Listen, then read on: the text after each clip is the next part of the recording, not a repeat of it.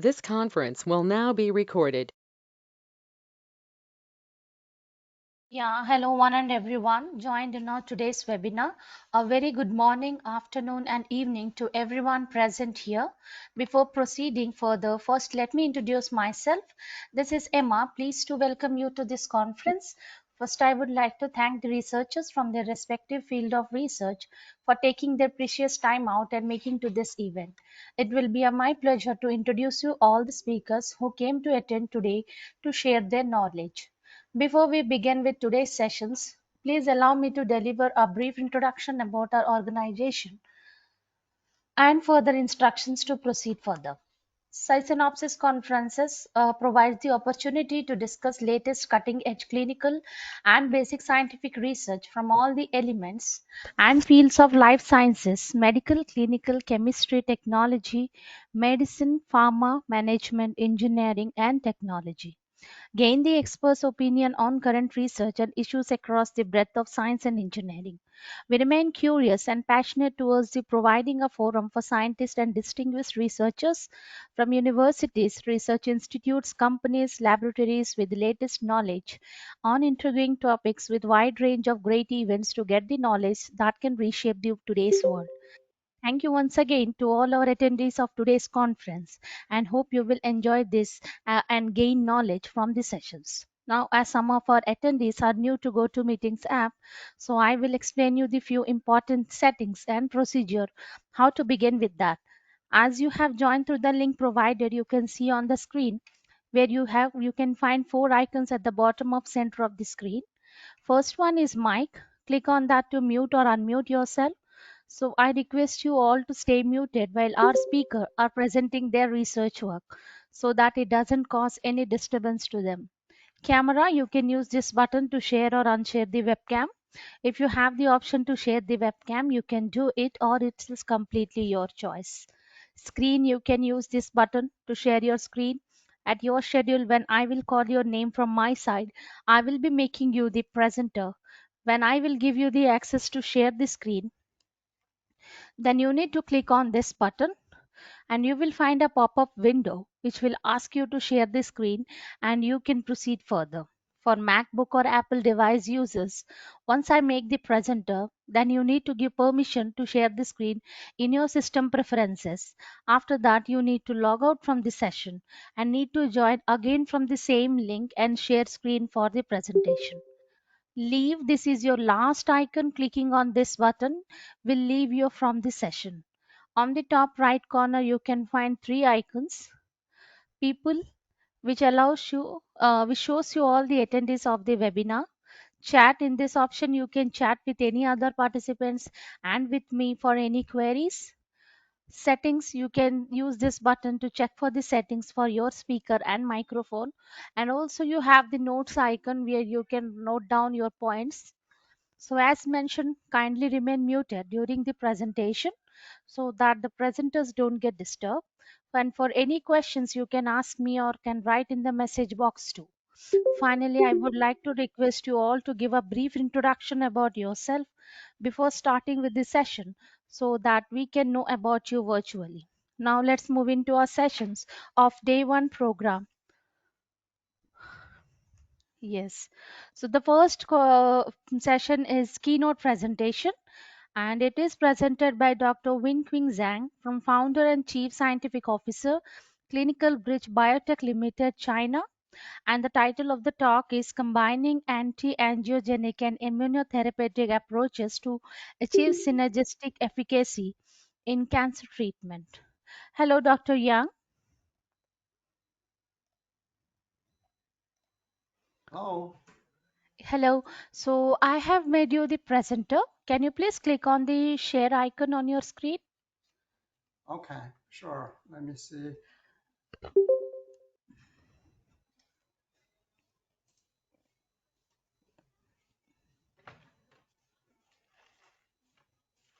Good morning. Yeah, good morning, Dr. Camila.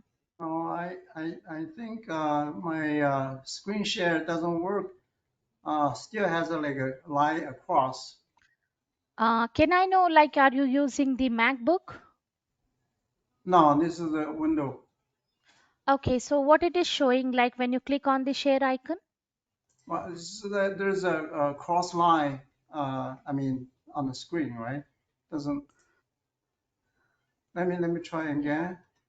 Okay, because when you click on that, you will Um, get a pop-up asking to share the screen. let's see, window, doesn't, wait a second, let me just, Okay. is that the sharing now? I supposed to, No, it's not visible. how about now?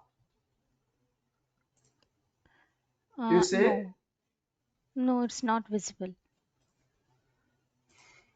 It's weird. Otherwise, you can share your presentation with Lisa. We will share our screen and you can present over there. Let's see, let's give it one more shot because this, Okay.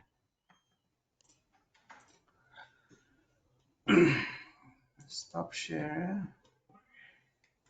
Yeah, start. I'm sorry, this is the first time I use this app. Yeah, yeah.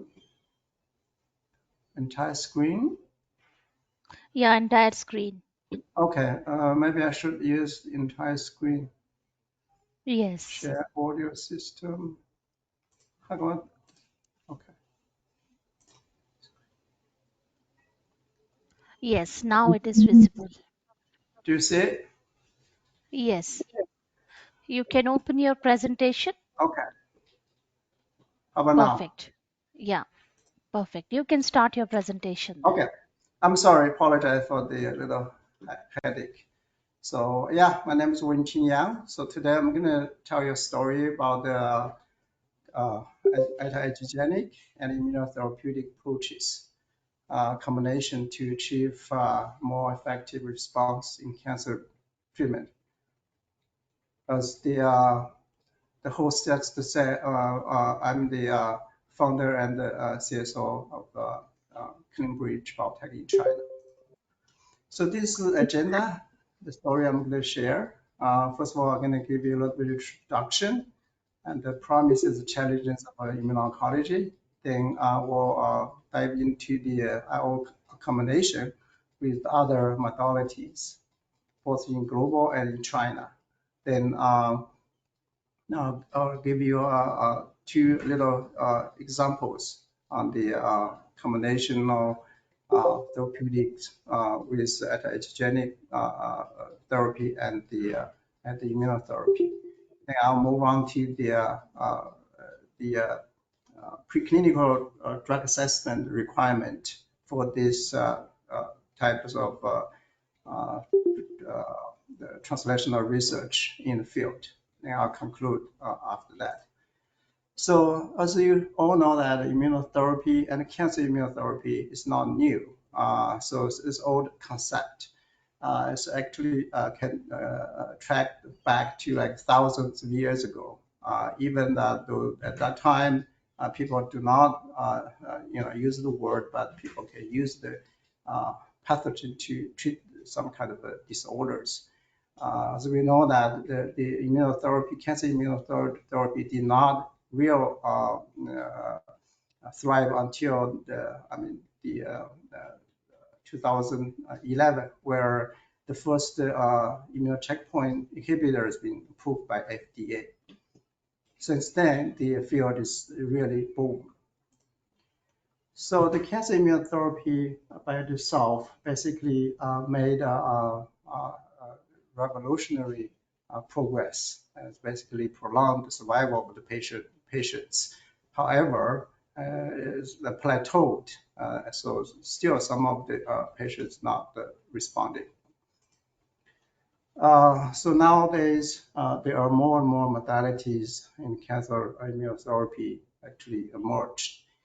This basically copy from a review paper where you see the no matter small molecule or big, large molecule cell therapy and antibody or oncolytic virus, they all they play an important role in cancer immunotherapy.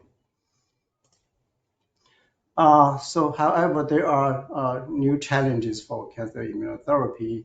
The biggest one is the limited response rate. Now, majority of patients actually they did not respond. So second of all, so there are some immune response related adverse effect. So last, so there are some primary resistant to the checkpoint inhibition. So once they're resistant to the primary, then so if you give the same kind of a drug, they kind of still have the initial resistance. So therefore, there are more effective therapeutics required, and one of those are the combinational therapeutic. So the mechanism of action behind the undesired response of cancer immunotherapy could be many, but I list here a few of those investigators actually focus on. First of all is the tumor microenvironment, and then the suppressive immunocells, antigenic modulation, microbiota, and heterogeneity, and metabolic facts. They all actually contribute to the limited response to the cancer immunotherapy. So now, since the importance of this field and the fast paced, so there are many proved immunotherapeutics actually being proved to combine with the other modalities, either with other types of immunotherapy or with the targeted therapy or with the chemotherapy. So this slide basically shows the landscape of so far improved immunotherapies in combination. So actually this list is fastly growing. Basically, the FDA approved the combinations and the indications. If you look at the 2021 versus 2022, we are talking about like 30% of increase. So basically, there are more modalities being approved in combinational cancer immunotherapy. So this is actually the latest oncology paper published just last month.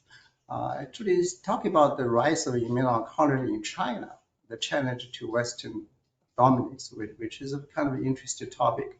But I want to share here is that the researchers in China, translational research especially, actually grow very, very dramatically recently. If you look at the top right panel, so the publications in China on immunotherapy basically almost equivalent to some other countries that used to dominate the field.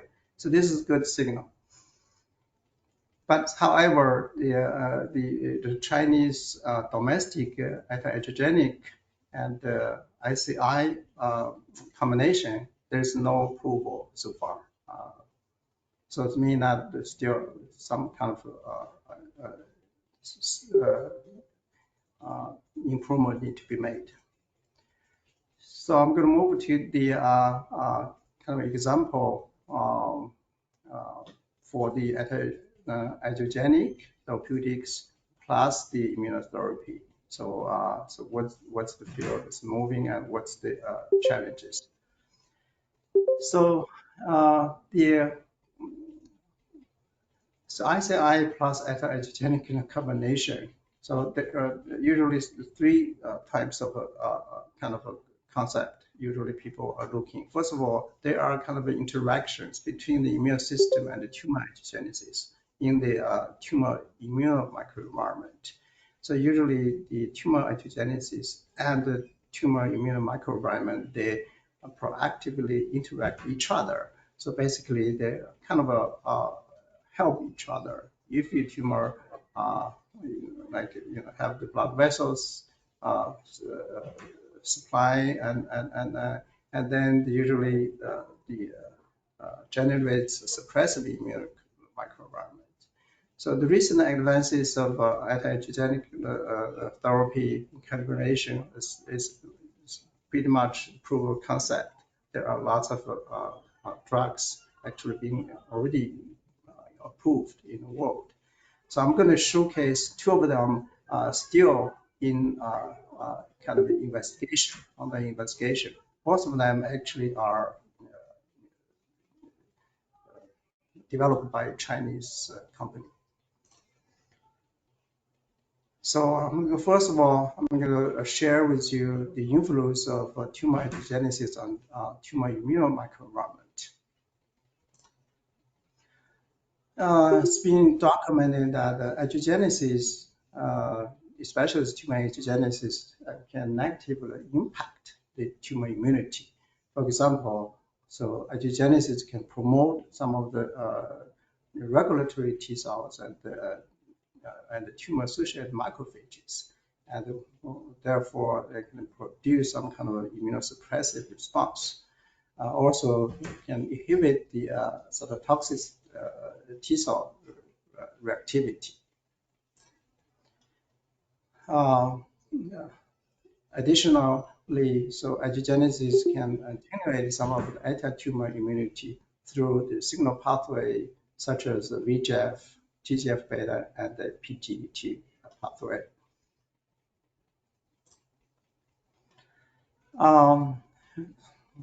Furthermore, angiogenesis can compromise the tumor immunity through the oxygen supply and the pH value.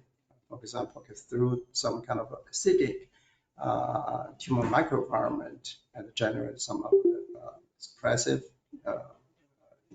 immunity in the tumor.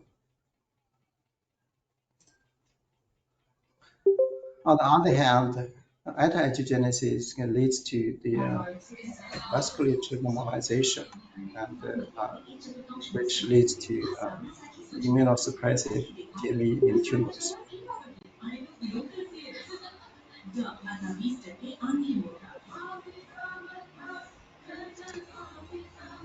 So I'm sorry, I hear some background talking.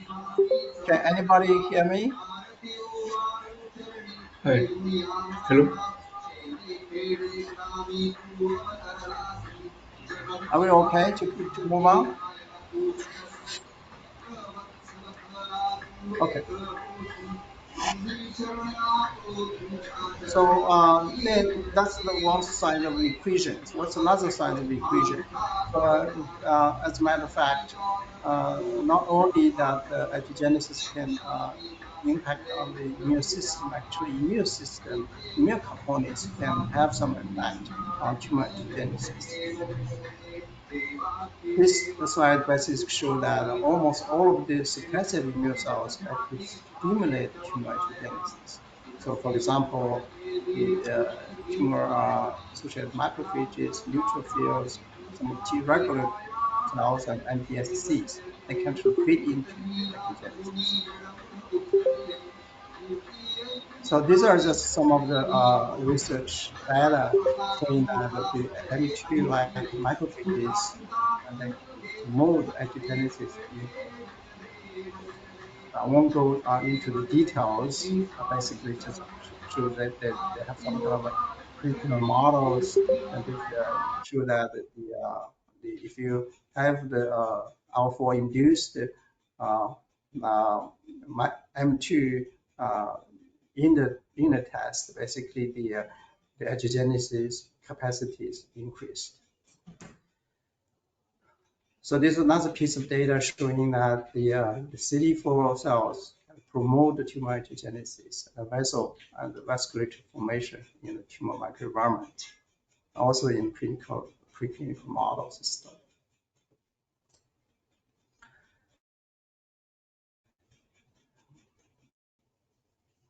This is another piece of data showing that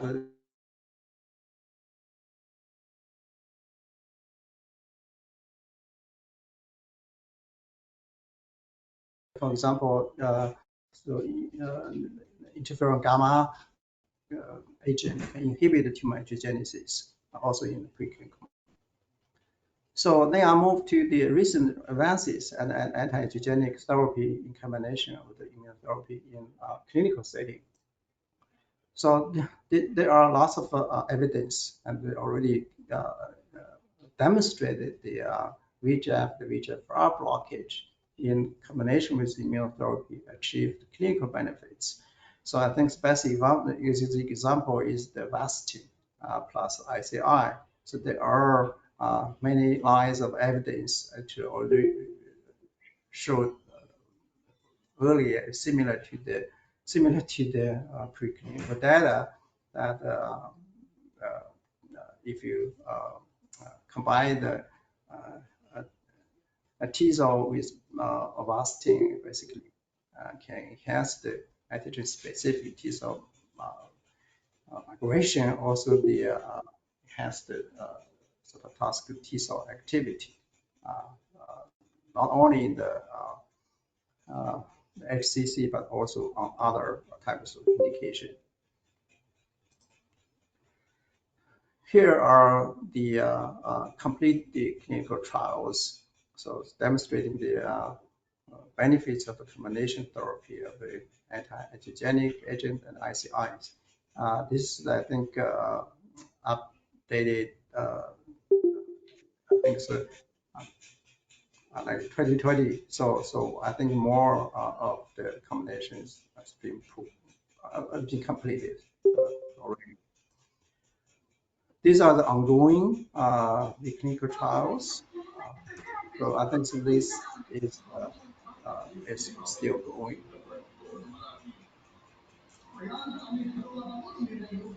So far, at least 5 pairs of anti-angiogenic and immunotherapy combination have been proved. I think if I remember correctly, at least 5 of them. So indication include HCC, CRC, RCC, and endometrial carcinoma. So I think the newest for the for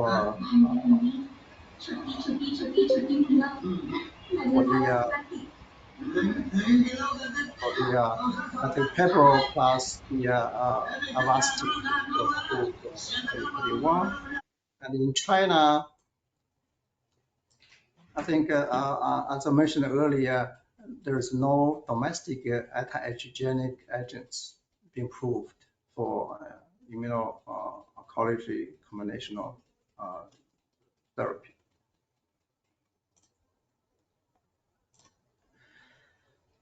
So this is the this is, I think, is also the revolutionary T cell improved to be combined with the Avastin for the first line treatment of HCC. So it was proved by FDA in May 2020, and a few months later, CDE, I mean Chinese regulatory agent, approved in August. So I think it's a very good example for this kind of therapeutic. So now I'll move on to the 2 examples. So first drug is called BDO-0801. The second one is the androstatic. So they both are anti-angiogenic agents and developed by Chinese company. So the BDO-0801 is humanized rabbit VEGF monoclonal antibody developed by Simcere, the company that I used to work. So now it's in phase 3 trials. Basically, the MOA is similar to the Avastin. The in vitro binding and blocking activity is being showed by some preclinical data. Actually, in comparison to Avastin, the binding capacity and affinity seem to be stronger than the Avastin. So in vitro cellular assays, this drug can significantly inhibit HUVEC cell proliferation and migration mediated by VEGF. And also the activity is proved actually demonstrating stronger than Avastin. So move to the in vivo preclinical model. Then this drug demonstrated very good anti-tumor activity in the Scisynopsis model. 3L is a long model. So if we combine the BDO-801 with either PD-1 or PD-L1 antibody, actually show the very significant synergistic anti-tumor activity. So repeat this with different types of systemic model. Basically, the synergistic effect is produced.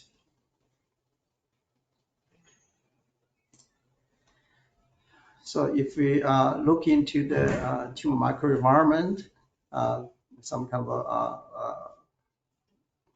PD study, and we found that if we combine the two agents together, basically can end up the increase the infiltrate of CD4, CD8 T cells, also the decrease of microvessel density. So it's kind of in line with its MOA through the immunotherapy and through the anti-angiogenic activity. So this drug is currently the combination is in clinic trial is ongoing. We're expecting some of the data in 2023 or 2024. So now I'll move to next molecule called endostar. Basically, it's aldostatin. It's the multi kinase inhibitor. Its potential to be used as a combinatorial therapeutic with immunotherapy. So this molecule basically is very interesting. It's not only anti-angiogenic. It has a more broader coverage of activity. It's actually regulate. If you look at some of the in vitro assay, it's actually regulate like 5 to 10% human genome. So it has a very broad coverage of biological effect, including STAT3, TGF-beta, FGF, and the SARC. And this here is a list of few. There are more this drug can hit. It's proved by Chinese regulatory in 2005 on the non-small cell cancer. Here shows the binding activity and blocking activity endostar is showing is active. So this shows some of the in vitro data. This drug can inhibit angiogenic potentials and the expression of angiogenesis-related proteins. For example,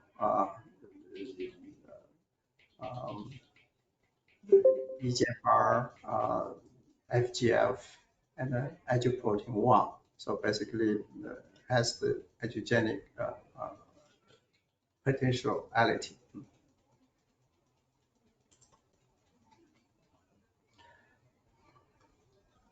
If we move to the in vivo part of the preclinical data, so the endostar combined with the anti-PD-L1 antibody has synergistic anti-tumor activity. It's been demonstrated in both S91 and CD26, which are melanoma and colon carcinoma. This is another example on the different cancer clinical models, LLC. This drug has a synergistic effect, enhance the activity of anti-PD-1 antibody.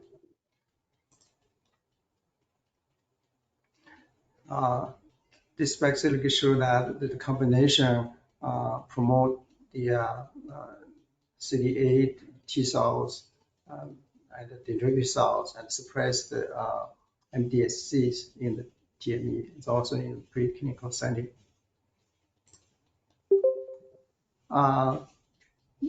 There are some investigator-initiated clinical trials. This is one of those. Basically show that this drug combined with anti-PD-1 antibody show the encouraging results. Shown here is the neuroendocrine carcinoma. So this is the encouraging with the PFS greater than 2 years.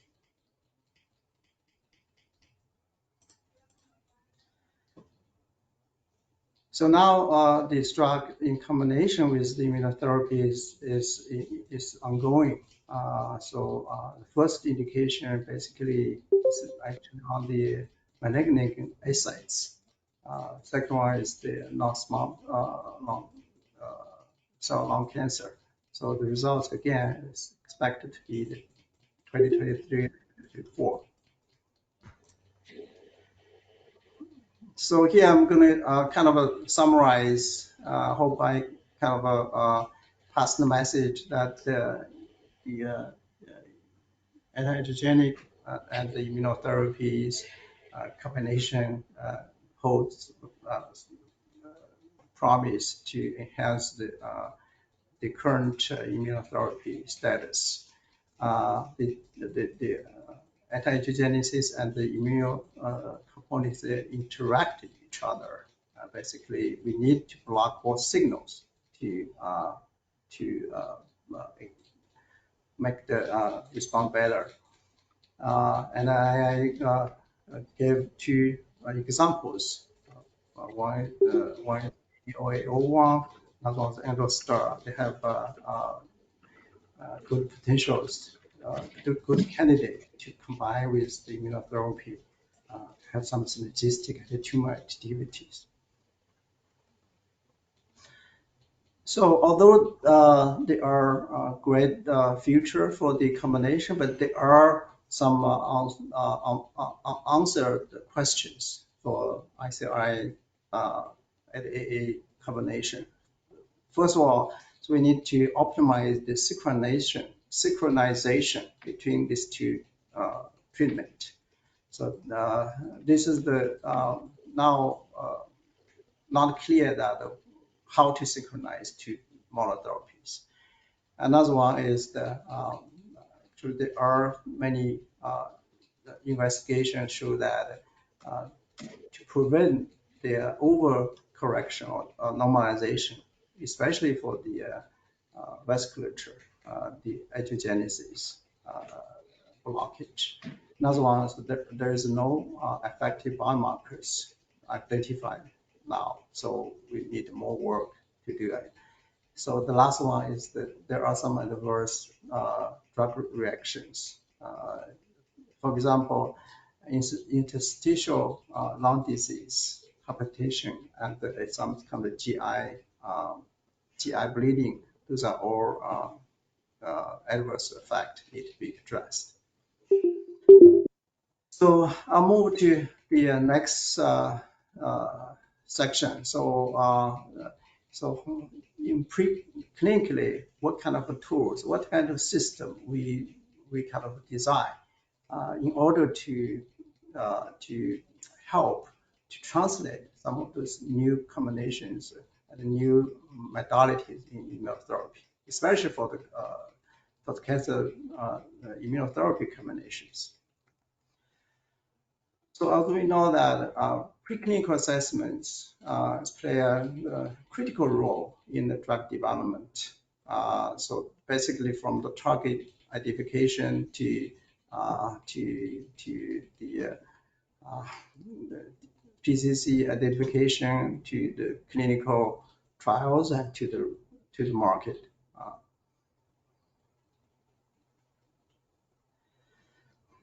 Especially when the types of the complexity of the immuno-oncology modalities increase. So this basically showing that nowadays we have more and more approaches to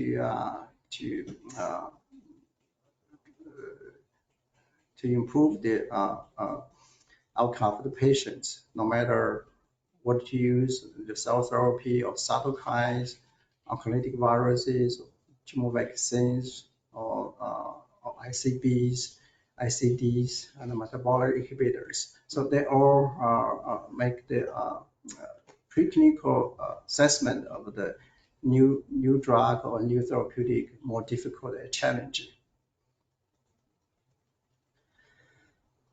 So here I just list some of the challenges for preclinical models for checkpoint inhibitor plus, and here I use the X. I mean, it could be antibody, could be virus, could be small molecules, could be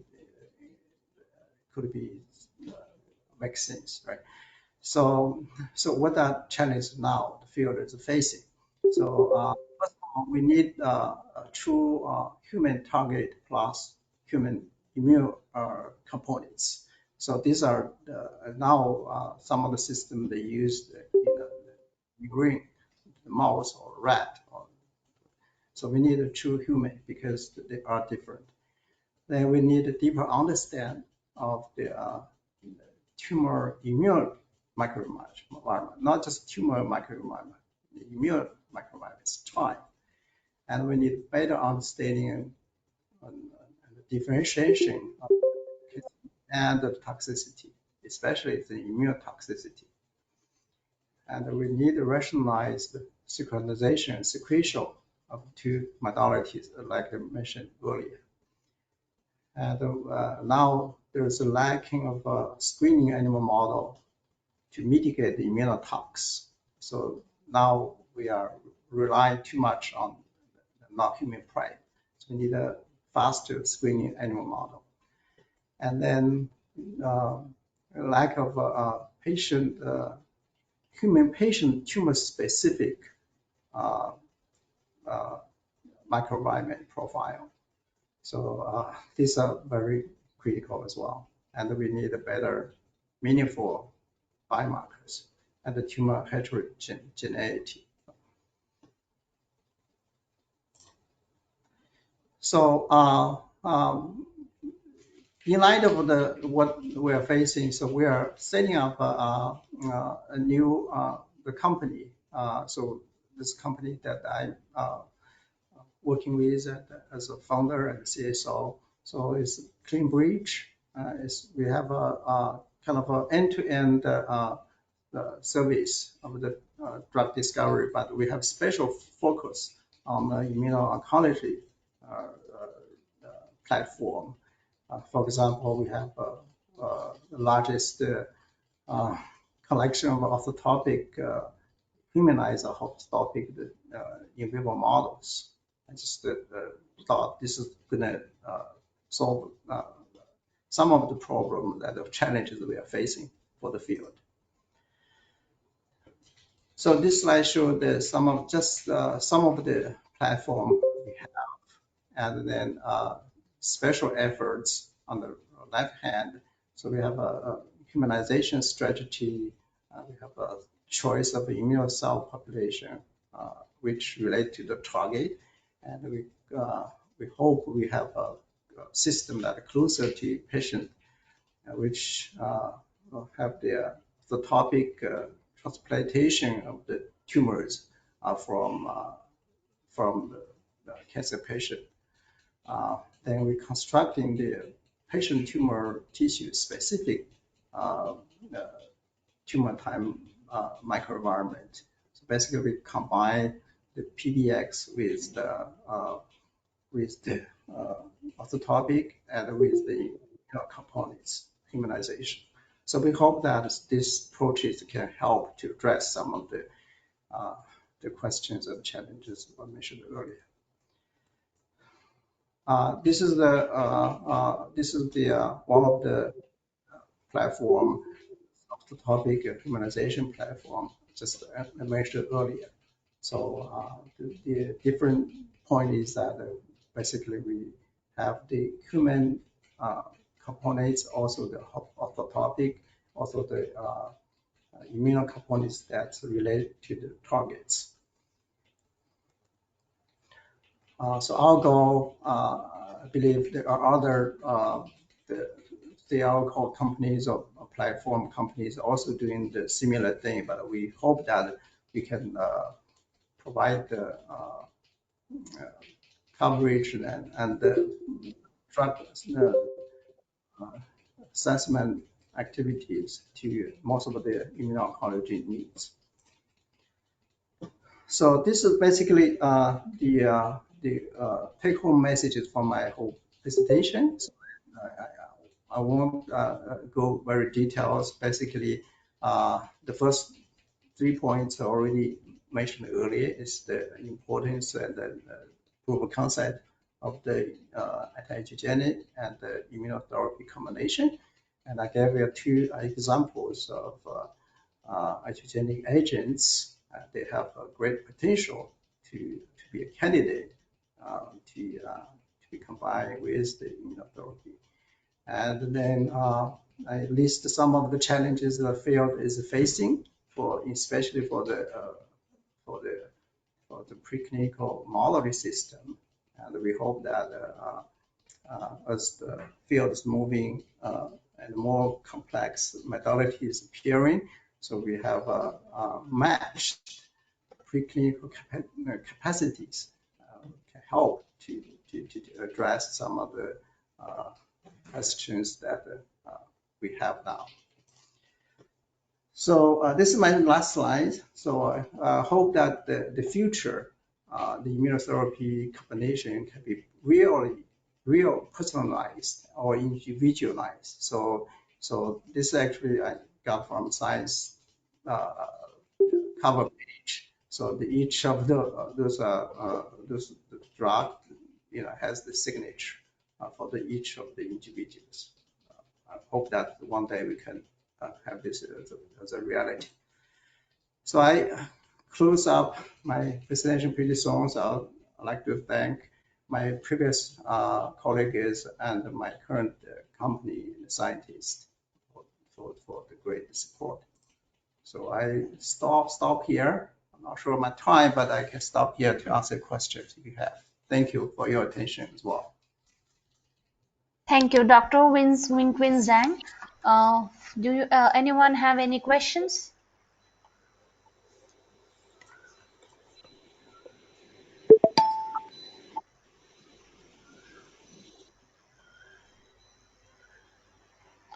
Okay, I think no questions. Thank you once again for your presence and presentation. You're welcome. Thank you. Thank you. So now moving on to oral presentations. The next presentation is presented by Dr. Camilla Palumbo from University of Rome, Tor Vergata, Italy. And the title of the talk is Anti-Tumor Efficacy of the Proteasome Inhibitor Bortezomib on the Malignant Mesothelioma, Evidence from In Vitro Studies and from a synergic mouse model. I'm sorry for these mistakes.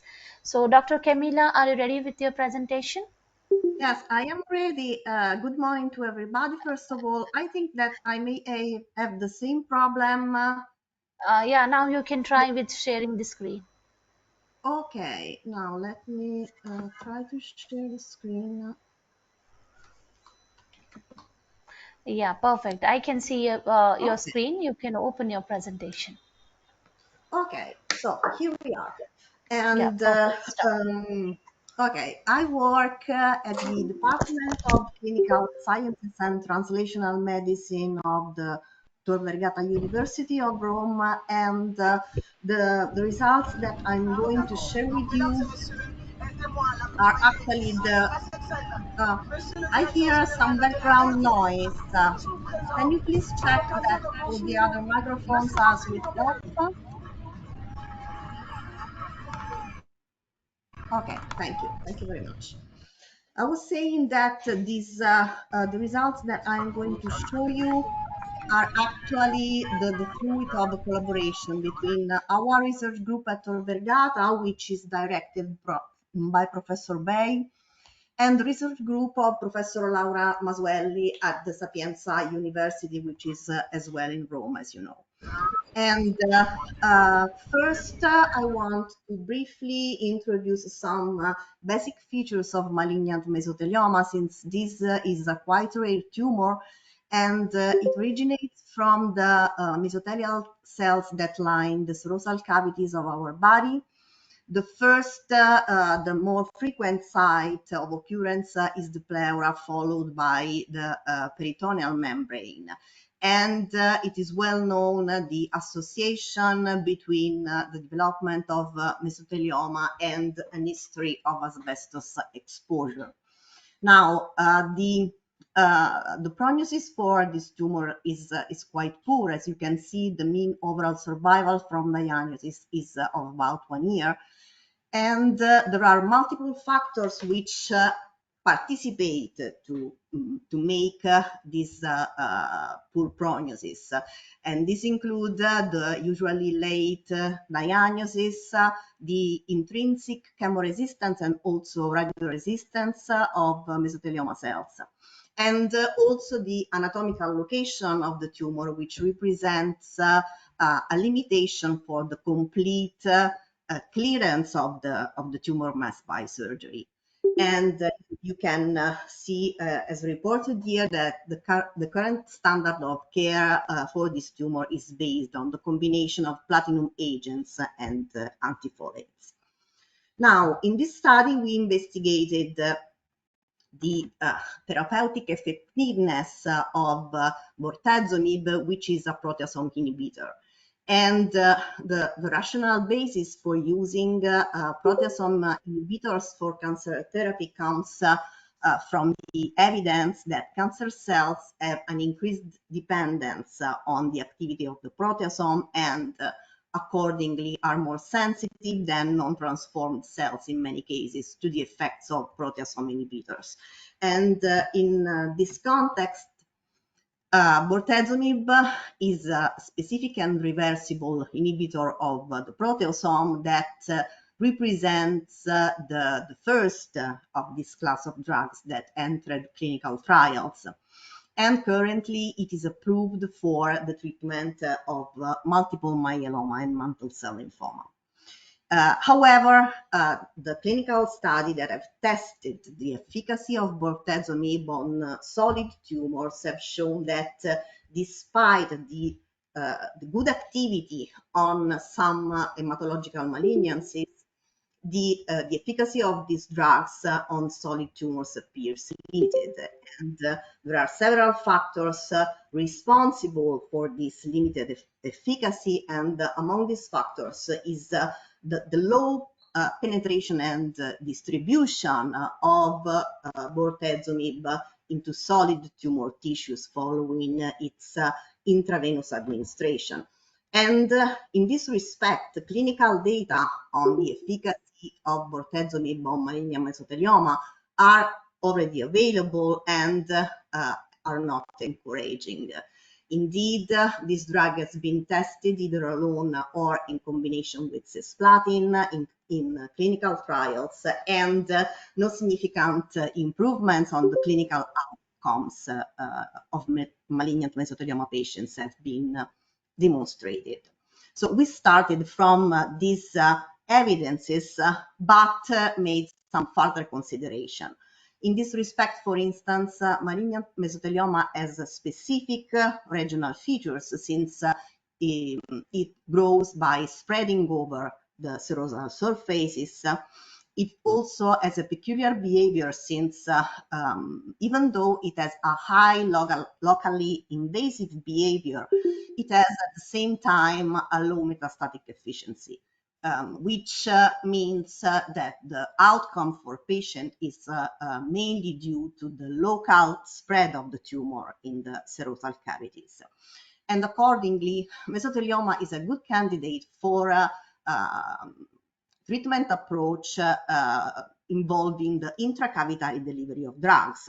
And this could be the case also for bortezomib and possibly for bortezomib-based combination therapies.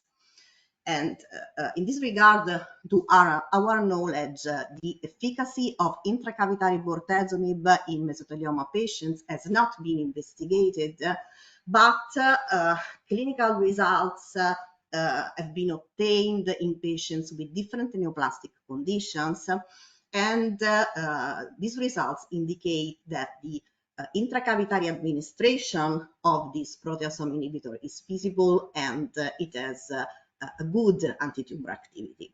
So it would be possible to increase the therapeutic effectiveness of bortezomib in mesothelioma patients via intrapleural or intraperitoneal administration.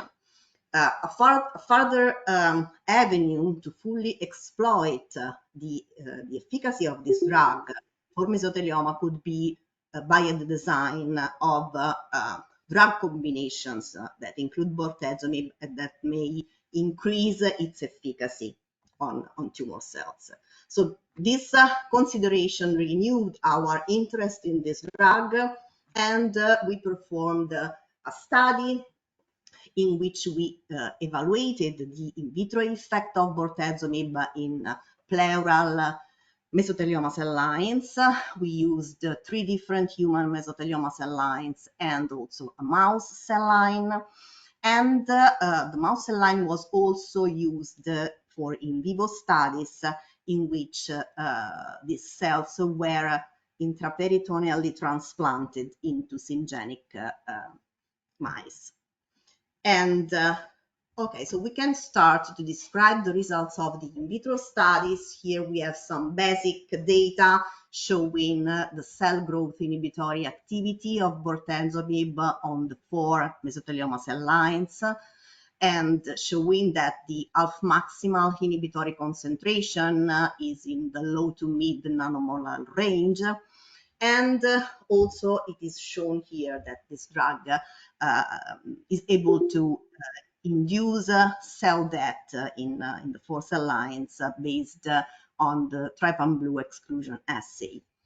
Next, we investigated the effects of BOR on apoptosis and cell cycle distribution via FACS analysis of the cellular DNA content, and the results reported here show that this drug was able to increase in all cell line, albeit with a different efficiency, the amount, the percentage of cells with an hypodiploid content, so in sub-G1 phase, which is indicative of apoptosis.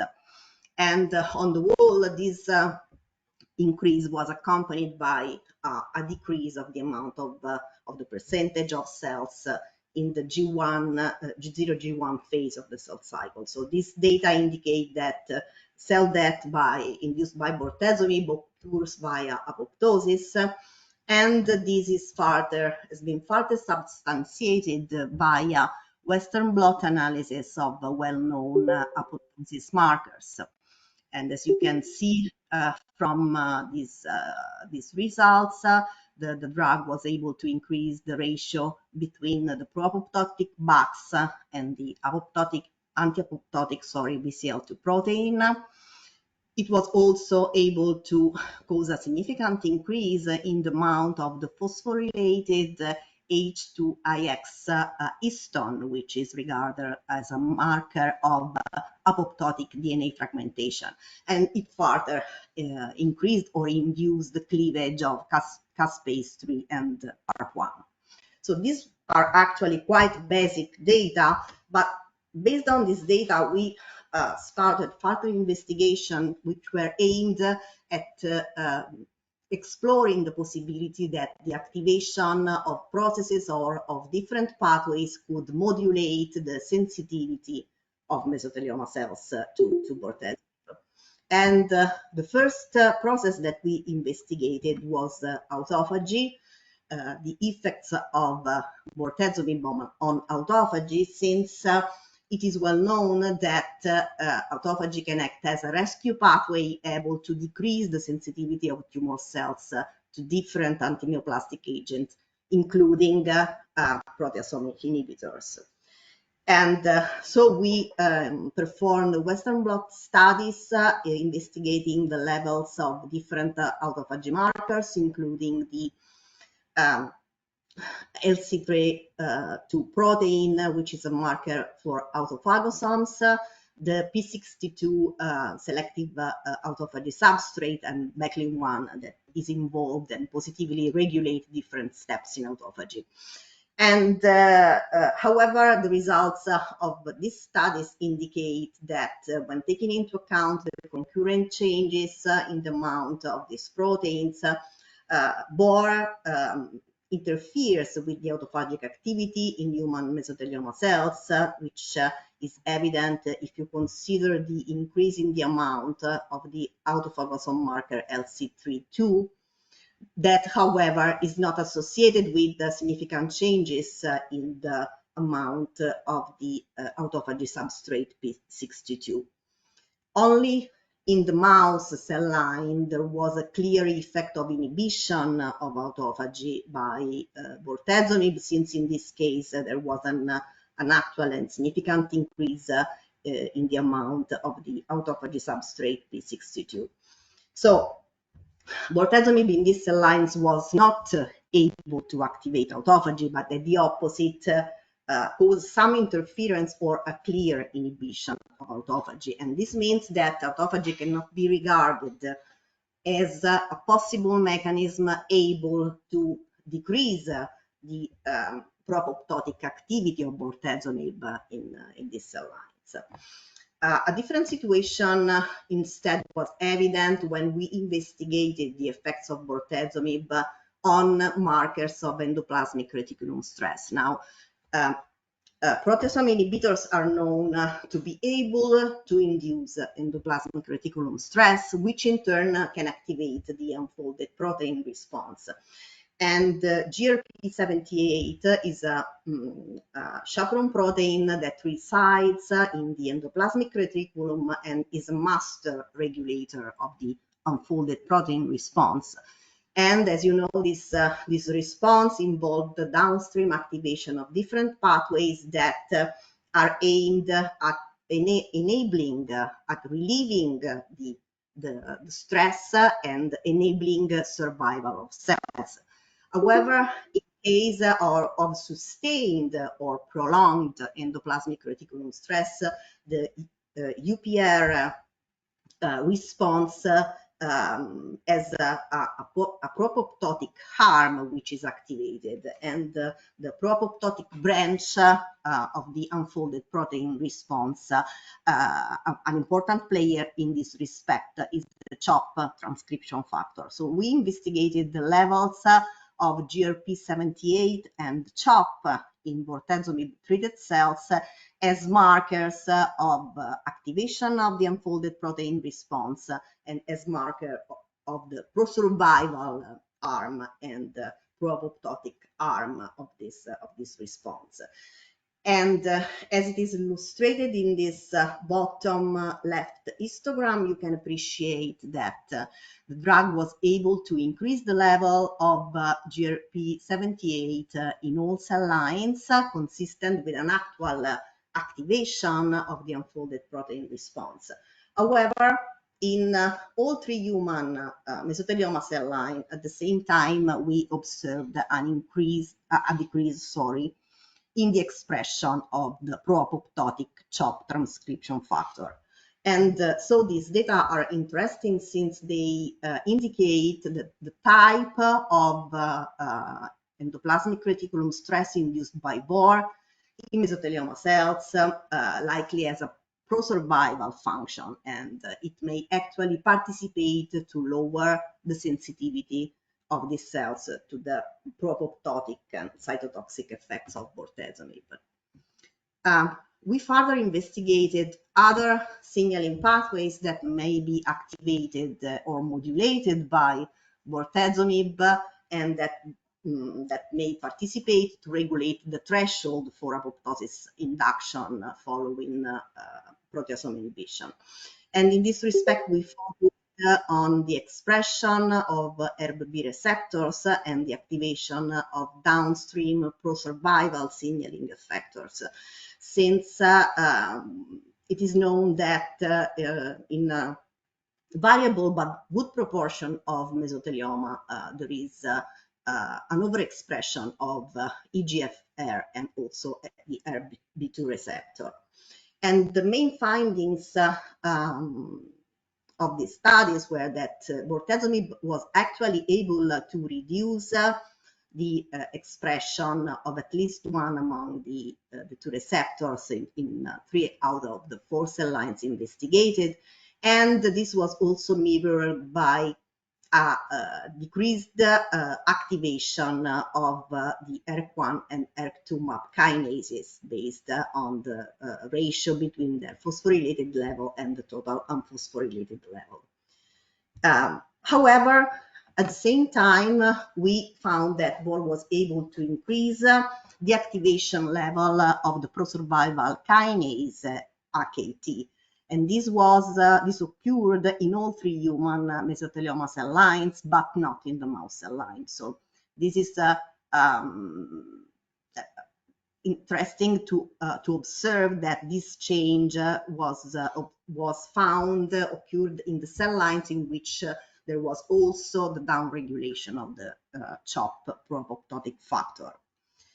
And so to summarize the results of our in vitro studies, we have shown that Bohr is able to inhibit the growth of mesothelioma cells and to increase cell death by apoptosis. That the induction of autophagy likely does not play a role as a rescue mechanism that may decrease the efficacy of Bohr on these tumor cells, while different rescue pathways appear activated by the drug based on the upregulation of the pro-survival arm of the unfolded protein response, and also based on the increased activation of the pro-survival kinase AKT. And so these last considerations are speculative, but however, it is important to note that there is some possible link between the changes that we have observed, since it is reported that GRP78 can lead to the activation of AKT, and that in turn AKT may participate in reducing the CHOP levels and thereby impairing the pro-apoptotic branch of the UPR. And accordingly, these findings raise the hypothesis that the combination of bortezomib with the modulators of the unfolded protein response or with inhibitors of AKT may represent a strategy that may increase the apoptotic response of the tumor cells to this drug. And with this, we can move to the results of our in vivo studies. In these studies, we used the mouse mesothelioma cell lines that I introduced before, and these cells were inoculated in the peritoneal cavity of syngenic mice, and then the mice were treated via the same route with bortezomib. And in this model, the growth of mesothelioma cells in the peritoneal cavity reproducibly leads to the formation of ascites. And therefore, in order to monitor tumor cell growth, we measured the abdominal circumference of mice. As you can see in the left graph, mice treated with bortezomib, but the gain in the abdominal circumference was significantly lower than the gain observed in mice treated with the vehicle of the drug. And also, the treatment with BOR was able to significantly increase mice survival. So the drug has anti-tumor efficacy when injected in the peritoneal cavity in this case, but apart from this result, we also investigated the effects of this drug on the modulation of the tumor immune microenvironment. And to do so, we used mice sacrificed after a month from transplantation and drug treatment, and we collected the ascitic fluids and evaluated the frequency of the immune cells in the ascitic fluids by flow cytometry. And as you can see from in this first table, is reported the frequency of 5 cell types that we investigated, including T lymphocytes, B cells, myeloid-derived suppressor cells, and tumor-associated macrophages. And in this respect, no significant changes were observed between the frequency of these cell types in mice treated with BOR or in control mice, except for a decrease in the frequency of CD4 positive T lymphocytes induced by BOR treatment. However, we next investigated the functional status of the T cells that we collected from the ascitic fluids. And the results of this part of the in vivo studies indicate that BOR can able to positively modulate the functional status of T cells and improve their function. And this is shown in this table on the basis of the frequency of T lymphocytes expressing the CD69 and CD25 activation markers. You can see here that the C25 activation marker, the expression of this marker was increased on both CD4 positive and CD8 positive lymphocytes, while the expression of CD69 was increased. There was an increased frequency of CD4 positive cells expressing this activation marker. And other activation markers were also investigated, confirming this effect of BOR in improving the functional status of T cells.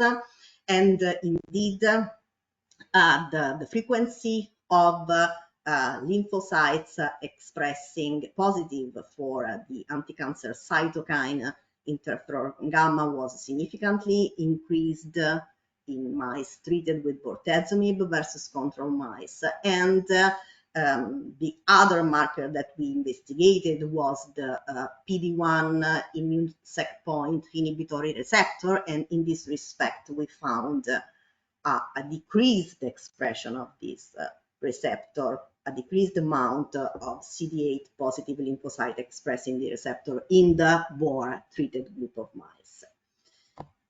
So in conclusion, our in vivo studies demonstrate that bortezomib has anti-tumor activity in vivo in immunocompetent mice, and further that beside its direct growth inhibitory and pro-apoptotic effects on tumor cells, this drug could also contribute to delay the progression of mesothelioma by promoting the activation of T cell immune responses. And malignant mesothelioma is known to have to be characterized by an immunosuppressive tumor microenvironment. So it is possible that bortezomib, by overcoming the exhaustion of T cells, could improve the outcomes of immunotherapy in this tumor. And so I am finished here. I thank you for your attention and thank the organizer for giving me the opportunity to share with you these results.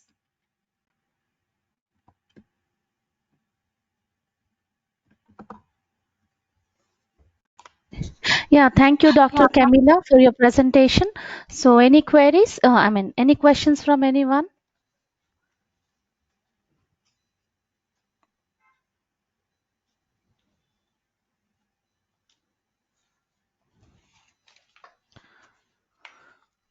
Okay, no questions. Thank you once again for your presence and presentation. Thank you. Thank you to all of you. Okay, so our next presenter is Dr. Ahmed El Zawahiri from Gateshead Health NHS Foundation Trust, United Kingdom, and the title of the presentation is Incisional Metastatic Breast Carcinoma Deposit in a Total Knee Replacement Presenting as Periprosthetic Joint Infection, a Case Report. Hello, Dr. Ahmed. Hello, thank you for having me. Yes, can you please click on the share icon on your screen? Yes.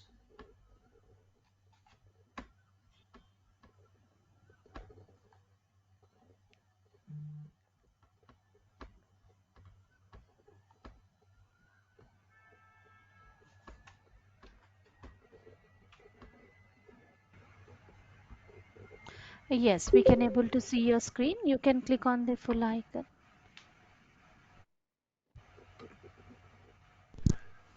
Thank you. I'd like to present a case of incisional metastatic breast carcinoma deposit in a total knee replacement that was presented as periprosthetic joint infection. I'd like to acknowledge the help from my colleagues in the orthopedic team and the pathology department at Queen Elizabeth Hospital in Gateshead. So skin metastasis of a primary tumor is uncommon. The incidence is about 5%, and that's usually local skin metastasis rather than distant metastasis. Sources of cutaneous metastasis include breast, colorectal carcinomas, and melanoma. Also, some reported cases of prostatic carcinoma. Uh, Usually presents as solitary lesion and sometimes be multiple nodules, tend to cause ulceration in the skin. It can mimic inflammatory dermatitis, cellulitis, or any form of skin infection. Our case is an unusual case of metastatic infiltration of a total knee replacement uh, that presented clinically as a periprosthetic joint infection. So this was an 83-year-old female, had a past medical history of breast carcinoma that was treated by a mastectomy and chemotherapy. She was in remission. She developed a 3-week history of superficial skin lesion in the scar of the total knee replacement. There was minimal discharge. She was referred by her GP to the orthopedic outpatient clinic. The primary total knee replacement was done 2 years before presenting. The wounds had healed well with no evidence of infection up until the point she noticed that ulceration. So, on referral, the range of movement of the knee was from 0 to 110 degrees of flexion, which is a very good result for a total knee replacement. She had a recent UTI, multiple UTIs, growing pseudomonas, and had been on long-term oral antibiotics for the past year. There were wound swabs taken from the scar showing pseudomonas growth. When she presented to our clinic on examination, we could see this picture of multiple sprouting lesions coming out of the total knee replacement scar. There was minimal discharge, mostly bloody discharge around it. The movements of the knee were restricted, about 10 degrees of fixed flexion deformity, meaning she couldn't really fully extend the knee, and she only had about 30 degrees of further flexion possible. We did some blood tests showing raised inflammatory markers. The white cell count was 14.9, CRP was 120.9. The rest of her blood tests were within normal parameters. So the differential diagnosis was put in place as superficial infection or a deep periprostatic total knee infection, and lastly, skin malignancy. We were more concerned about the primary malignancy from the scar itself. So the patient was taken to theaters, given a Hello. general anesthesia. Hello? Yeah, I'm sorry for disturbing. Can you please change the slide accordingly as we are on the first slide? Oh, sorry, that there should have been slides there. Let me just Yeah. check.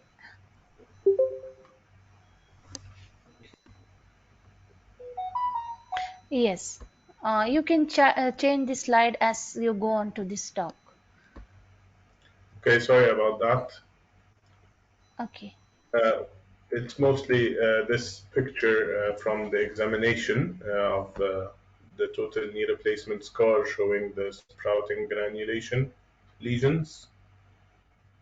Uh, so the lady was taken to theaters and under general anesthesia and complete aseptic precautions. The knee was aspirated, revealing serous sanguineous fluid. Again, that wasn't too concerning. We explored the wound and we took multiple tissue samples, sent them for the histopathology and also for microbiology. The extensor mechanism was intact. There was no evidence of deep joint infection on exploring the wound. Therefore, the joint was not explored further, and a revision of a total knee replacement was not really considered as there was no evidence of the infection going any deeper. We just debrided the superficial skin and the wound was closed. The results that showed from the knee aspirate did not grow any organisms even after extended cultures. However, the tissue samples grew Pseudomonas, which was sensitive to piperacillin and gentamicin. The histopathology, to our surprise, showed poorly differentiated adenocarcinoma with sheets and nests of malignant cells and central tumor necrosis. An immunohistochemistry was carried out. It showed that the tumor was strongly positive for CK5-6, AE1-3, CDX2, and CK7, which were suggestive of a metastatic, poorly differentiated breast carcinoma. So the lady was commenced on IV piperacillin and 1 dose of gentamicin as recommended by the microbiologists for her Pseudomonas infection. She was also referred to the oncology team for possible chemo and radiotherapy. The oncology team advised us to refer her to the plastic surgeons as well for local control of the disease. She underwent a wide local excision and skin flap coverage under the plastic surgery team. Unfortunately, the lady passed away after 2 months of commencement of the chemotherapy. In conclusion, there are rare cases where skin metastasis of primary tumors such as breast, colon, lung, and prostate can manifest atypically as a periprostatic joint infection. Cutaneous metastasis in the extremities is a sign of poor prognosis, as was seen in this case, and a high index of clinical suspicion and meticulous attention to the past medical history, including any previous malignancy, are needed to diagnose cutaneous metastasis. Any questions?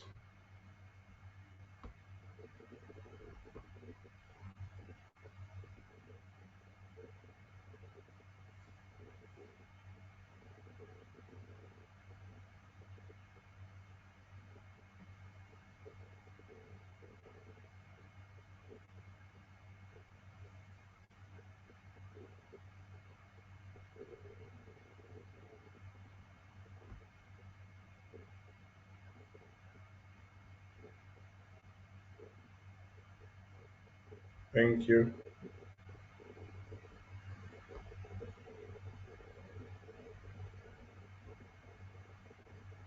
Thank you very much, Dr. Ahmad El-Jawari, for your presentation. Any questions?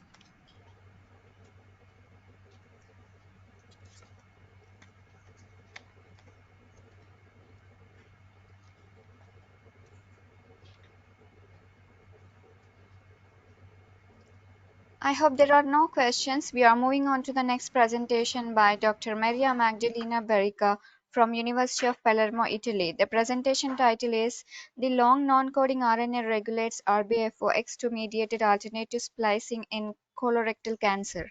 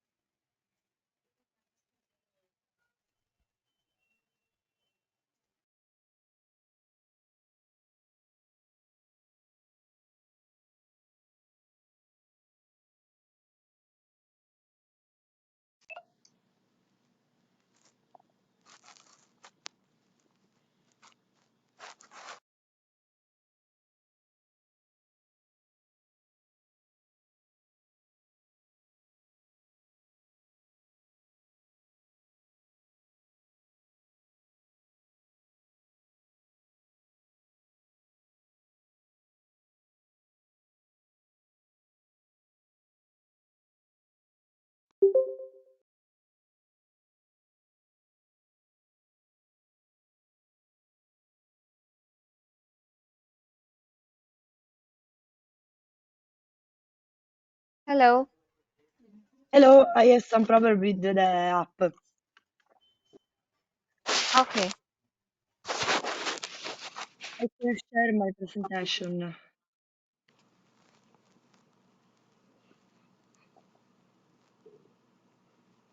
Doesn't work.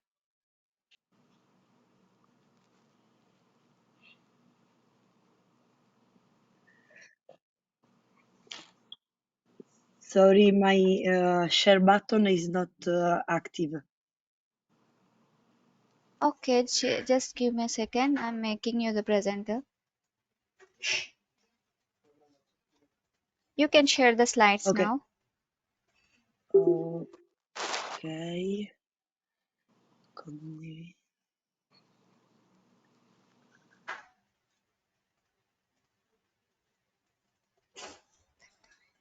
You can see my presentation? Yes, can you make it as a slideshow? One moment.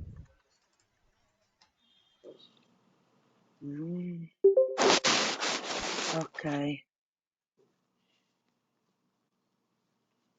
Okay, sorry for the problem. Okay.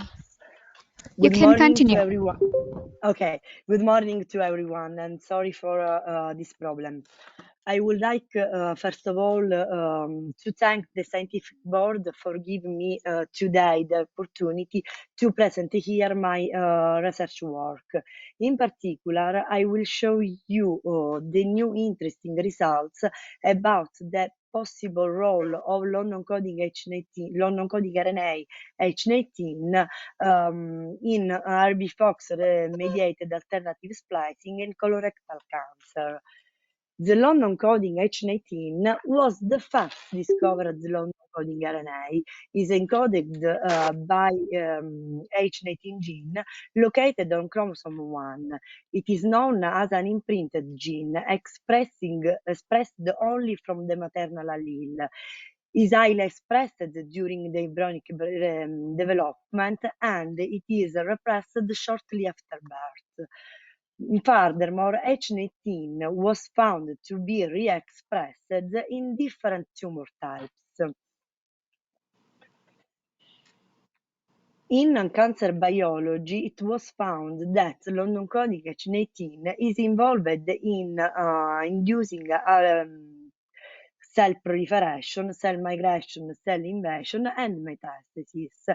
And H19 can impede cancer cell death. Also in colorectal cancer, it was found that long-encoding RNA H19 is overexpressed. Is responsible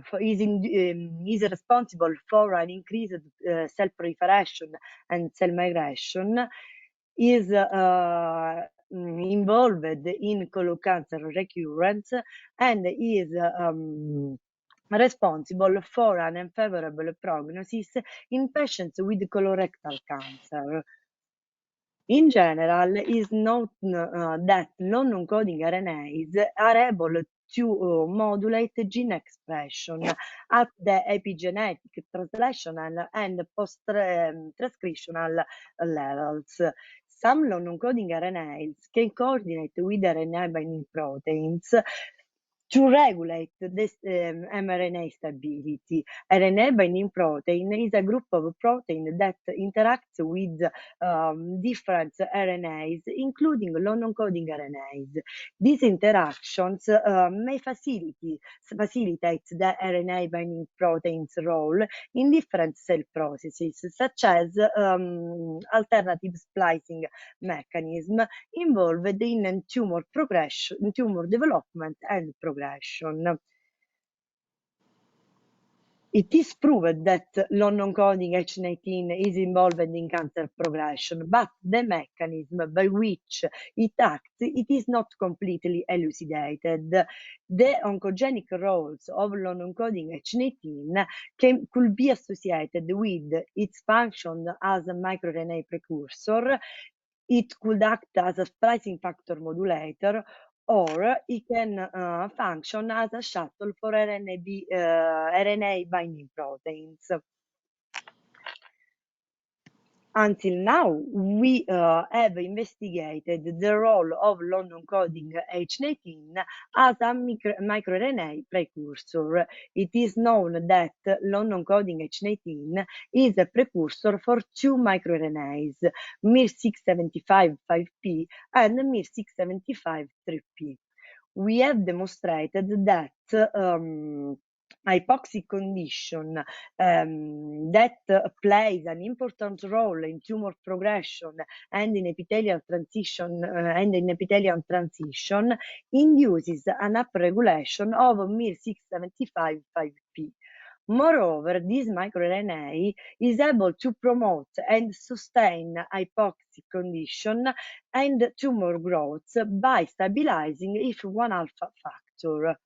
More recently, we have also demonstrated that the miR675-5P inhibition can reduce beta-catenin nuclear localization and reduce colon cancer cell proliferation.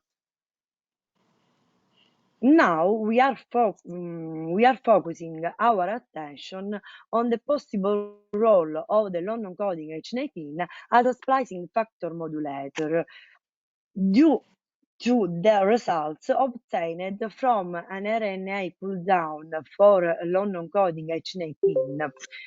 Mass spectrometry analysis from this RNA pull-down revealed an enrichment in RNA binding protein involved in RNA remodeling, and interestingly, we found RBFOX2 bind to long-encoding H19. RBFOX2 is an RNA binding protein involved in splicing mechanism. As a splicing factor, RBFOX2 is involved in epithelial mesenchymal transition and invasiveness of cancer cells, including colorectal cancer cells. We performed an RNA immunoprecipitation for RBFOX2, and we found that long-encoding H19 is enriched in the complex immunoprecipitated with anti-RBFOX2 compared that in the complex immunoprecipitated with anti-IgG. in colorectal cancer cell line SW620, HT116, and SW408.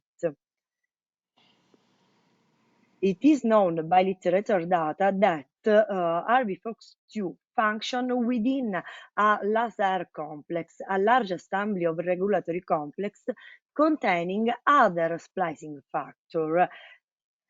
And interestingly, we found in our RNA pull-down experiments that in addition to RBFOX, other laser proteins were found bound to long-non-coding H18, such as SRS1 and HNRNP-M.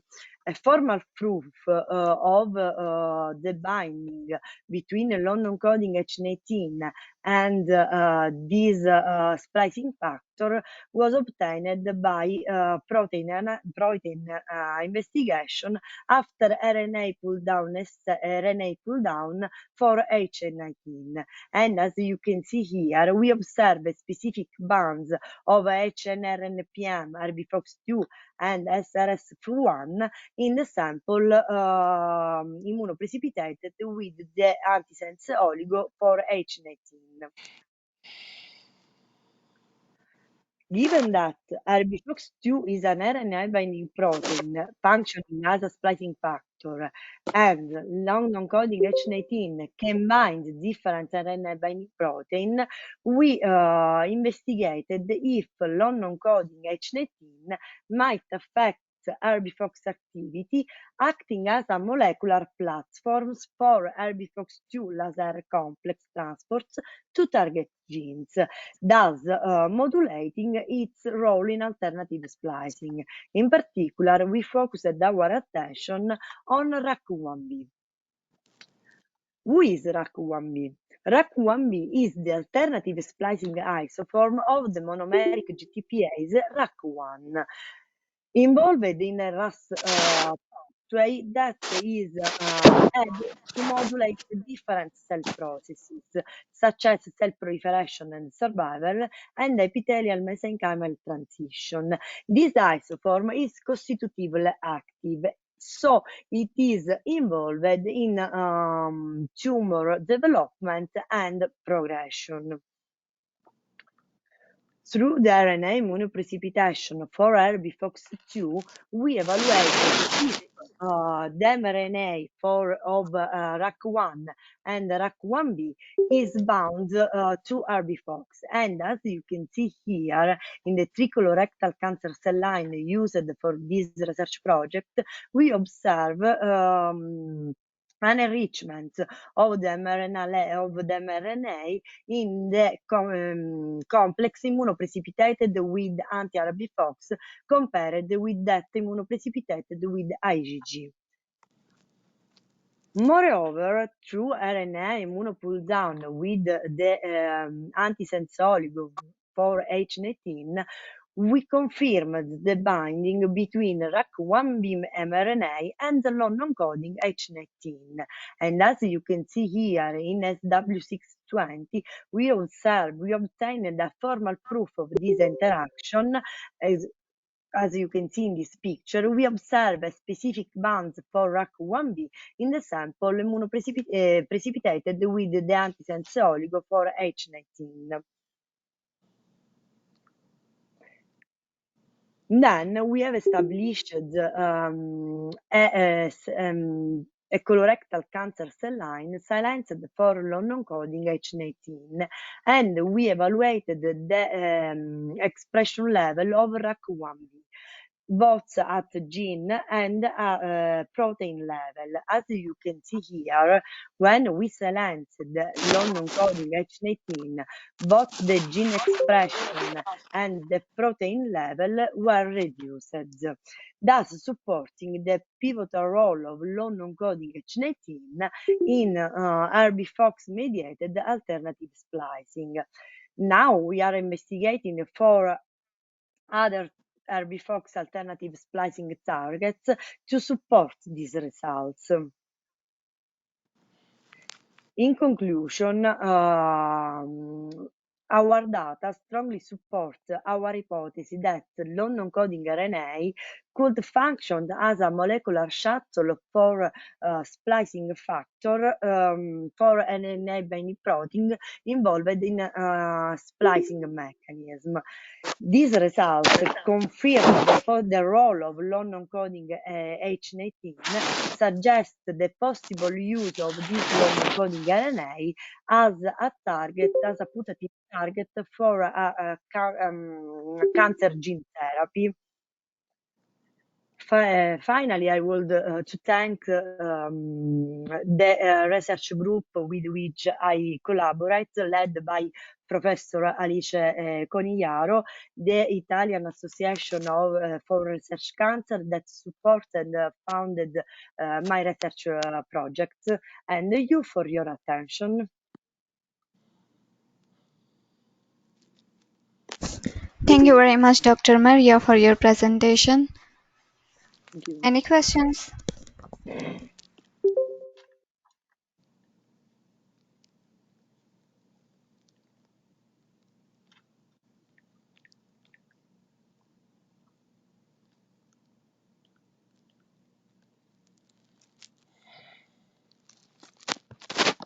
Okay.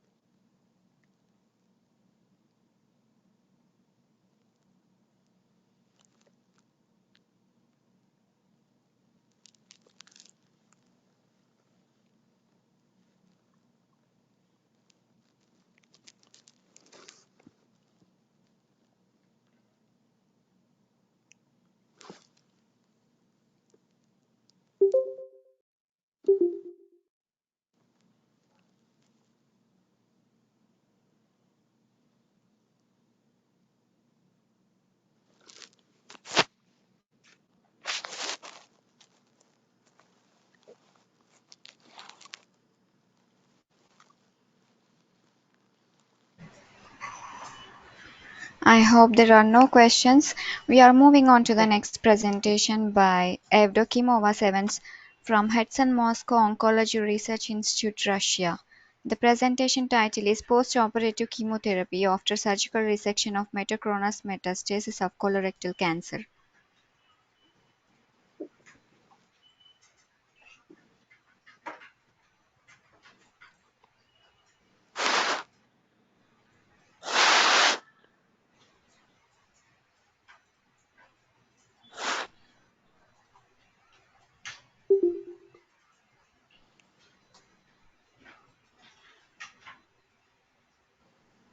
Good morning, dear colleagues.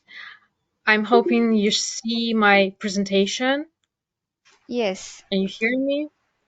Thank you. Yes. I would like to present the most discussable item in colorectal cancer and its postoperative chemotherapy after surgical resection of metachronous metastases of colorectal cancer.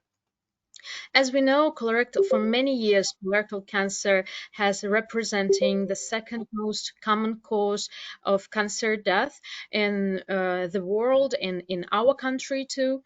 And about 30% of patients have metastatic disease at the time of diagnosis, and about 40% of patients develop metachronous metastases after during follow-up. So we see that metastatic colorectal cancer, only 15% of patients have initially resectable metastases, and the majority of patients have non-resectable at clinical presentation. But when we give and when the patient undergone the preoperative chemotherapy, about 30% of them could have surgery resection. And 5-year survival rate is much similar to patients who get upfront resection. It also was demonstrated in RAXO trial. We see that patients who had F0 resection have the 5-year survival rate about 66% versus patients who have just systemic therapy, and it was only 6%. And pay attention to the second figure. We see that median overall survival in patients with upfront resectable group is about 82 months versus to 80 months for patients who had preoperative chemotherapy. So it's very important to realize the surgical resection of metacronius metastasis. It's increased not only the DPS but OS. In international clinical guidelines, we see that the preferred strategy for patients with resectable metacronius metastasis is resection with subsequent adjuvant chemotherapy with oxaliplatin-based chemotherapy, but also we could observation patients who had previously oxaliplatin-based chemotherapy. As for ESMO guidelines, we see that the recommendation, they noted that patients with clearly resectable disease and favorable prognostic criteria, perioperative treatment may not be necessary and upfront resection is justified. And also patients with favorable prognostic criteria who have not received perioperative chemotherapy, there is no strong evidence to support the use of adjuvant chemotherapy. But patients who previously not received any chemotherapy, adjuvant treatment with oxaliplatin-based treatment is recommended. So using the clinical cases, I would like to demonstrate the difference between patients that we observe in our clinical practice. Imagine you have the patients who had 72-year-old female, colon cancer, stage 2A, surgery in 2017 and progressed in 2022 with lung metastases, no RAS or BRAF mutations, MSS. And the second patient is a young man, stage 3C, surgical resection in 2021. Then he received adjuvant chemotherapy till February 2022 and progressed in 10 months with KRAS mutated. We see how they different prognostically between each other, but they both need to have adjuvant chemotherapy for 6 months. So what is this prognostic criteria? And we should define these prognostic factors to select patients who of them would have the benefit from chemotherapy. And let's begin to the trials that demonstrated us the efficacy of adjuvant chemotherapy. One of this is a Japanese nationwide survey. They included patients with various chemotherapy regimen that they had, and also the main point in this trial is that they divided patients by synchronious cohort and metacronious. And as for results, the patients who was in synchronious cohort, they had significantly benefit from adjuvant chemotherapy, not only in their recurrence-free survival, but overall survival. But in patients in metacronious cohort, we see that there's no clinical evidence of benefit adjuvant chemotherapy. However, in this cohort, adjuvant chemotherapy was effective in the subgroup that exhibited disease-free interval less than 1 year after primary tumor resection. And in the figures, we see that it was statistically significant. So one of the main thing is we should define patients and divide them for synchronious and metacronious cohort. And one of the unfavorable prognostic criteria could be disease-free interval less than 12 months. Another meta-analysis that included 18 articles about 3,000 patients, and they demonstrated that adjuvant chemotherapy had no significant effect on overall survival and disease-free survival after resection of pulmonary metastases from colorectal cancer. One of the prospective trials that were reported 2 years ago on ASCO, it was GCO 0603. It was a phase 2/3 randomized control trial. And in inclusion criteria, they select patients with R0 resection for both the primary tumor and liver metastasis as the first and only recurrence in metacronias cases. No prior chemotherapy with oxaliplatin was allowed. Also, prior adjuvant chemotherapy without oxaliplatin after primary resection was allowed if 3 months or more had passed since the last administration. So patients were randomized into two groups, and the first group received adjuvant chemotherapy with FOLFOX for 12 courses, and the second group received surgery alone. There was 300 patients they were enrolled in this trial. And as for characteristics, we see that the majority of patients had up to 3 metastases, and about 80% in each group hadn't prior any kind of chemotherapy. As for results, the DPS was significantly improved in a chemotherapy group, but as for overall survival, we doesn't see the difference statistically. In subgroup analysis of overall survival, none of the subgroups benefit from chemotherapy. And the main thing is that they analyzed patients who had previously adjuvant chemotherapy after primary resection and after metacronius resection, and they had worse survival rate in comparison of patients who had only adjuvant chemotherapy after primary resection and then was observed after surgical resection of metacronius metastasis. So the second unfavorable prognostic criteria may be the administration adjuvant chemotherapy in the setting of a primary resection. The Memorial Sloan Kettering Cancer Center presented and evaluated the clinical risk score, and it included 5 clinical risk factors such as node-positive primary tumor, largest metastases more than 5 centimeter, multiple liver metastases, pro-operative CA level more than 200, and disease-free interval minor than 12 months. And based on the number of clinical factors, patients were classified into low risk if they had up to 2 risk factors, and 3 and more clinical factors were classified as high risk group. And in the cohorts of patients who didn't receive neoadjuvant chemotherapy, the recurrence-free survival and overall survival wasn't statistically significant in the group of adjuvant chemotherapy. And as we see in the low-risk group, there's also didn't have benefit from administration of systemic treatment. But if we see the high-risk group, the overall survival was much better in group with adjuvant chemotherapy. So it's very important to divide patients by the unfavorable prognostic factors, and that could define which patient could have the benefit from systemic treatment.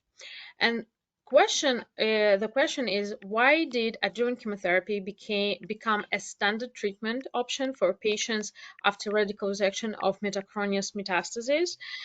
And if we'll see the references in NCCN, the first meta-analysis that include it was this one, and they included 3 randomized and 2 observational studies. There was 475 patients, and adjuvant chemotherapy improved the overall survival and recurrence-free survival.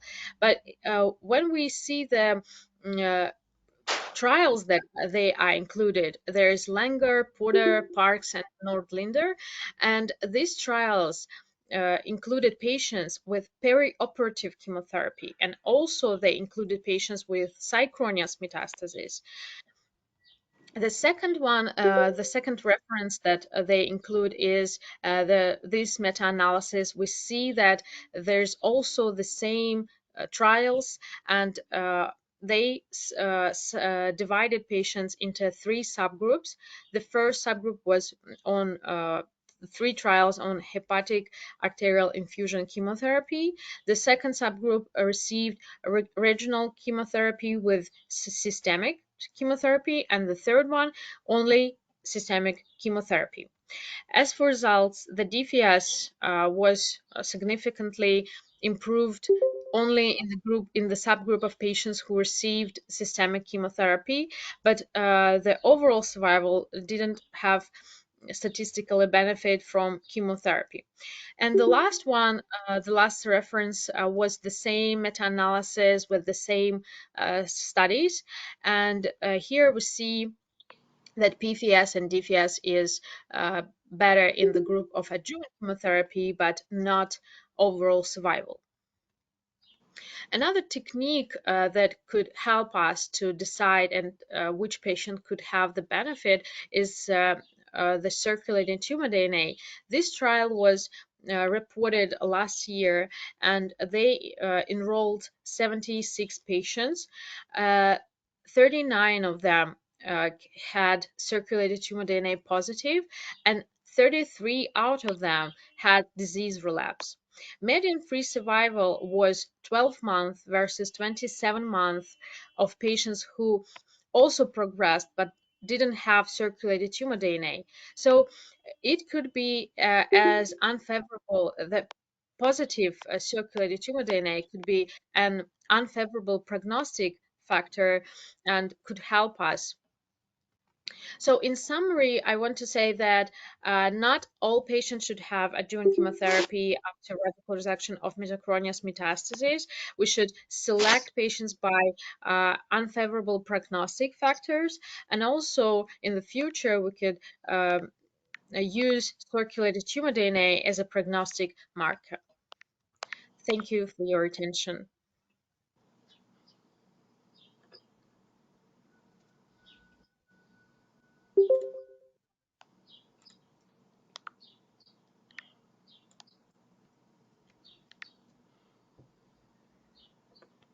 If you have questions, I would like to ask them.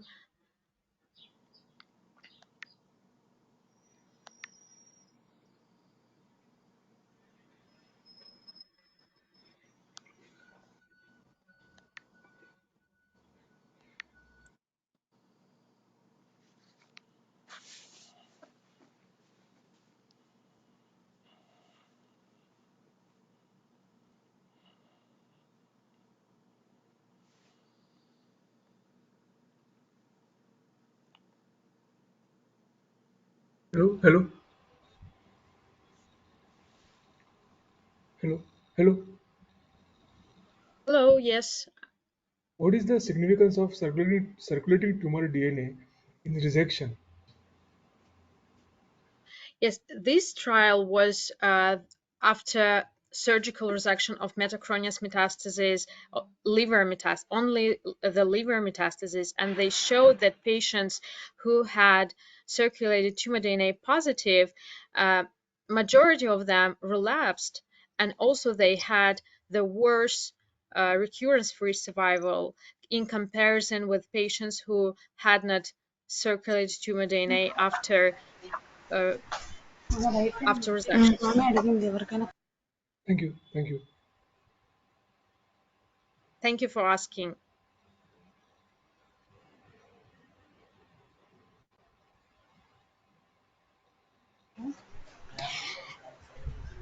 Thank you, Dr. Sevens, for your presentation. We are moving on to the next presentation by Dr. Marzia Pussi from University of Palermo, Italy. The presentation title is The Role of Extracellular Vesicles Secreted by Colon Cancer Cells in Mediating the Nuclear Translocation of PD-L1 in a Model of Human Healthy Hepatocytes. New Insights on Immune Checkpoint Pathways.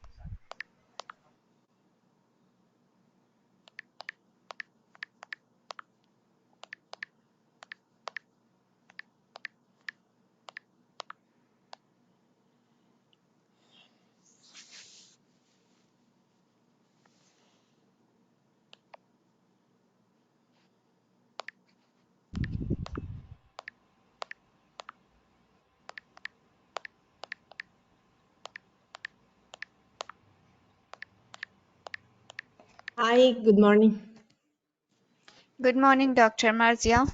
Okay, 1 second. Okay. 1 second that I share my screen.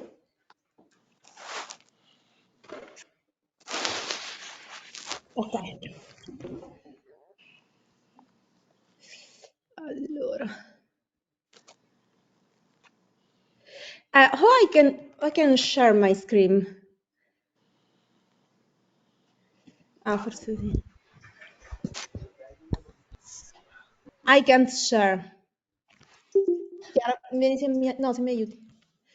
I can share my screen. Vediamo. Aspetta, 1 second.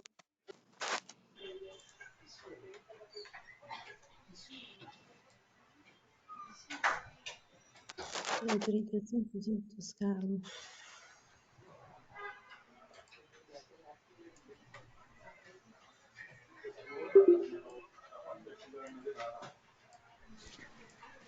Aspetti. I can't able to share my presentation. I don't know why. Can you help me in some way?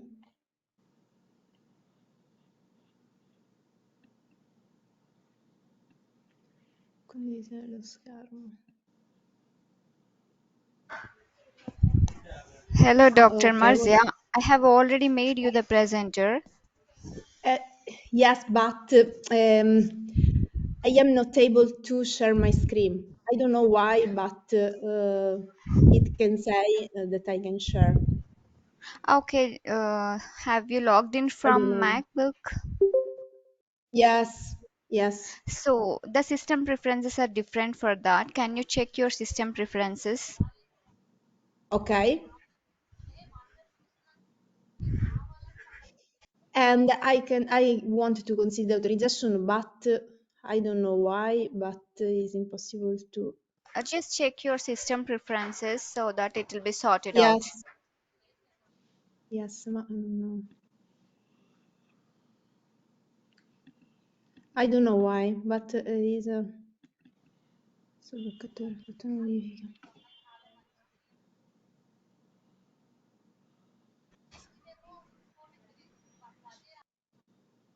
Qua. Ok, 1 second. Okay, no problem. Ok.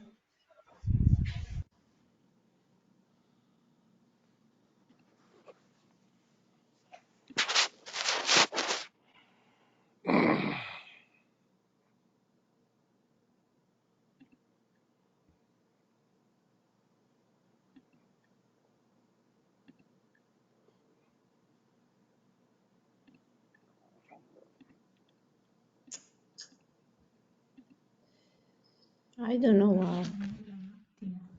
Ah, niente, non mi fa condividere.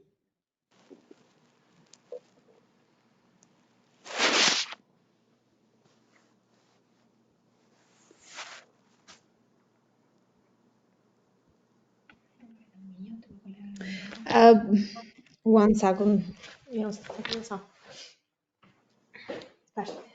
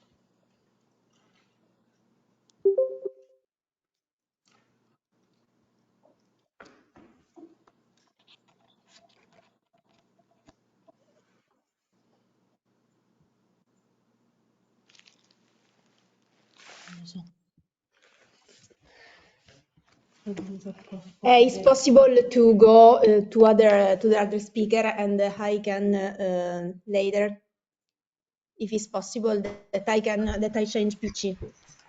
Yes, it's possible. You can present your talk later also.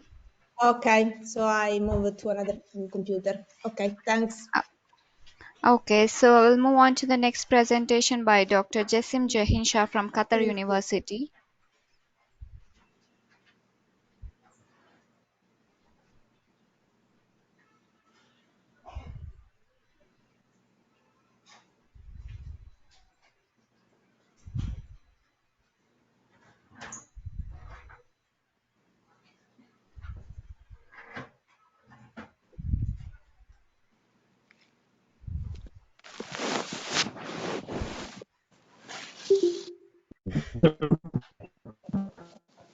Hello, Dr. Jessim Jahinsha. Are you ready with your presentation?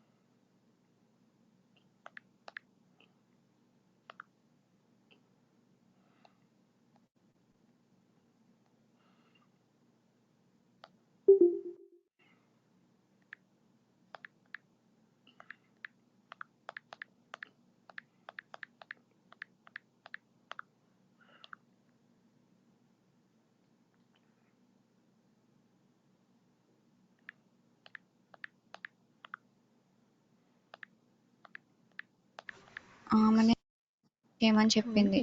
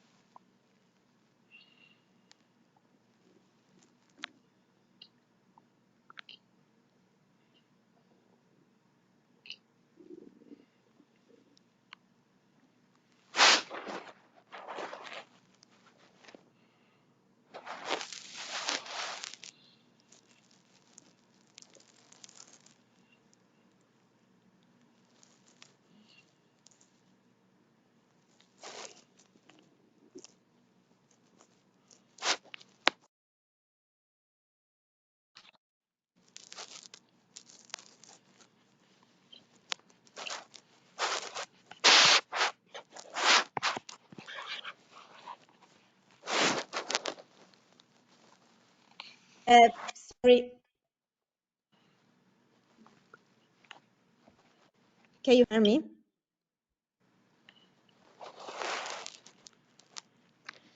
Oh, Um, hello. Hello. can you hear me? Okay, Yes. then I have the possibility to share the screen because I speak with my colleagues about the problem with my Mac. Can you give Okay. me the possibility to share that I try again? Okay, because I probably understand where can be the problem because I have the same my colleagues with the Mac. Okay.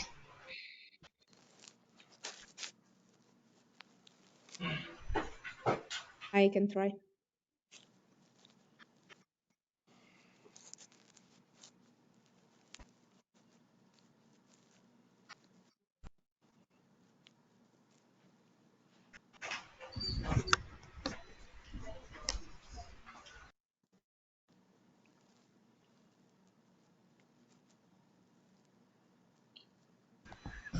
Hello, Maria. when We you are give going me to the explain the possibility, process please to send share me, the because screen. in this moment.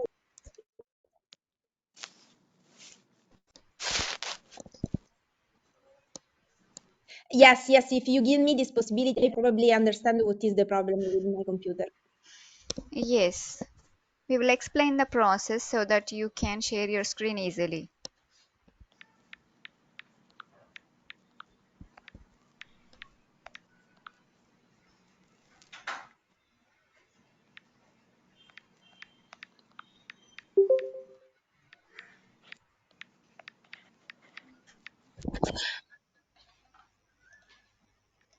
Yeah, hello, Dr. Marzia. Uh, Hello. Yeah, Yeah, so did you checked into your system preferences yes, and yes, I understand what is the problem. you have to log out from the session and again you have to log in, then it will work. Yes, yes, okay, okay. If you give me the possibility to share, I did it.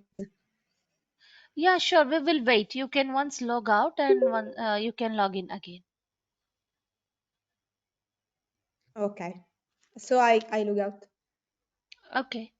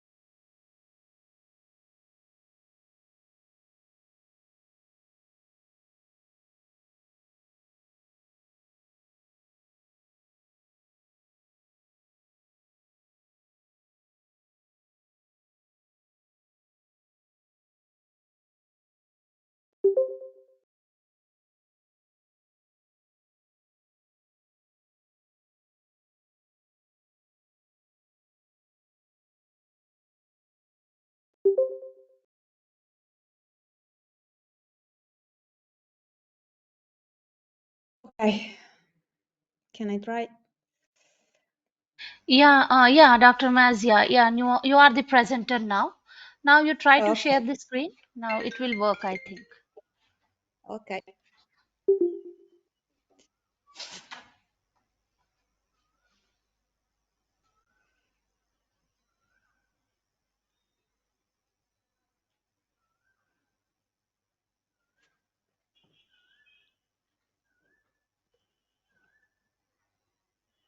Okay. Yes, perfect. You can open your Perfect. Sorry presentation for and the. okay, Okay. no Do issue. You you can see the start presenting. presentation? Yes, Okay. yes. Sorry for the problem, but I have problem with my computer, with the Mac. Can I start? Can I start? Yes, you can start. Okay. Okay, in our project, we studied the role of extracellular vesicles secreted by colon cancer cells in mediating the nuclear translocation of PDL1 in a model of human healthy hepatocyte in order to highlight new insight on immune checkpoint pathway. In a recent paper that we already published, we showed the role of colorectal cancer-derived small extracellular vesicles in inducing PDL1 upregulation in human macrophage through the activation of interleukin-6, STAT3, and the toll-like receptor 4 signaling pathway. To date, the role of hepatocyte in the premetastatic niche formation in colorectal cancer liver metastasis is not known, but is really unknown today. In a recent paper that we published, we already show the role of colorectal cancer-derived small extracellular vesicles in inducing TGF-beta mediated epithelial to mesenchymal transition in healthy human hepatocyte, highlighting for the first time their role in the premetastatic niche formation in the colorectal cancer liver metastasis.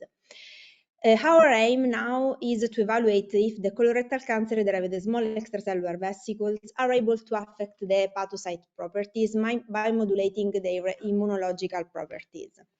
In particular, what we studied now is colorectal cancer-derived disease are able to modulate the expression of PDL1 in a human healthy hepatocyte. In our experimental model, we use and we isolate small extracellular vesicles from colon cancer cells isolated from a primary adenocarcinoma of the colon. And as target cells, we used a model of immortalized human healthy hepatocyte. It is well known that the PDL1 is the programmed cell death ligand 1 and is a transmembrane protein that is considered to be a co-inhibitory factor of the immune response. In particular, it is known that the PD1-PDL1 axis is responsible for cancer immune escape and is associated with resistance to cancer therapy and is associated to tumor recurrence. Why? Because it's known that several data published in the literature show that PDL1 is usually upregulated in cancer cells. And when PDL1 bind PD1, that is the receptor present on T cells, the binding between PD1 and the PDL1 is able to induce energy and T cell exhaustion, so leading to cancer immune escape and cancer progression.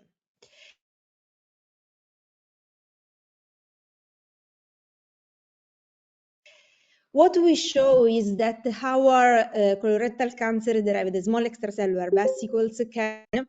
We showed also that the treatment of human healthy hepatocyte with colorectal cancer-derived disease are able to induce an increase of PDL1, as you can see by Western blot analysis, after 3 hours and after 6 hours of the treatment at protein level. But what we show and what is curious for us is that the treatment of human healthy hepatocyte with colorectal cancer-derived disease isn't able to induce an upregulation of PDL1 at gene expression level, but also the treatment with disease aren't able to induce an upregulation of the cell surface form of PDL1. So what we observed after the treatment with colorectal cancer-derived disease is only the upregulation of PDL1 at protein level, but not an upregulation of the expression of the at the gene expression level on the cell surface. So we investigated in the literature and found that emerging data in the literature reported that behind the well-known PDL1 localization in the cell membrane and the cytoplasm, PDL1 can exist also in a nuclear form, and it could be considered as a crucial factor in transducing intrinsic signals responsible for tumor progression and the relapse of primary responders to therapy. To date, positive nuclear PDL1 expression at nuclear level is already identified in renal cell carcinoma, lung cancer, and hepatocellular carcinoma tissue. So what we study now is if colorectal cancer-derived disease are able to mediate in human healthy hepatocyte the nuclear translocation of PDL1. We demonstrated, first of all, that as you can see by Western blot analysis, that the treatment of hepatocyte with colorectal cancer-derived small extracellular vesicles is able to induce the nuclear translocation, as you can see by Western blot analysis of PDL1 after 3 hours of treatment. And we confirmed also this data by a confocal analysis. And you can see when we treated the hepatocyte with colorectal cancer-derived disease for 3 hours, the treatment is able to induce not only an upregulation of PDL1, as you can see by by the red spots that indicate the PDL1 expression. The treatment with EVs is able to induce not only the upregulation but also the nuclear localization of PDL1. In a recent paper that was published, it was shown that the nuclear translocation of PDL1 is able to promote non-small cell lung cancer cell proliferation through the activation of Gas6 merticase signaling pathway.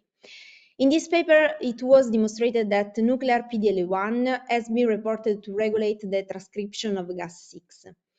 Gas6 is a factor that is involved in several aspects correlated to cancer progression, such as immune suppression, resistance to chemotherapy, radiotherapy, or target therapy, is correlated to resistance to apoptosis and autophagy, is correlated to an upregulation of epithelial, of an induction of epithelial mesenchymal transition, and is correlated to an increased proliferation. So what we investigate if is colorectal cancer-derived small extracellular vesicles are able to mediate in the hepatocyte the release of Gas6 and also inducing the activation of TAM receptor through an autocrine mechanism in target cells. Curiously, what we show is that the treatment of human healthy hepatocyte with colorectal cancer-derived small extracellular vesicles is able not only to induce an upregulation of Gas6 at protein level, in particular is able to induce an higher secretion of this factor, but also this factor is able to induce in the human healthy hepatocyte the activation of the two target receptor of this factor that are AXL and MERTK. So after 6 hours of treatment, we observed an upregulation of AX6 and an activation of Gas6 receptor that are AXL and MERTK. We observed also that after 12 hours of treatment, colorectal cancer-derived small extracellular vesicles are able to mediate in the hepatocyte the release of Gas6 and also are able to mediate the activation of MERTK receptor. But curiously, what we observed for XL is that the treatment for 12 hours with colorectal cancer-derived disease isn't able to induce the activation of XL receptor, but only to induce the upregulation of the total form of this receptor. The autocrine loop established by Gas6 TAM receptor axis led also in the hepatocyte the release of TGF-beta after 24 hours of treatment, enhancing the colorectal cancer-derived small extracellular vesicles induced epithelial mesenchymal transition. In addition to Gas6, is known that nuclear PDL1 is able to regulate the transcription of two other immunoregulatory proteins, such as VISTA and PDL2. And several data in literature show that the treatment with the PD-1, PDL1 inhibitor factor may fail today because the activated VISTA and the PDL2 pathway may suppress the immune response, inducing immunotherapy resistance and tumor recurrence. So the focus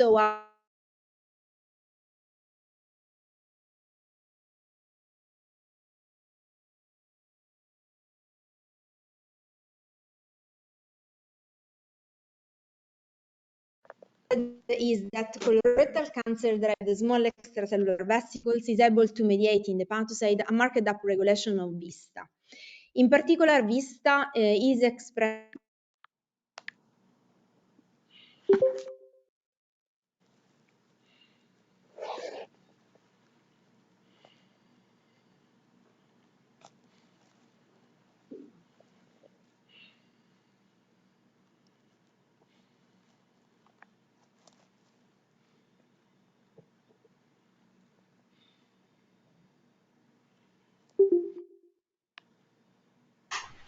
Hello? Hello?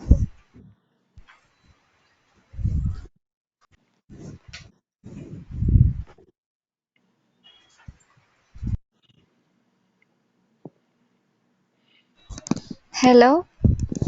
Yes, Hello, Dr. Marzia. Have you done with your presentation? sorry? Have you done with your presentation? Yes, but you can't hear me? No, last slide was not proper. The voice is unclear. That's why. Ah, okay. But you hear me? Do you hear me until now? Yes, it's clear now. Ah, okay. Only the last one. Yeah, only the last one. Okay. That's okay, but I have seen your slide. Okay, can I start from this? Yes. Okay. So what we observed is that colorectal cancer driven small extracellular vesicles mediating the hepatocyte and marked upregulation of VISTA. VISTA is expressed on macrophage and is known to deactivate T cells. And is known that macrophage in the pancreatic tumors show high expression of VISTA, and the VISTA checkpoint is implicated in immunotherapy resistance. And also was observed that experiment with T cells taken from tumors of patients with metastatic pancreatic cancer show an active VISTA pathway, and it was associated with a decreased active T cells response in the tumor. What we observed is that the treatment with colorectal cancer-derived disease is able to induce an upregulation of VISTA at gene expression level after 6 hours and 12 hours of treatment.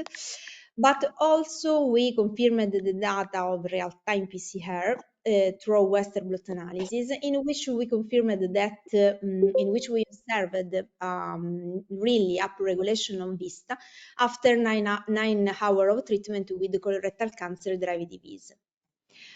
Also, what we observed is that colorectal cancer-derived disease are able to mediate in the hepatocyte marked upregulation of PDL2. PDL2 is the other ligand of PD-1 receptor. And although PDL2 has been considered a minor ligand, it binds the receptor with a higher affinity as compared to PDL1. So, although the PDL2 has not been fully elucidated today, its upregulation in cancer has been correlated with tumor progression. So, what we show is that the treatment with colorectal cancer-derived disease is able to induce an upregulation of PDL2 at gene expression level for 6 and 12 hours of treatment. But also we demonstrated this data by showing that after 12 hours of treatment, the treatment of colorectal cancer of hepatocyte with colorectal cancer-derived disease is able to induce an upregulation of PDL2 at protein level, as you can see by Western blot analysis. So what we started to investigate is that colorectal cancer-derived small extracellular vesicles conditioned hepatocyte are able to affect the immunological properties of the liver pre-metastatic niche by affecting the behavior of other cells in the tumor microenvironment. In particular, we studied if CAN-GAS6 released by hepatocyte are able to modulate the properties of macrophage.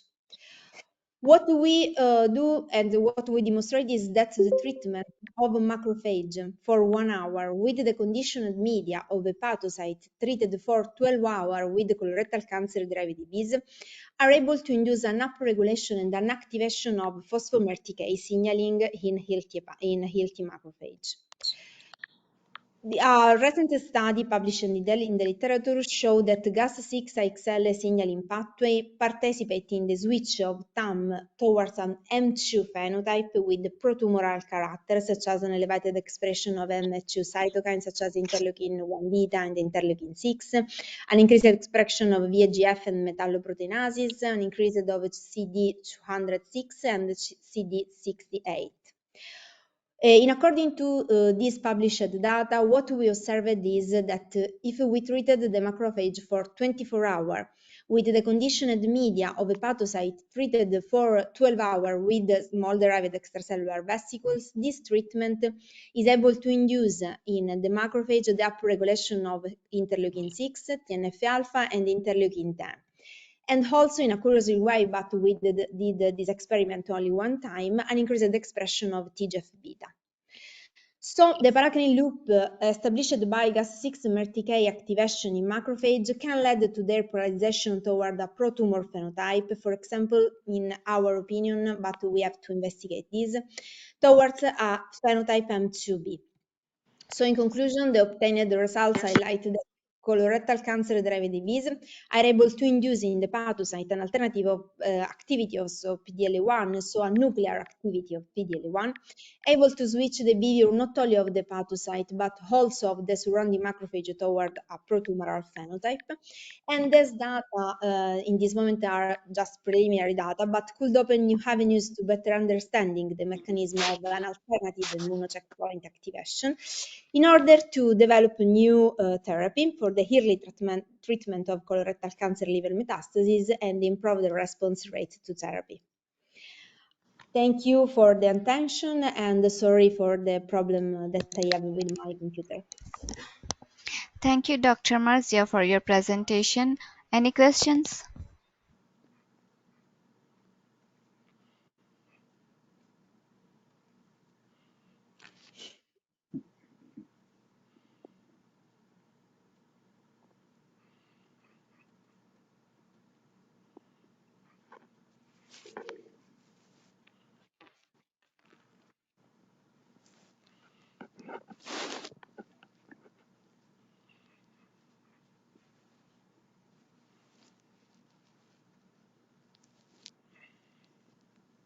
Hi, what is paracrine loop?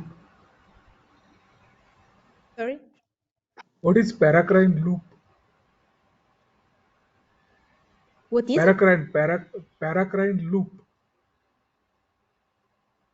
Paracrine loop, yes. What we observed and we studied is that the effect of gas-6 is not only on the cells of the on themselves, the cells that produced gas-6, because the hepatocyte release gas-6 after the treatment with colorectal cancer derived disease, and gas-6 is able to act not only on the hepatocyte themselves, but gas6 released by hepatocyte is able to activate a signaling in cells that aren't hepatocyte, but cells that are component of the tumor microenvironment that are macrophage. So in an autocrine way, gas6 is able to act on the hepatocytes themselves. In a paracrine way, gas6 released by hepatocyte is able to activate a signal in a near cells that aren't hepatocyte, but for example, macrophage, and we also investigated the other cells of the tumor microenvironment. So paracrine is like a cells that isn't the cells that release the factor, but the cells near the cells that produce the signaling. Thank you. Thank you. Thank you. Thank you very much for the discussion. Thank Any you, and more sorry for the questions? inconvenience.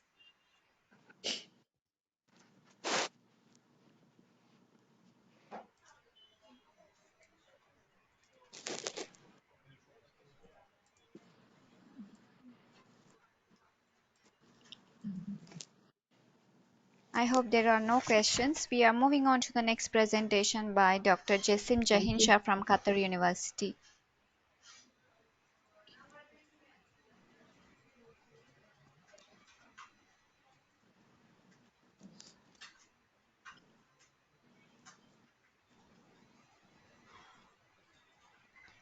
Hello, Dr. Jessim Shah.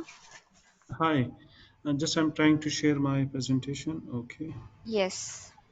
so it's ready. Okay, Yes, I have made you the presenter. okay, let me share it.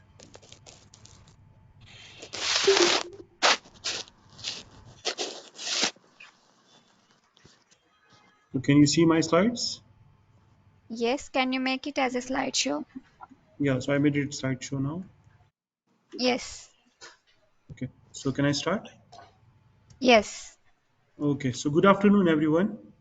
I'm Dr. Jasim Shah. I'm a cardiologist, basically a cardio-oncologist dealing with cardio-oncology patients. So today I'll be talking about cardio-oncology and cardiovascular toxicity risk stratification before starting anti-cancer therapy. So the agenda of our presentation will be to assess the cancer burden and to see the trends in mortality for both cancers and the cardiovascular complications for each cancer. Introduction to cardio-oncology, cardiovascular side effects of common therapeutic agents, cancer therapy related cardiovascular toxicity definition, cardiovascular toxicity risk stratification before anti-cancer therapy.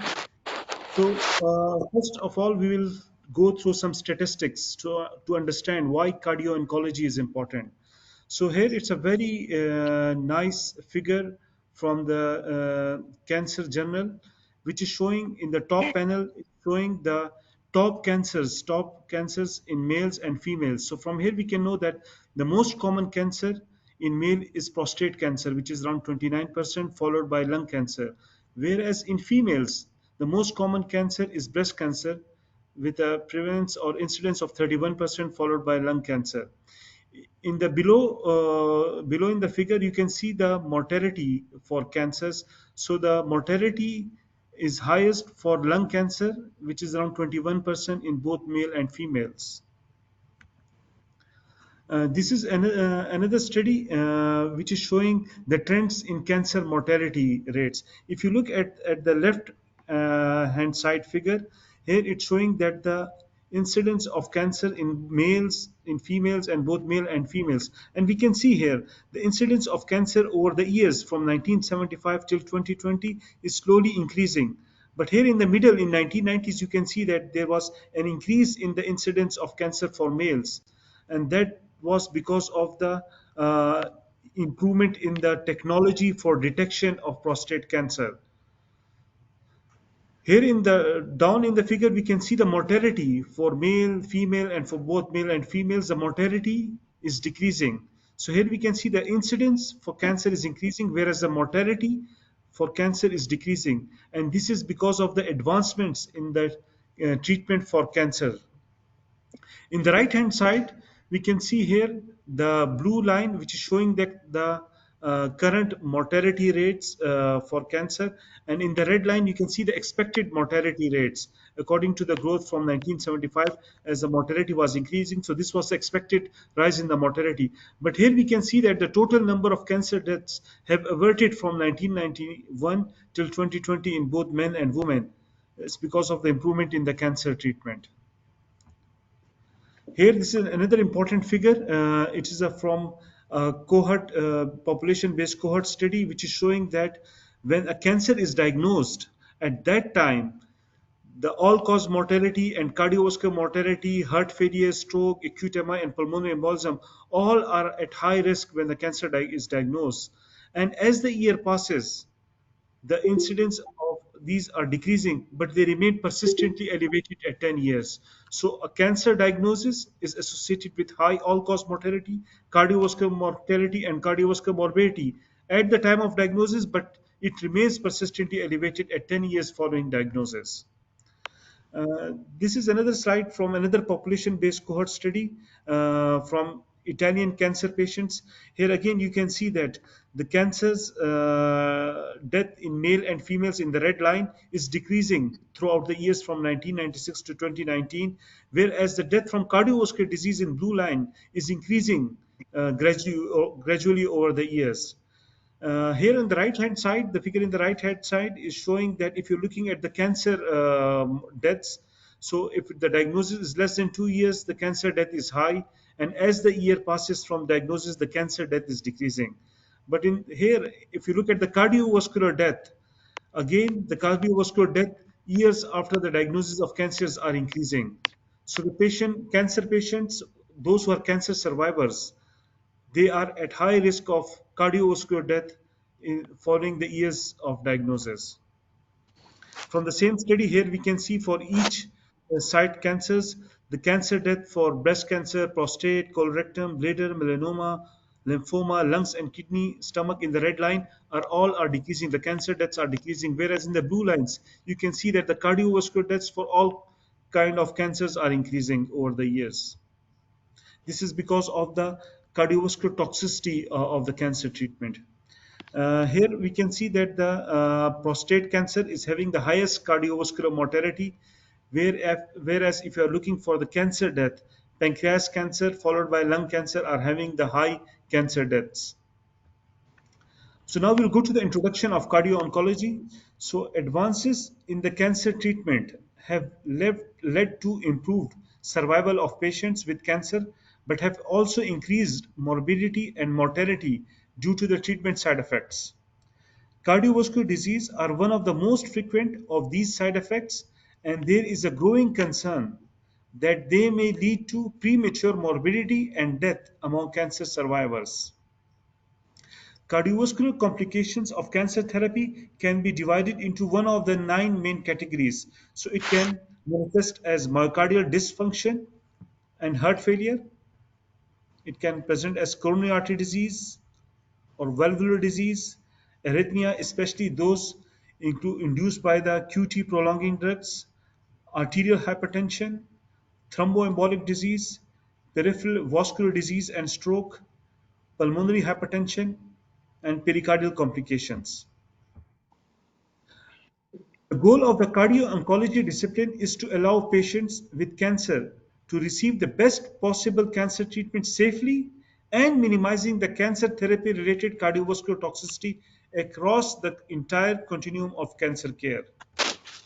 Before initiation of cancer therapies with a known cardiovascular toxicity profile, the cardio-oncology team should identify and treat cardiovascular risk factors and pre-existing cardiovascular disease and define an appropriate prevention and surveillance plan for early identification and appropriate management of potential cardiovascular complication. Another important aspect is the participation in an interdisciplinary discussion regarding the benefits and risks of certain cancer treatment and their continuation or interruption should any side effect become apparent. After cancer treatment has been completed, then the focus shifts to a coordination of a long-term follow-up and treatment.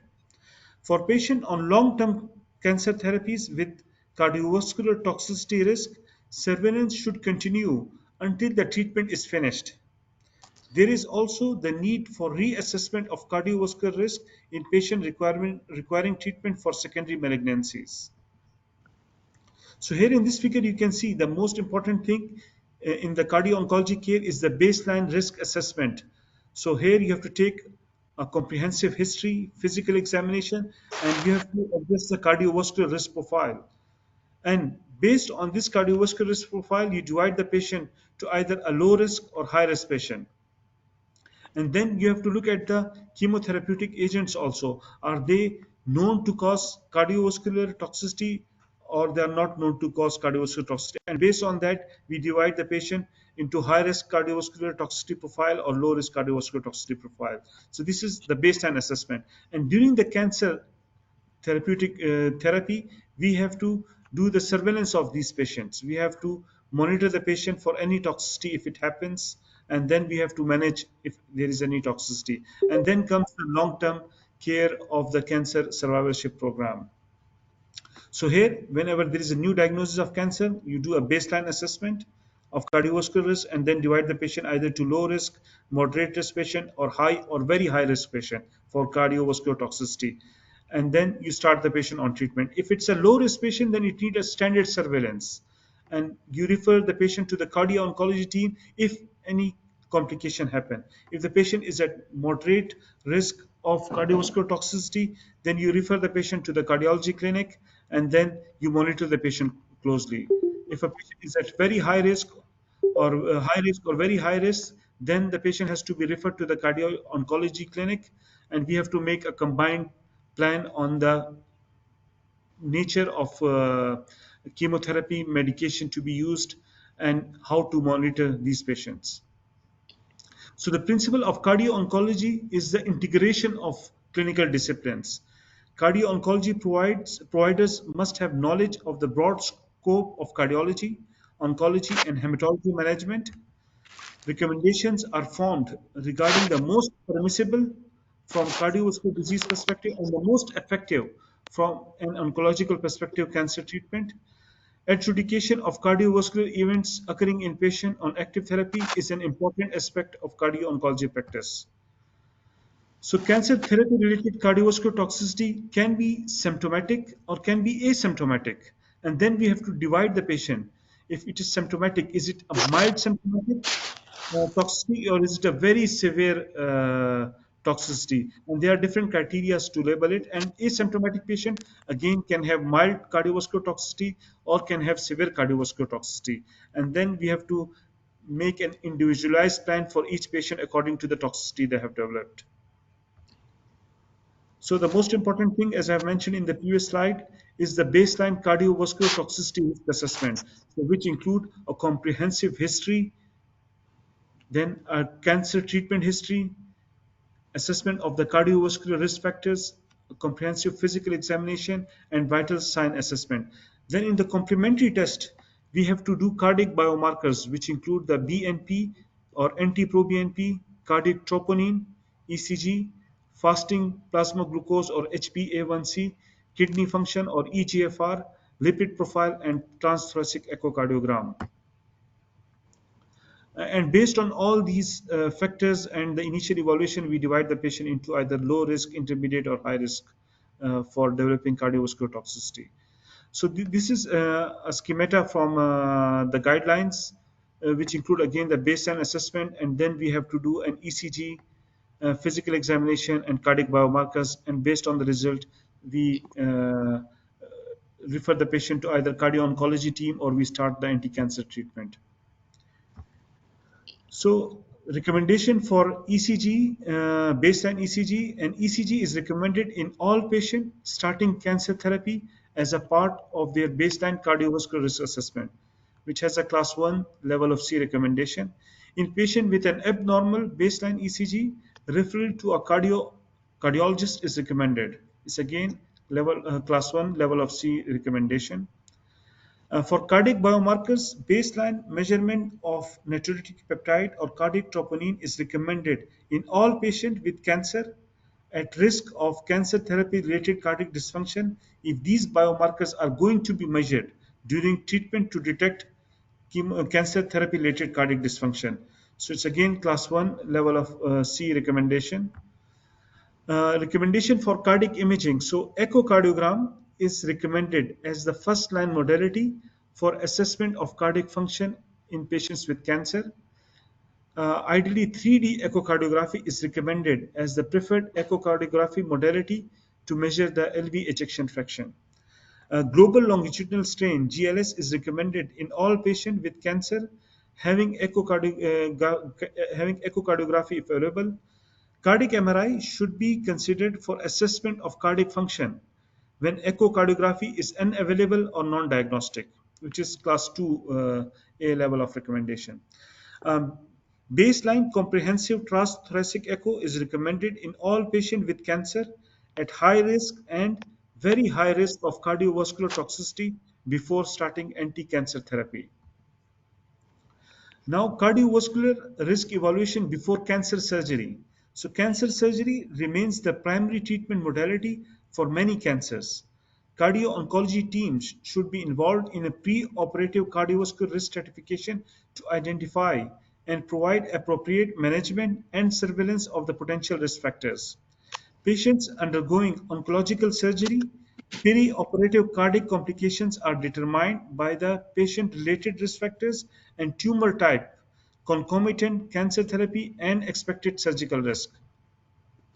To ensure safe cancer surgery, consultation should be directed at patients with previous significant or symptomatic cardiovascular disease, patients at high and very high cardiovascular toxicity risk according to the baseline risk assessment tool when adjuvant cancer treatment is planned, and patients who have received new adjuvant cancer therapy that is potentially cardiotoxic. So these are the very important group of patients where a cardio oncology assessment is very important before cancer surgery. And the most important thing, the pre-op clinical evaluation should not delay surgery. So we have certain patient-related factors and we have new adjuvant cancer therapy-related factors. So these are very important to be addressed by a proper history, physical examination, and we should do preventive management of these factors to avoid any perioperative complications. So in summary, cancer-related mortality is decreasing with advancement in cancer therapies, but incidence of cardiovascular disease and mortality is increasing in cancer survivors. Baseline cardiovascular risk assessment is crucial to prevent cancer therapy-related cardiovascular dysfunction. Cardio-oncology service should be incorporated in care of cancer patients. And patients with cardiovascular disease risk factor, and with pre-existing cardiovascular disease should be referred to cardio-oncology service before initiating cancer treatment and cancer surgery. That's all. Thank you. Thank you very much, Dr. Jasim Jahinsha, for your presentation. Any questions?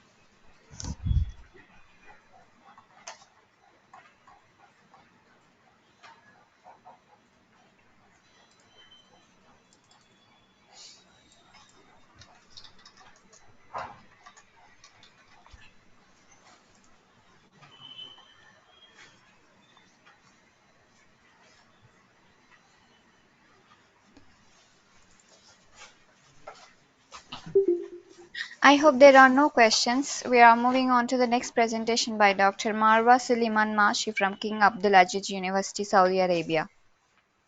Thank you.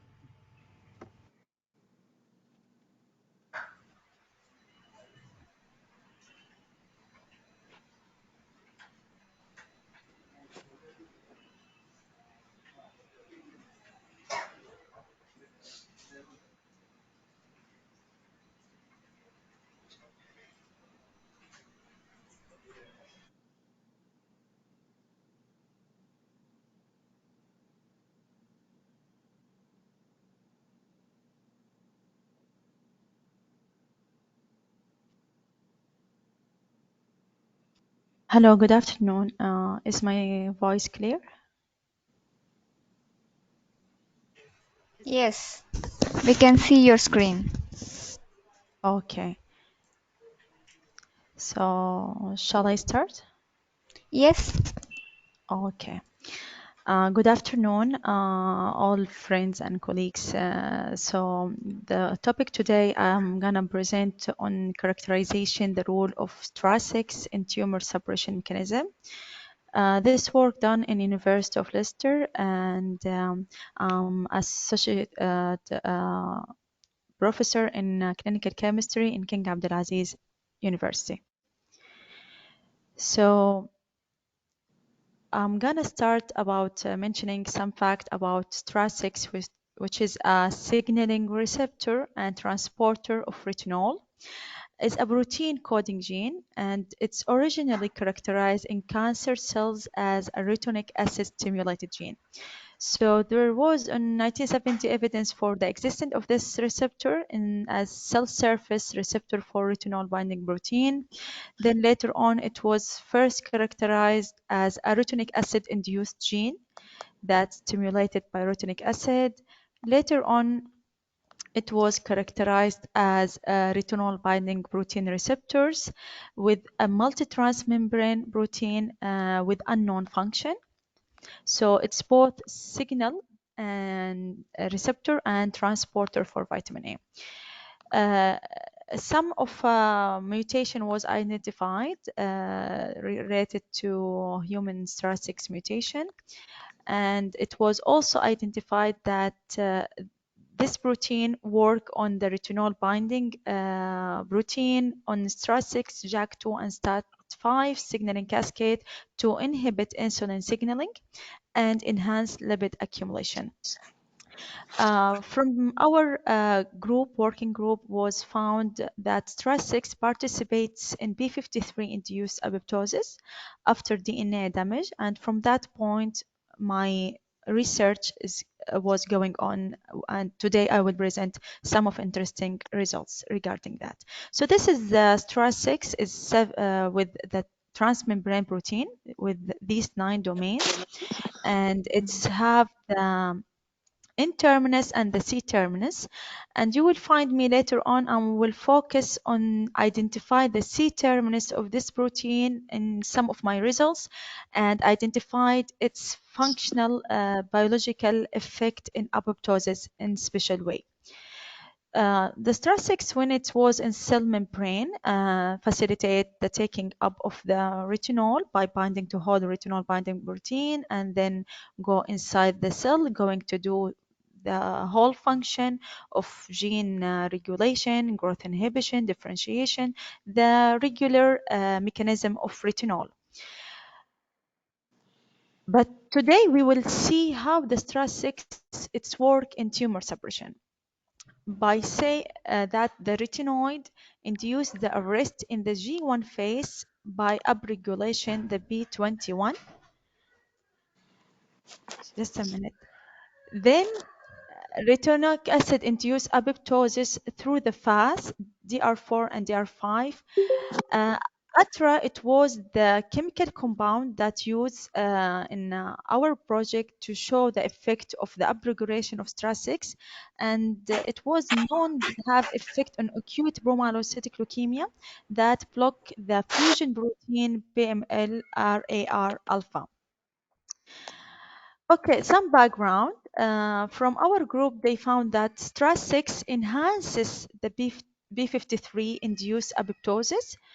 Following DNA damage induces substances, and STRA6 we know already is induced by vitamin A. So how can we cooperate these two function together by using retinol and using the STRA6 protein to make the cell more potent to be to be apoptotic to drive the cell to apoptotic cell death. Okay.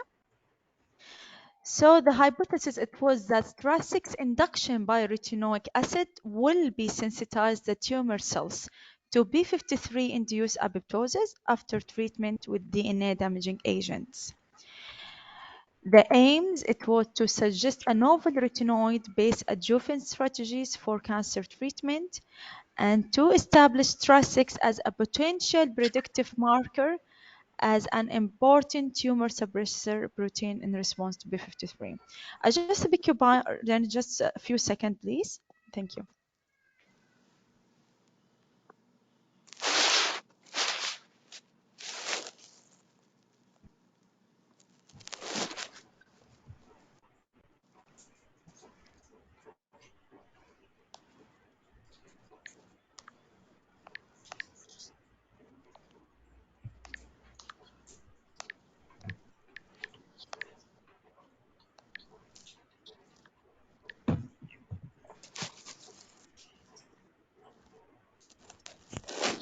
Okay.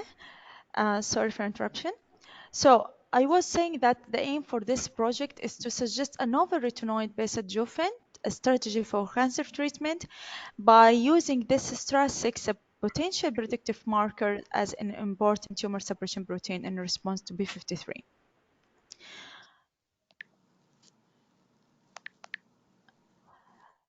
So we did the in vitro upregulation for the STRA6 by using the ATRA as our chemical compound for retinoic acid. Assist this by Western blot and qPCR. The a goal to determine the different cellular responses to retinoid using the STRA6 induction. So we wanted to assist our cell lines. I used more than 10 cell lines, cancer cell lines, to see which one is more sensitizable to this treatment using the retinoid treatment. The second part, it was to use the retinoid-mediated enhancement of cancer cell sensitivity to DNA damage using the doxorubicin. We already bought the IC50 for that. Western blot and RT-PCR confirming by using in some cell line inhibited, there is no B53 or STRA6 expression in this cell line to assess our hypothesis. This fact was by studying the apoptotic profile using NXM5 to identify which one of these tumor cells will have the retinoid as a more adjuvant of this treatment in combined to doxorubicin. Finally, wanted to study the STRA6 localization after DNA damage. We know that this STRA6 protein is on cell membrane as a transmembrane with nine domains, a very big, huge 74 kilodaltons protein. So how could this protein will affect on some downstream B53 and apoptotic cascade in apoptosis that mostly done in nucleus? So we do this by do cell fractionation and immunofluorescence images to understand whether the different membrane bound and cytosolic form of stress protein could perform different pathological function toward apoptotic mechanism. Finally, we do mass spec to identify the protein that bind to STRA6 if would help to identify the pathological apoptotic axis that which protein share with B53 in inducing apoptosis regarding STRA6. A lot of work has been done using pull down assay, mass spectrophotometry, confirming later on with Western blot to identify the important protein binding partners to STRA6. So this will give us a provide novel understanding on the STRA6 mechanism on action regard tumor suppression mechanism. Our model cell line was the AJB53 by controlling with tetracycline. We show B53 or we prevent show B53 and treat it with ATRA 1 micromolar. This is mostly the ATRA 1 micromolar. It was our concentration in most of the cells line. Then I use this cell line to treat it with the ATRA or combined or alone with doxorubicin or gamma radiation.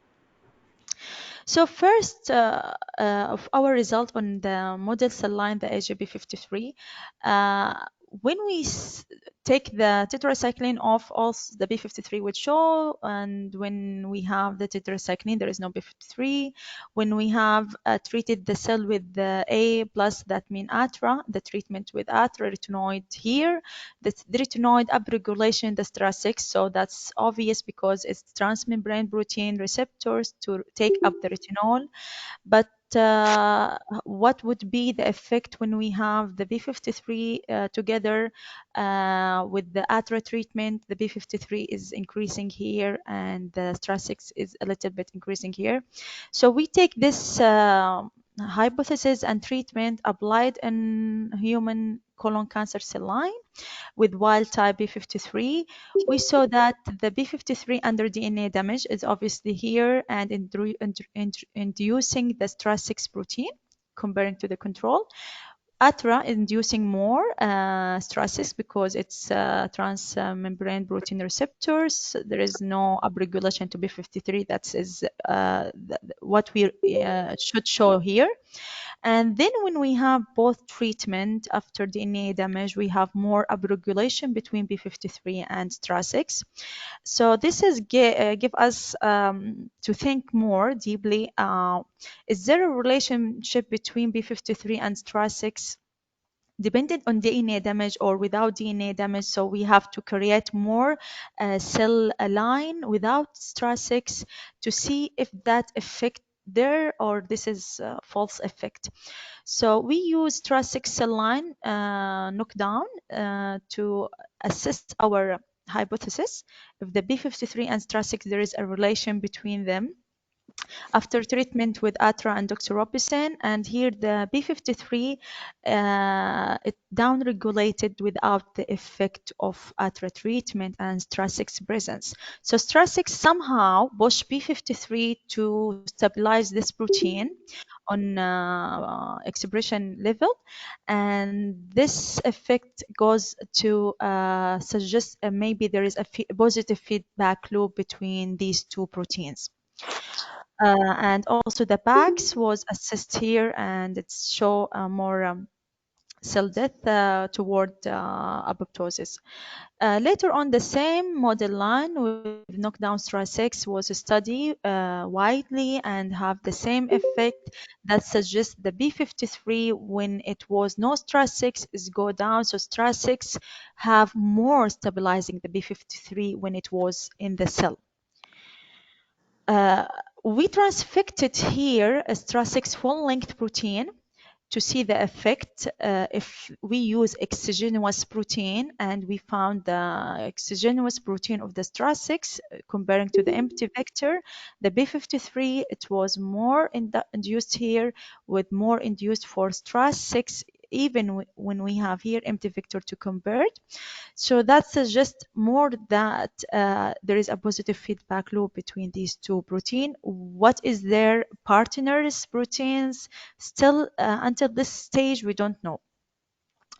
The same things goes for many of other cell line, osteosarcoma cell line with B53 wild and knockdown B53. The same effect have been shown, and here the same effect. The STRA6 is more stabilized with B53 after inducing DNA damaging agent. And when we assist with using this marker, gamma H2AX, to assist the DNA damaging in B53 down regulation, B53 knockdown cells, we have this effect done. So the DNA damaging markers, its work even with B53 is not in this model line. So even with the blood cell, the JVM3, we have tested this hypothesis using caspase-9 and cleaved caspase and BAX, and we assist the more apoptotic cell death. All of this result has done with FACS and assist the B2, the cell death with annexin, and all align with this suggestion that the combined effect radiation or chemotherapy like doxorubicin using the sensitizing cell with ATRA, pushing the cell toward apoptotic with more percentage if we use one of the treatment alone.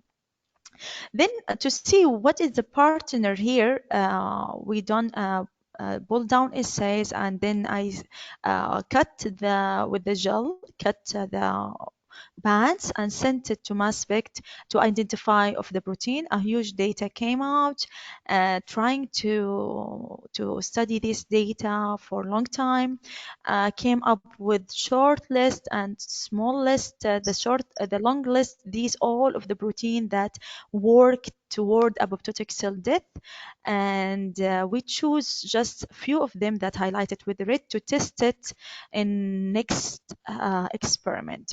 So I did a pull down assay to I have my STRA6 protein there. I pull down this STRA6 and to make sure that I have the right antibody. I identified with these different 4 antibodies to see if they are a reaction between STRA6 and the pull down protein attached to STRA6. So we identified here these antibodies for HNRNBK, peroxyuridine 6, lamin AC.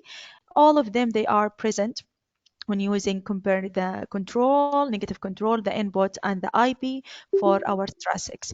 Later on, we did the flip the coin and did the other phase. I pulled down the same antibody that I'm looking for, and I'm checking if the STRA6 there or not. So I tested against the STRA6 protein.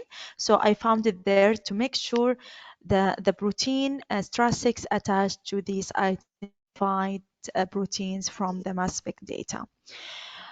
So here a lot of Western blot work done just to make sure all things together and make sure that we have the hypothesis is work on to see the junk and phosphorylated junk after treated the full length exogenous STRA6 with dox and atra, and we found there is the phosphorylated junk work here. Okay.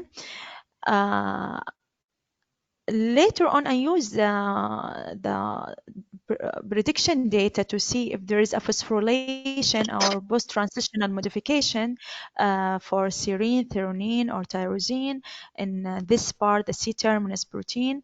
We found some of them here. This is done by using the software program, and it was suggested it might be the side where the C-terminus cleavage to do the biological function of the apoptotic cell death, because it's impossible the huge protein on cell membrane go to the nucleus by itself. It won't be do endocytosis. It's impossible. So maybe some things happen here.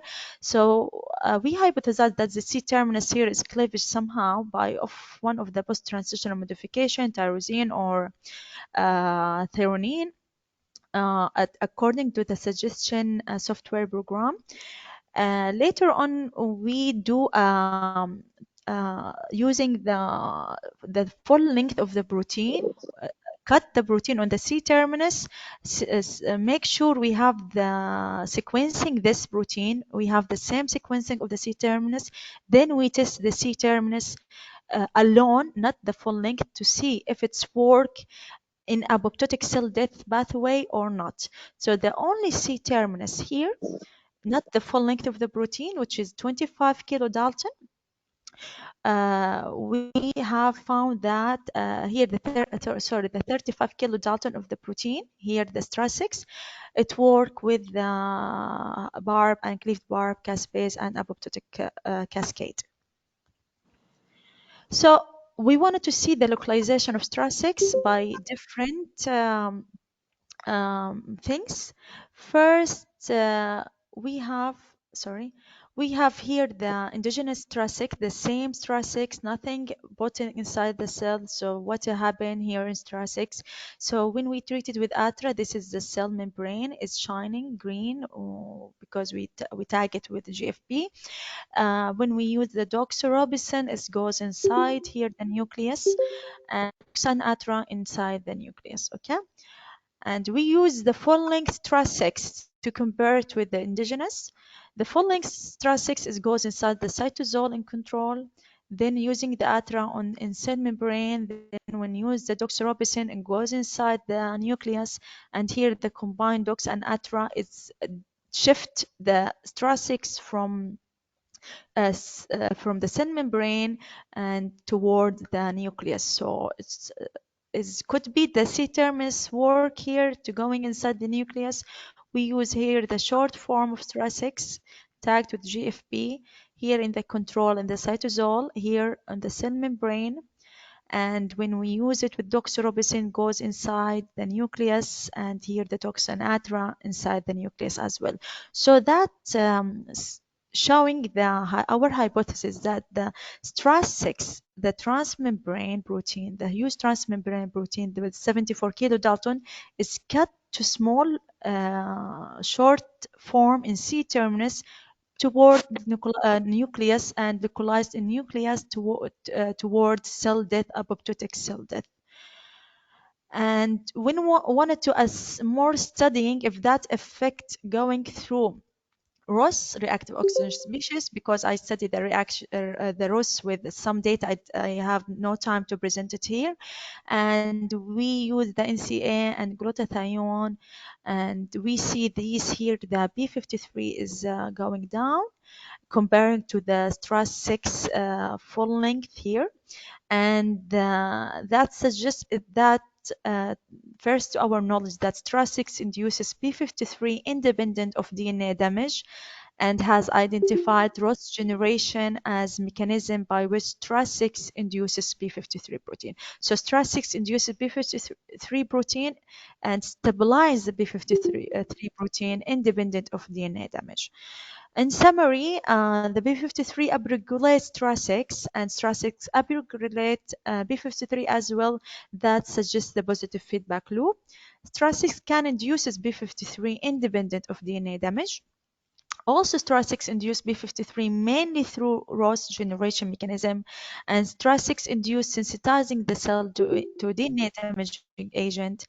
Several STRA6 binding protein partner involved in apoptosis was identified due to mass spec data. STRA6 could be cleaved to smaller fragment in C terminus 25 to 20 to 15 kilodalton molecular size that was identified. And the C terminus truncated version of this huge protein have the tumor suppression characteristic, which suggesting this part of the domain conserve the apoptotic function. The fractionation and immunofluorescence studies shows thoracic cytosolic and nuclear localization. I did fractionation study, but due to the time, I took it out from my slide. The cytosolic and nuclear localization in the absence or presence of DNA damage show the thoracic C-terminus presence. Therefore, the thoracic function may depend on its subcellular localization. If it's the thoracic on cellular membrane, so it works as a retinoid receptor. If it's truncated to small version to response to DNA damage, it will localize to the nucleus toward apoptosis. The outcome and future study. Thoracic expression can be a predictive marker of tumor sensitivity to a DNA damaging agent and to vitamin A through thoracics, and this could be a useful adjuvant. The presence of thoracics show enhanced apoptotic effect of DNA damaging agent. This study have provided novel understanding regarding the thoracics mechanism of tumor suppression, which had not been previously well defined. In addition, this data we've obtained regarding STRA6 and its binding protein partners as well its localization were used to propose a new hypothesis relating to mechanism of action of STRA6 toward tumor suppression mechanism. Finally, overall, our conclusion that STRA6 induces apoptotic cell death depending on P53 and demonstrate additive apoptotic effect. More interestingly, the apoptotic feature of STRA6 suggests that upregulation of this protein combined with other anti-cancer treatment such as chemotherapy or radiotherapy could be therapeutically relevant. This could minimize the side effect of these traditional cancer therapies, thus provide a better option for helping cancer patients in their treatment. And that's all. Thank you for listening and your attention. If you have any question, you are more welcome. Thank you very much.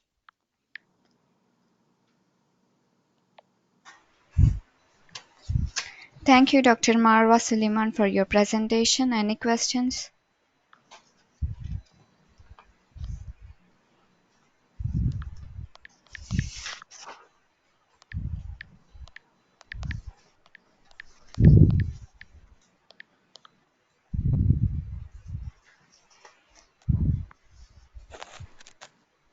I hope there are no questions.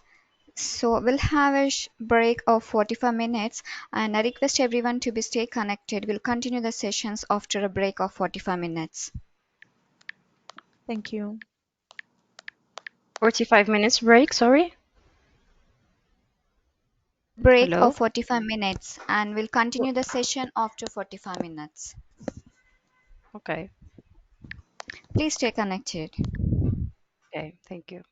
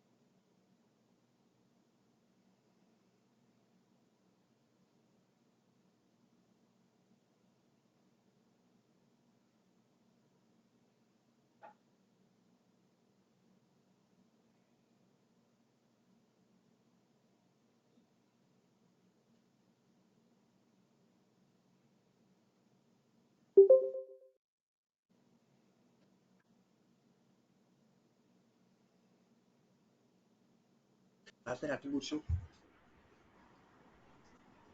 Non, non, moi c'est moi qui la parole, et puis je vois donc quand je parle, c'est la partie partagée là.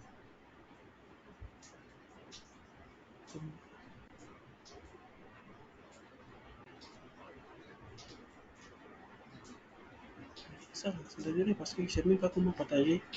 Joe, sur GoTo là, comment partager ton PowerPoint avec ce truc là?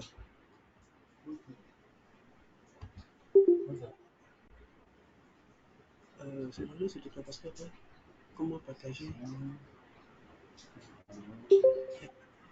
Comment partager mon truc? Faut pas y aller au dans les gens là-bas, tiens.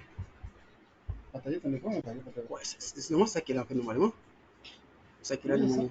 Oui, mais pourquoi c'est pas activé? Est-ce que tu es en ligne? Je suis en ligne, il y a la connexion. Non, est-ce qu'il y a quelqu'un qui est connecté? Oui, ça aussi. En fait, c'est moi qui t'apprends la parole maintenant parce que c'est mon tour maintenant. Est-ce qu'ils sont en ligne? Ah, peut-être ma caméra.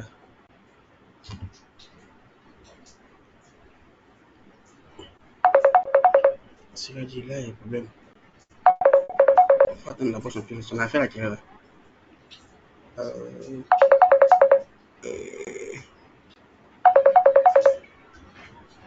tu partages ton ordinateur quoi? Ouais, parce que là, faut que faut que je mette le PowerPoint ici. Bonjour, vous m'entendez? Ouais, je vous entends. Bonjour. En fait, il y a une pause qui a été proposée par les organisateurs du congrès. Il y a un break D'accord. et il y a un petit retard sur les présentations. D'accord. Après la pause, ça sera à monsieur ou madame Sima Devi de présenter. D'accord. Et ils nous ont juste demandé de rester connectés le temps que la pause se termine. Ils ont annoncé 25 minutes. Ça fait un petit moment. Donc, je pense que les gens vont revenir un peu plus tard. D'accord. En fait, là, j'ai un petit souci, c'est que je n'arrive pas à partager mon écran et à appeler Bah, comment dirais-je ma présentation. c'est en fait quand la responsable du congrès reprendra la main, c'est elle qui vous D'accord. donnera la main pour partager l'écran. Ah, ok, c'est bon, c'est compris. Merci bien, Ben. T'en prie. D'accord, merci.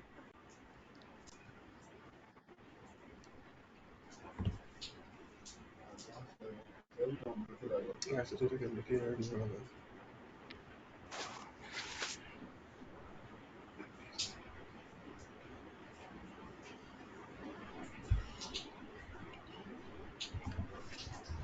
Ok. Je vais attendre. C'est là qui oui, c'est là qui m'a appelé. On est connecté.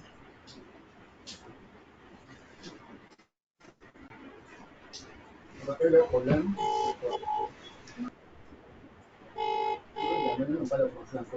Qui ça? Qui ça? Non,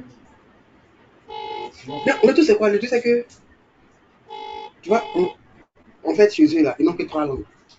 On va dire principalement deux langues. Il y a l'anglais, qui est la langue que tout le monde est censé parler, et puis il y a les Swahili. Tu vois qui ne parle lui. Chez nous, par exemple, on a plus de 60 langues. Pas Swahili. Le Kenya et la Tanzanie sont des pays voisins. Non, Swahili, c'est pas Congo.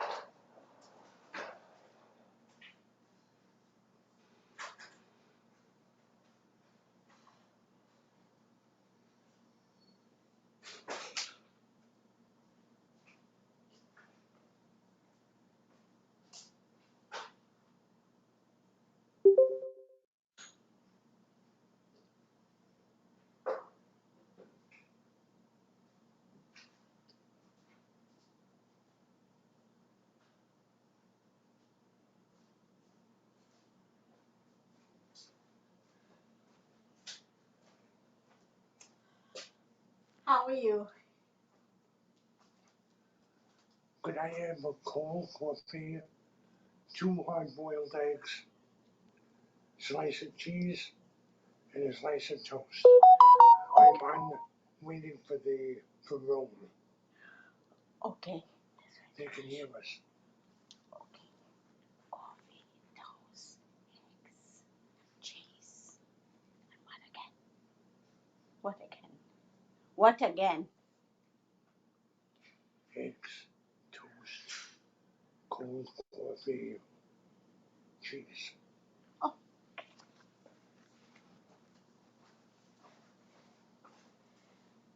Fixate had something to do this morning. So come and have a bit.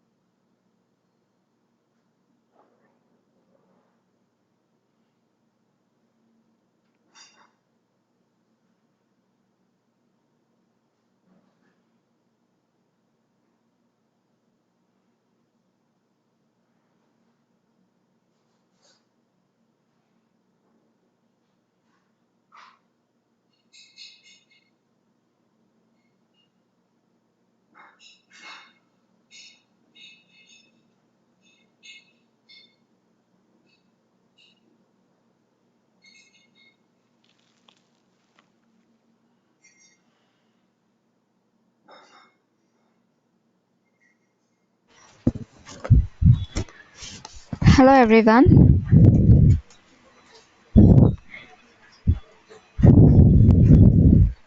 We are going back to the sessions now after the break.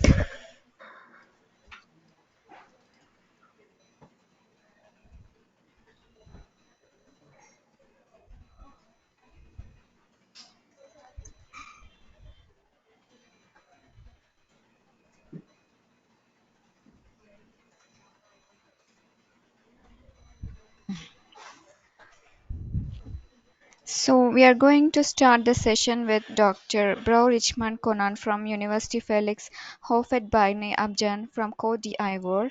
The presentation title is Toxicological Risk Assessment of Polycyclic Aromatic Hydrocarbons in Groundwater Resources of Abidjan, Southern Ivory Coast.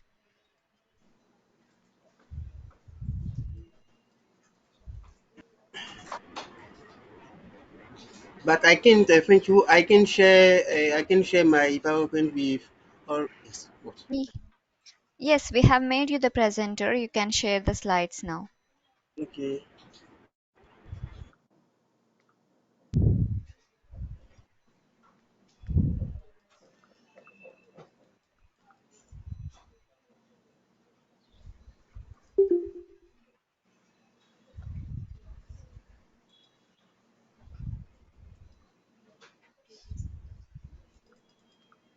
ఏమైంది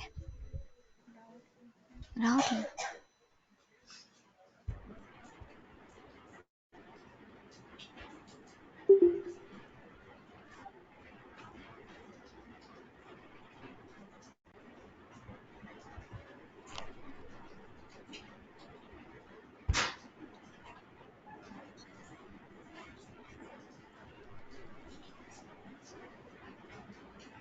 Hello, Yes, I'm here. are you going to share the PPT? Yes, I'm trying here. Yes. So Okay.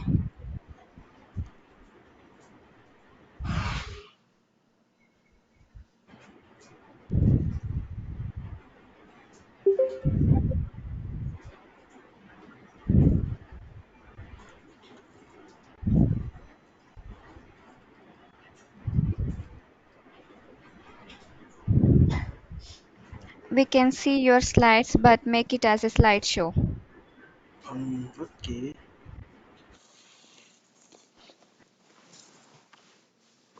Mm,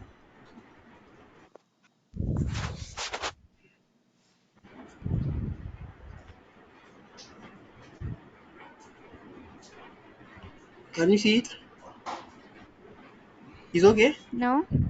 Yeah, we can see the slides, but make it as a slideshow.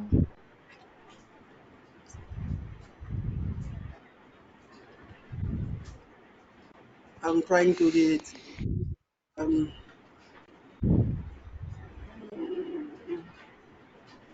No problem, you can start your presentation. Okay. So thank you, everybody.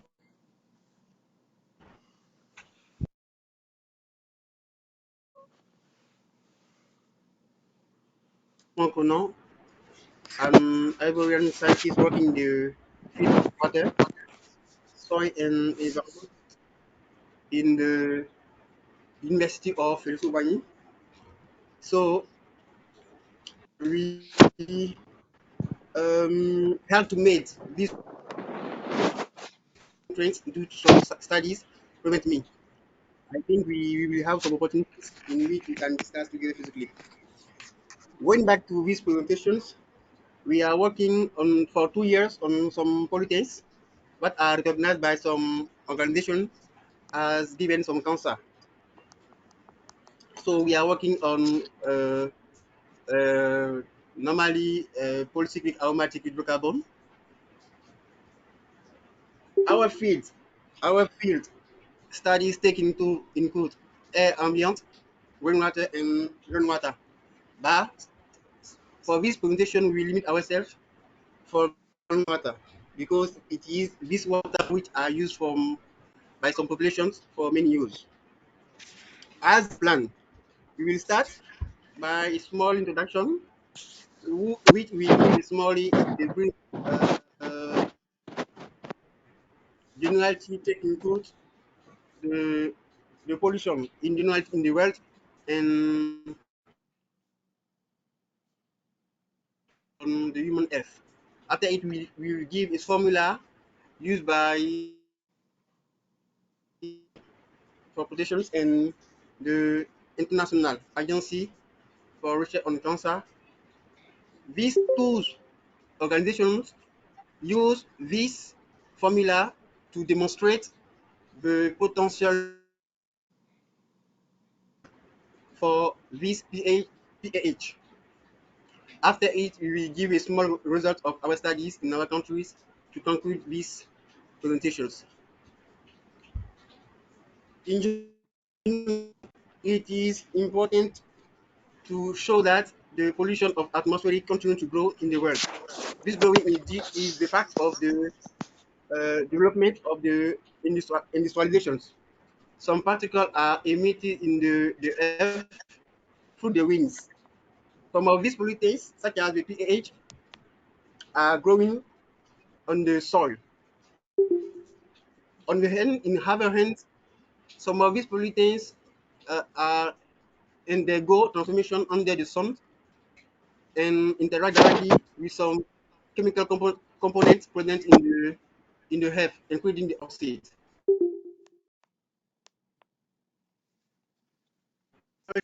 With molecular present in the rainwater. So this rainwater, some pollutants are directly consumed by some populations in our countries or are feed in concerning these pollutants. We have hydrocarbon, which are a families formed especially with the atom of carbon and hydrogen joined together to form the benzenic cycle. According to some studies, this polycyclic aromatic hydrocarbon two or into three families according to the number of nuclei or benzenic. Firstly, we have the light PAH with the number of nuclei between 1 and 3. Secondly, we have the intermediate PAH with four number of nuclei, and at the last we have heavy PAH with the number of nuclei between 4 and 6. So the two last families are recognized by by this organization as given some cancer. So many studies are concerned these families. According to some studies, these pH are many sorts, particularly two. Firstly, we have the natural source by the forest fire and the smoke, lava, and the dust from volcano. The second source is the source from activities. So we can speak of anthroponic activities. Firstly, we have the agriculture source, including the application of pesticides. Second, the industrial source with cement manufacturing, coke production, and other source. Thirdly, we have the cooking wood. Last, we have the mobile source and results. How these particles enter in our bodies? In several African countries, environmental pollution is now emerging as a public health problems. This PAH, recognized by the USUPA and the International Agency for Research on Cancer, so three ways for this PAH to enter in our organisms. Firstly, we have they enter in our organisms by inhalations in form of gas, vapor, and dust. Secondly, we have in our organisms by ingestions. So when we drink waste or contaminated water, and thirdly, by dermal contact when we are ourselves. According to the WHO, the particular on which these pH are attacked cause many premature deaths. According to Mala et al. 2022, the effect of pH on human health is primarily based on the duration and route of exposure, the concentrations of each pH. Many pH in the world are widely referred to as a cancerogens, mutagens, and teratogens. So,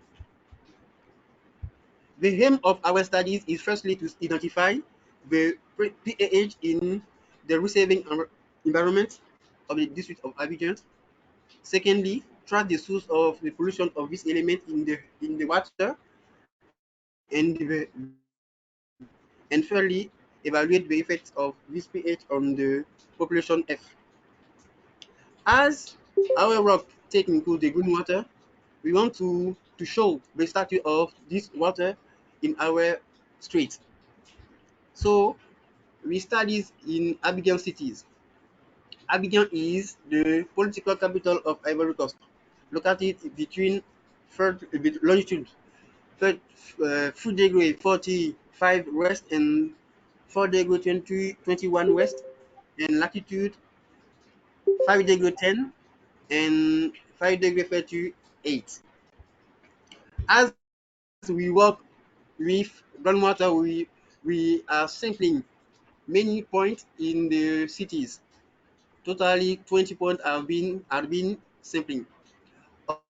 On each sampling point, one of the valves located on the dwelling equipment was open for 5 minutes just to evacuate the wastewater.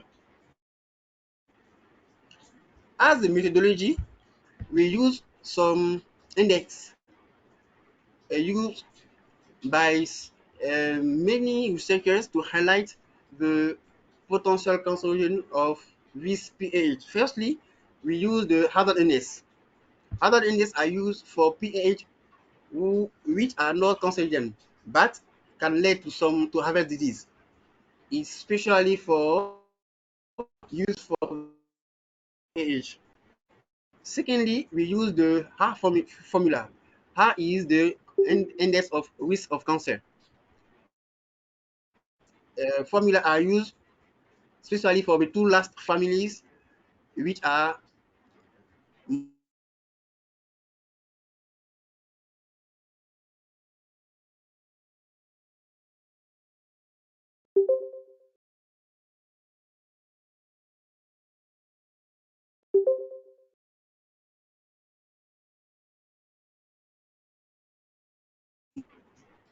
in some of results in our countries in 1454, especially benzoapiene BAP, which is the most cancerogenic pH.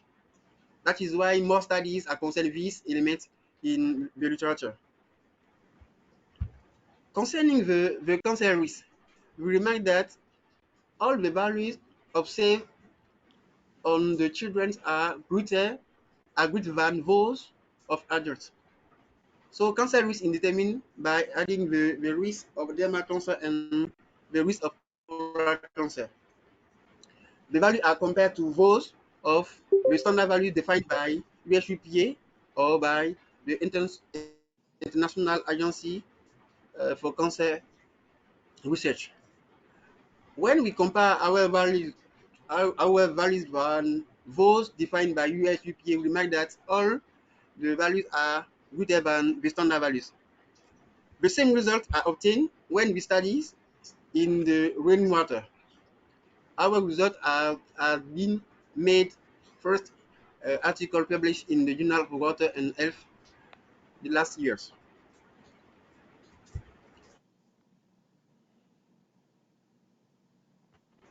This high value observed in the water of the district of Abidjan can cause many diseases.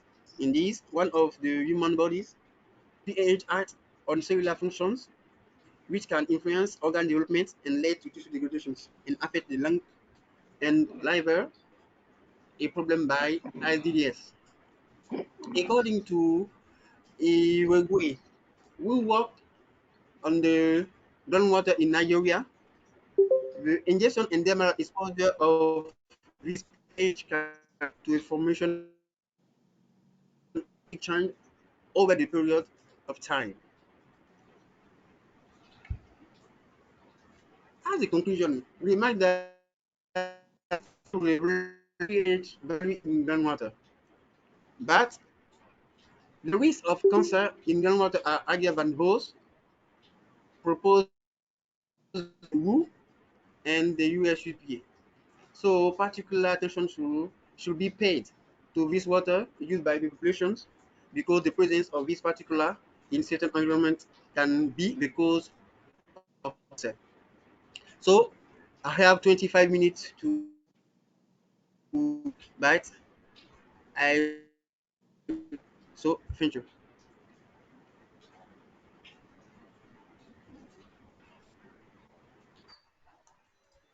Thank you, Dr. Richmond, for your presentation. Any questions?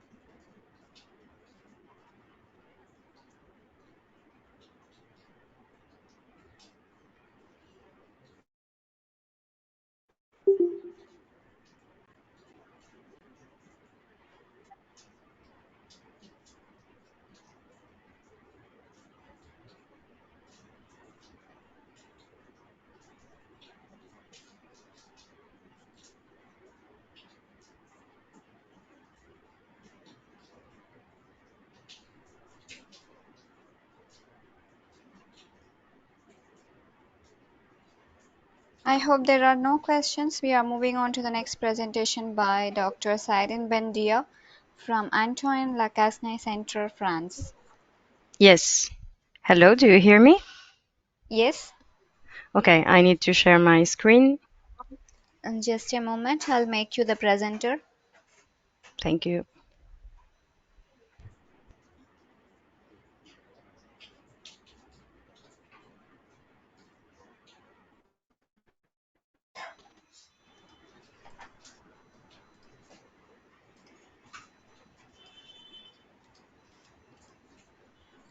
Yes, you can share the slides now.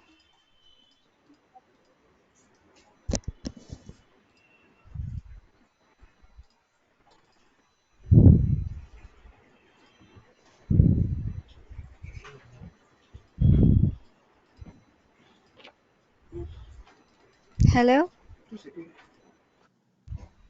Yes, sorry, I hear you, but I can't still can't share.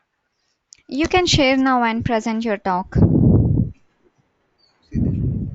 Okay. Is it okay for you? You see the presentation? Yes, you can start your talk. Okay, thank you very much. So, hello everyone. It's my pleasure to give this web conference where I will talk about contact X-ray brachytherapy and its role in the treatment of rectal, breast, and skin cancer. I will provide you with a comprehensive understanding of this technique, its remarkable results, and the future prospect. But we will begin with a small word of history. It all started in 1913, where we see Mr. Shaul, the pioneer in the development of contact X-ray brachytherapy, treating a patient using the Siemens machine, and he had remarkable effectiveness and minimal side effects, as you can see it here. Papillon in Lyon during 1970s revolutionized the treatment of rectal cancer by using the Philips RT 50TM machine and adopting a transanal approach. And this groundbreaking technique allowed it for the first time the achievement of local control and long-term organ preservation without surgery in rectal cancer. But with high energy Linux, the interest for Philips machine disappeared, and the revival of this device was with the development of the Papillon 50 by a British engineer, Keith Spenswick, and Professor Jean-Pierre Gérard in 2009. And the first two machines were installed in Liverpool and in Nice, and it's actually the machine that we are using in Antoine Lacassani Center in France. There are presently 11 machines in Europe, in France, England, Switzerland, Sweden, Denmark, and Netherlands. After the history, we will briefly explore the principles of this device. Contact X-ray device has several key characteristics. First of all, it irradiates a very small volume, and this limited irradiation of normal tissues contributes to the good tolerance of the treatment. So precise targeting of the volume is crucial, and the eye-guided technique is considered as the most accurate method. It also delivers a high dose rate of approximately 20 gray per minute, which is achieved through a mineral oil cooling fluid that circulates around the X-ray tube. It also offers the flexibility of modifying the dose and the irradiated volume during treatment based on the tumor response, which make it as an adaptive radiation therapy technique.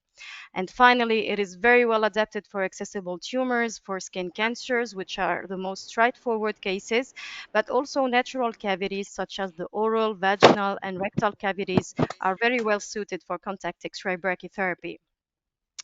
Now we will review the clinical indication, starting with rectal cancer. As you know, rectal adenocarcinoma is a radio-resistant tumor, and to achieve non-operative management, radiation therapy plays a crucial role. The most effective method of increasing the radiation dose without causing toxicity is through intracavitary approach using contact X-ray brachytherapy, delivered with the Papillon machine that you see here.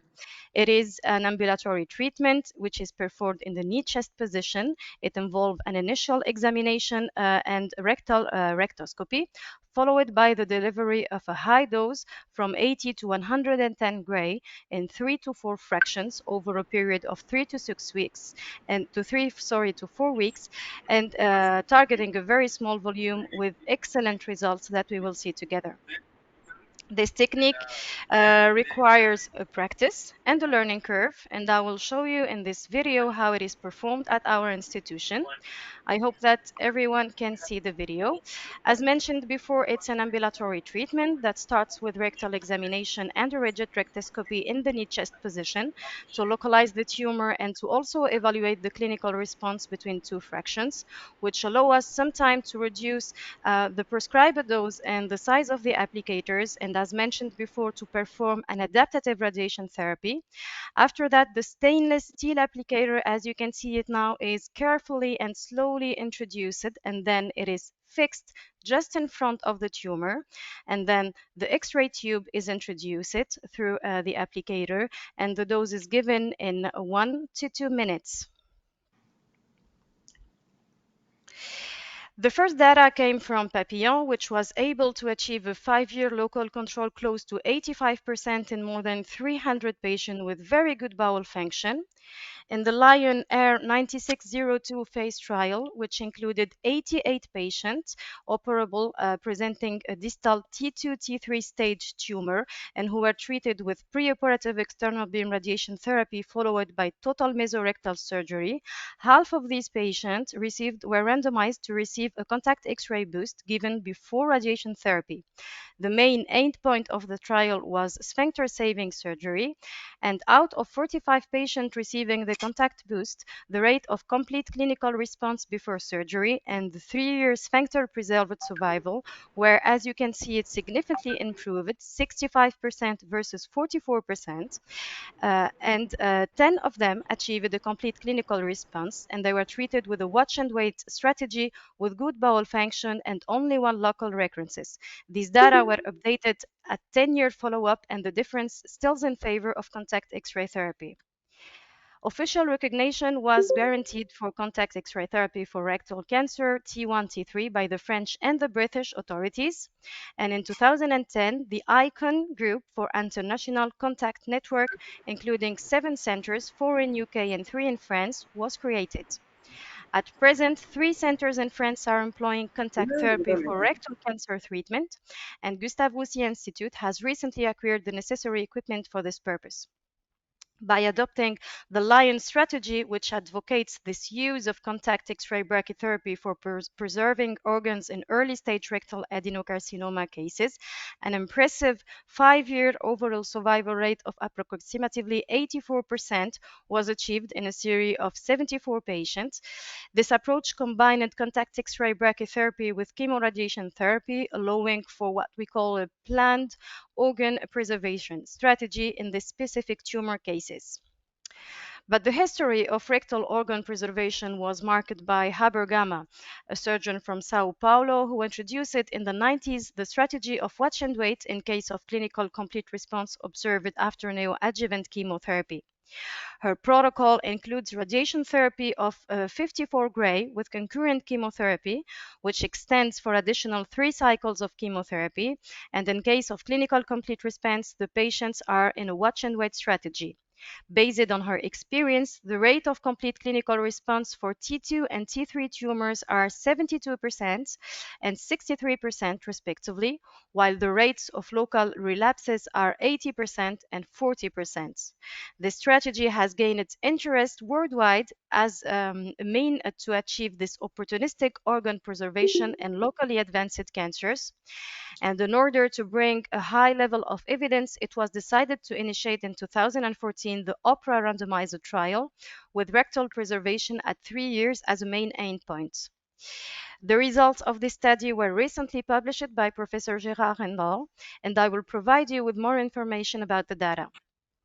It started between May 2015 and June 2020, where 144 patients were included between France, UK, and Switzerland. Patient criteria inclusion are mentioned before. Patient presenting a T2, T3, B, N0 tumor with less than 5 centimeter diameter and less than 50% of circumference extent were included, and patient with T3, T4, or N2 disease, extramural vascular invasion, poorly differentiated tumors, previous pelvic irradiation, or comorbidities were excluded from the study. The control arm was the standard arm. It was chemoradiation therapy for a total dose of 54 gray in 25 fractions in 6 weeks. And the experimental arm, the arm B, used the same chemoradiation therapy, but the boost used contact X-ray therapy to reach a dose of 90 gray in 3 fractions in 4 weeks. Actually, the timing of contact brachytherapy was done stratified by the tumor size. It was given before neoadjuvant chemoradiation therapy in patients with tumors less than 3 centimeter in diameter, or after neoadjuvant chemoradiation therapy if the tumor was greater than 3 centimeter. This is the trial design, as you can see it, where we have an evaluation of the tumor response. Patient presenting partial response had a total mesorectal excision, and patient with complete response had whether a local excision or a watch and wait strategy. The primary endpoint was, as mentioned before, the 3-year organ preservation rate. And 141 patients were enrolled, 69 in the group A, 72 in the group B. In this table, we have the baseline characteristics for the study population.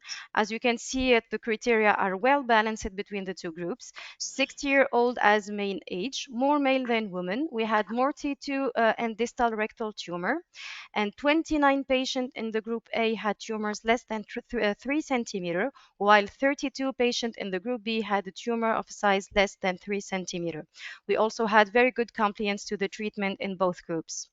So here are the results. The 3-year organ preservation rate was 95% in the group A versus 81% in the group B. And in patients with tumor of a diameter less than 3 centimeter, the organ preservation rate was 63 in a group A and 97% in the group B. The 3-year incidence of distant metastasis was 9%, with no differences between groups, as well as the overall survival, which was the same between the two groups. There were also no statistically significant difference between the two groups in common in terms of toxicities, and the most common were proctotides and radiation dermatitis. The main late side effect, however, was grade 1, grade 2 rectal bleeding due to telangiectasia, which was more frequent in the group B than in the group A, but it subsided totally after 3 years. During the recent ESTRO Congress, we shared the 4-year results, and they have remained largely consistent. The organ preservation rate is at 4-year 81% in arm A versus 95% in arm B. And moreover, for tumors with diameter of less than 3 centimeter, the rate of organ preservation reaches the impressive rate of 97%. So in summary, the treatment options for rectal cancer and the potential for rectum preservations are in cases of very early rectal cancers, such as T1 lesions. Local excision may be sufficient for these lesions. However, in case of adverse features, contact therapy can be used as an adjuvant treatment, and this is based on a very nice publication of Dr. Dara.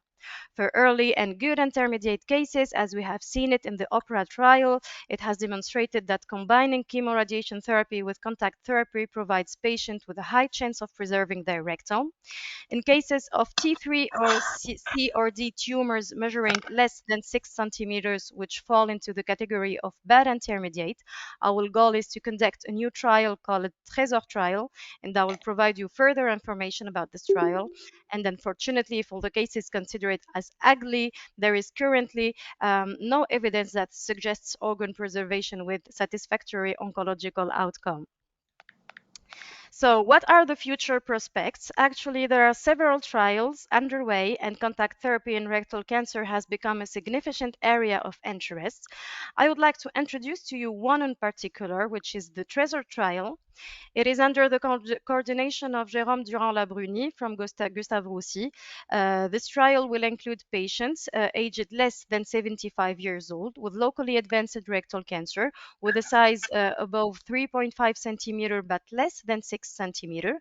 The control arm, as you can see it here, is combining 4 cycles of FOLFIRINOX with concurrent chemoradiation therapy as GRECAR12 trial, and the experimental arm trial will include, in addition to the chemotherapy, 3 fraction of contact X-ray therapy. Then we will evaluate patient after 4 months, and according to the response, we might propose total mesorectal excision, local excision, or watch and wait strategy. The primary endpoint will be organ preservation at 3 years, hopefully of 65% for 260 patients. We are really optimistic about this trial because we already tested these protocols, and I will show you some results. From March 10, 2020 to October 2022, 14 patients with a median age of 60 years old with a median tumor size of 4 centimeters were treated according to this protocol. At 1 year, 12 of them had their rectum preserved with excellent results, a large score 6 to 7, and early toxicity only 35%. So we believe that the TRESOR study is feasible and we can start including patients. And if anyone wants to participate, you are welcome to contact Dr. Durand-Labrunie. I present you at this occasion the LUCAR Congress, which will be held in Nice in the 25th of November of this year. The topic of rectal preservation will be at the heart of this discussion, and I invite you to register, and you will be welcome to attend.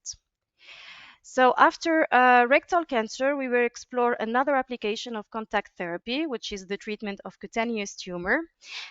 Actually, depending on tumor location, patient can be treated in different positions. As very often we take care of elderly patients without immobilization devices, it is very important to choose a comfortable and reproducible position and to also involve the patient in his treatment in order to guarantee his immobility. We have applicator of different sizes and different shapes, and it's the radiation oncologist who chooses the most adapted one according to the tumor size and the tumor shape, taking always care to leave about 5 millimeters of margin around the tumor. Dr. Barbet in Lyon has a large experience. He reported 95% of local control in over 1,000 patients treated. And we also have very good results in Antoine Lacassagny Center, where we treat about 30 patients per year using two different protocols, 60 gray in 3 fractions in 3 weeks, and the 42 gray in 6 fractions in 4 weeks. In addition to rectal cancer, cutaneous tumor, contact X-ray therapy is also indicated for the treatment of eyelid tumor, and I will tell you more about it. At Antoine Lacassagny Center, we have this beautiful series of 71 cases of non-melanoma skin cancers, which were treated at our institution using contact X-ray brachytherapy. We report the data about these patients. After a median follow-up of 4.8 years, we had very good results with only 2 local relapses. And in terms of toxicity, only mid-reactions were observed and with very favorable evolution. As you can see it, we have excellent cosmetic results in all the patients. 90% the result is judged excellent, and preservation of eyelashes is present in 85% of the patients. So we are starting the STRASS trial for skin tumor radiation versus surgery strategy. For inclusion, there will be patient aged more than 70 years old, operable patient, of course, with non-melanoma skin cancers, including skins of eyelid less than 3 centimeters. The aim of this trial, it's going to have a non-inferiority design, and we will randomize a patient between surgery and contact X-ray therapy.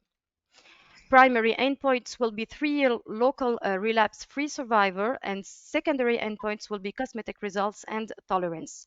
We aim to include 400 patients, but we'll probably make an interim analysis at 200 patients, and any participation is welcome. You can contact Dr.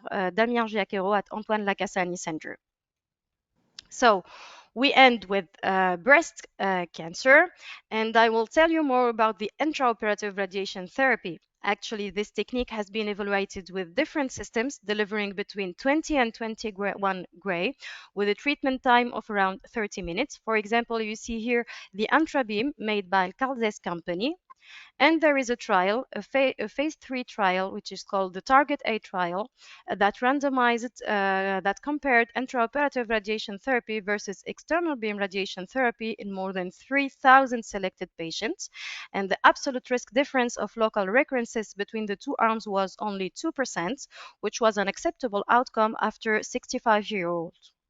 In Nice, we have attempted to replicate the Target trial using the Papillon Plus machine, which is very adapted for breast intraoperative radiation therapy, with a tungsten anode at the outside end of the tube, providing, as you can see it, this isotropic beam of 310 degrees, having the shape of 3/4 of a sphere, allowing a very good coverage of the target volume, better than the one in Papillon 50, which was flat shaped, as you can see it here.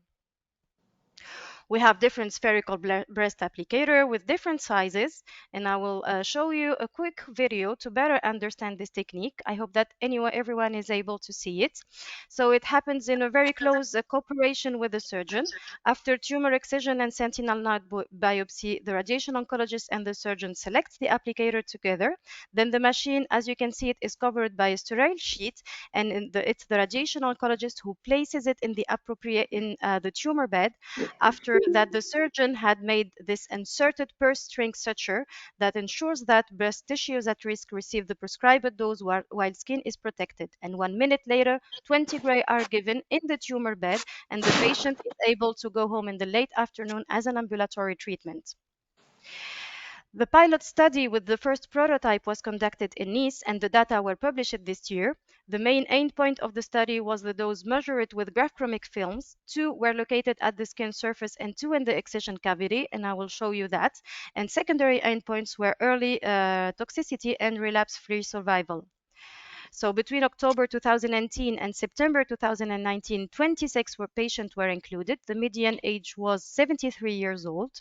The mean graphchromic dose were 18 gray at the South Pole, 15 gray at the Equator Pole, and only 2 gray at the skin. So here is a schematic representation of the data mentioned before, where we see the graphchromic films in the surgical cavity and two graphchromic films at the skin surface. And here we have the real illustration where you can clearly see that the dose at the skin is very low compared to the dose in the surgical cavity. So with a median follow-up time of 3 years, no skin or subcutaneous toxicity more than grade 2, no local relapses, no metastases were observed, and an update data of these results is in progress. So we do not pretend to do better than the Antrabeam, but we really offer a considerable time saving with an irradiation time that goes from 20 to only 1 minute, always for the same dose delivered. So as a conclusion, contact X-ray therapy, as we have seen it together, offers several advantages. It is a simple, ambulatory, cost-effective treatment option. It has minimal toxicity, specifically for small tumors. It also delivers a very high dose of radiation with a high precision, eye-guided. It also offers a convenient and swift treatment option that is very well tolerated. It is precise. It presents also advantages in terms of radio protection. And of course, the major role of contact brachytherapy is in organ preservation for rectal cancer. So it is therefore a true niche in oncology, taken from a Swiss Army knife, suitable for treating various tumors, including skin, conjunctiva, breast, and as we have seen it, rectal cancer. And I thank you all for your attention.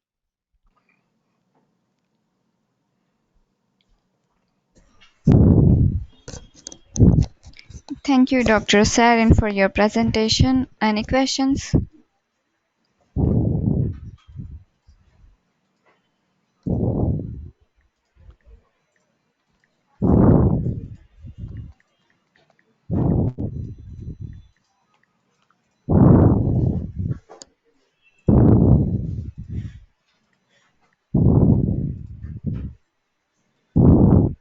I hope there are no questions. So we are moving on to the next presentation by Dr. Loy Abdallah from the Max Stern Israel Valley College, Israel. Hi, I am his student. I have been entrusted by Dr. Loy to present this research on his behalf. Let me share the screen, please. Yes, you can share the screen and start your presentation.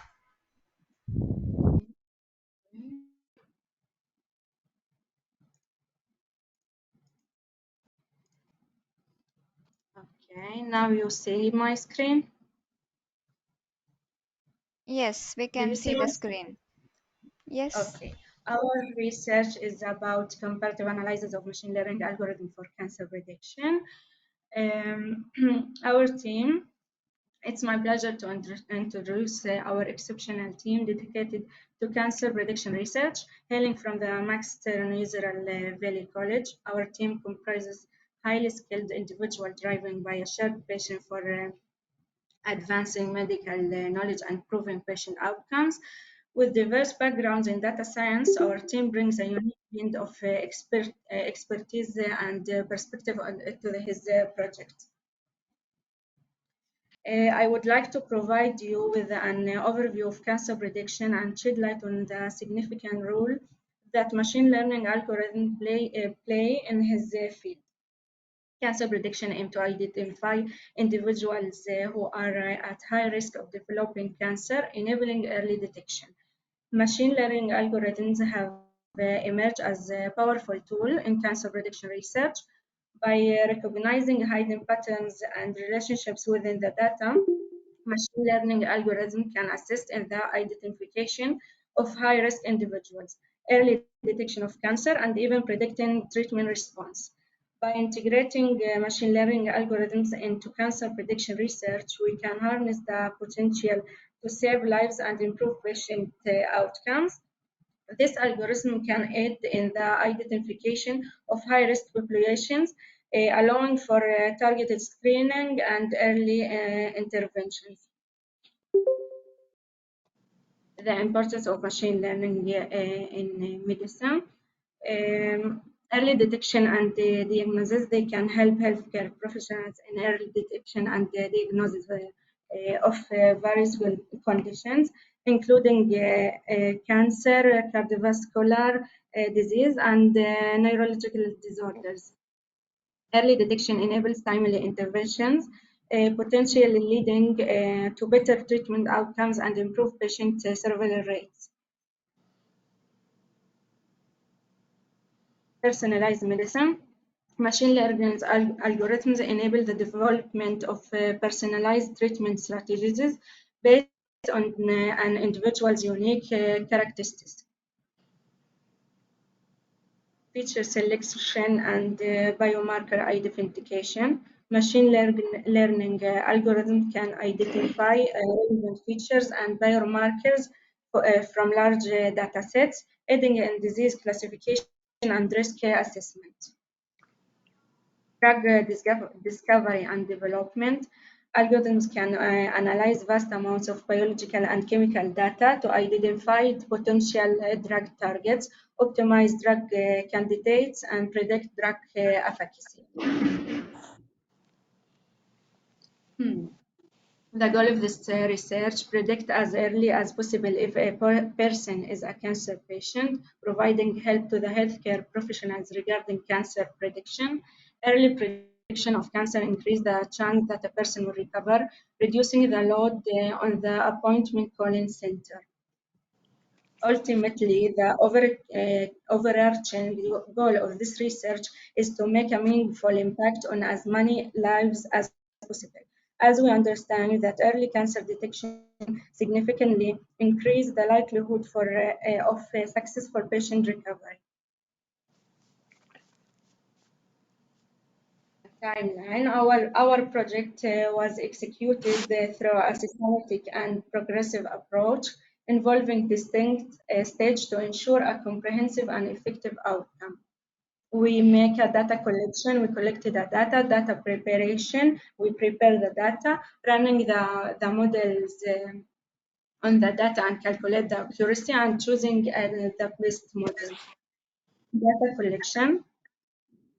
Our research commenced by conducting a thorough data search, leading us to a tableau datasets containing records of 1,000 cancer patients.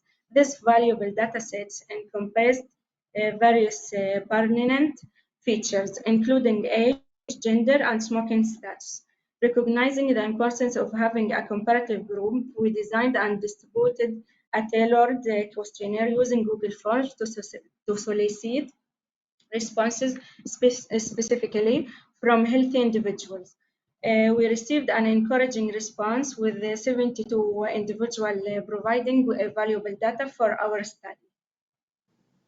We merged the two collected datasets to create a consolidated dataset that incorporates information from both the cancer patient data obtained through Tableau and the responses from healthy individuals gathered through the Google Forms questionnaire. Our features allow me to provide you with a comprehensive summary of feature and columns present in our datasets. We have dust allergy, balanced diet, alcohol use, age, obesity, genetic risk, gender, fatigue, frequent cold, smoking, air pollution, and the cancer patient. The cancer patient column serves as our target variable, which will enable us in conjunction with the appropriate model to predict whether an individual is diagnosed with the cancer or not. We prepare the data. As commonly understood, the dataset is inherently unrefined and necessitates through preparation and cleansing to address various data quality issues and ensure its integrity and reliability. Missing data. Given the nature of the dataset, we have encountered instances of missing data, which necessitates careful handling and appropriate strategies for imputation or analysis.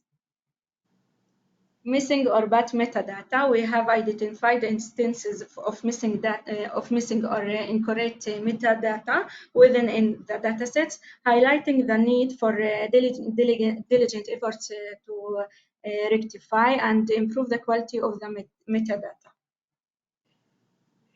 Coding inconsistencies. Inconsistencies may impact the accuracy and reliability of our findings. Therefore, it's essential to address these coding inconsistencies through careful examination and appropriate measure to ensure consistent and valid data for our research. Relevant data. Within the data sets, we have identified instances of relevant data that do not contribute to our research objectives. It's crucial to discern and remove this extraneous information to streamline our analysis and focus on the preeminent variable that drive meaningful insight and outcomes. Once the data has been thoroughly cleaned, we can proceed to examine the distributions of the various features, enabling us to gain valuable insights into the patterns and characteristics present within the dataset. We have a distribution of our feature. We can see the female and male chart to an observation from our analysis reveals a notable disparity in cancer prevalence with a higher percentage of cancer cases observed among women compared to men. We can see alcohol use, the most common risk factors. The most common risk factor in lots of cancer research is alcohol use. According to the study, women in the age group of 31 to 40 use alcohol at high level, whilst the most challenging age group of men under 30 use alcohol in medium to low, which has less effect on their cancer than other risk factors. We have the chart of diet. Balanced diet, the second common risk factor. In lots of cancer research is diet. According to this study, both danger age group of men and women have a balanced diet. So this risk factor has less prominence for them.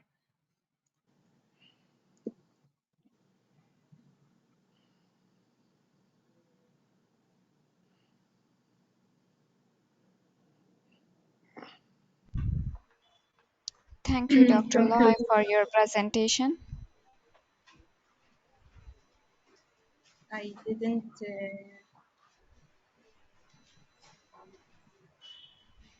It's not end. Okay. To continue or stop? You can continue. Conclusion from the data, the percentage of cancer among women is higher than among men. Like we see, there is a direct connection between obesity and cancer. There is a direct connection between smoking and chronic lung disease. There is a connection between alcohol consumption and cancer. The higher the level of alcohol consumption, the more likely it's to lead the cancer. Having completed the Metical's data clearance process, we will now delve into how we employed our models to analyze the refined data sets. Using Python, we partitioned the data set into two distinct subsets. The positive data consisted of 1,000 rows encompassing individual diagnoses with cancer, and the negative data comprising 72 rows representing individuals who are not cancer patients. This segregation of data enable us to establish a clear distinction between the two groups for subsequent analysis and modeling purposes. Color scheme where the positive data was highlighted in red, while the negative data was visually differentiated with a green color. To create a balanced data set for our analysis, we perform a random selection of 72 rows from the positive data sets. These selected rows were then combined with the 72 rows on the negative data sets, resulting in a sample size of 144 lines. This merged datasets represented a combination of both patient and non-patient. We proceeded to repeat the steps.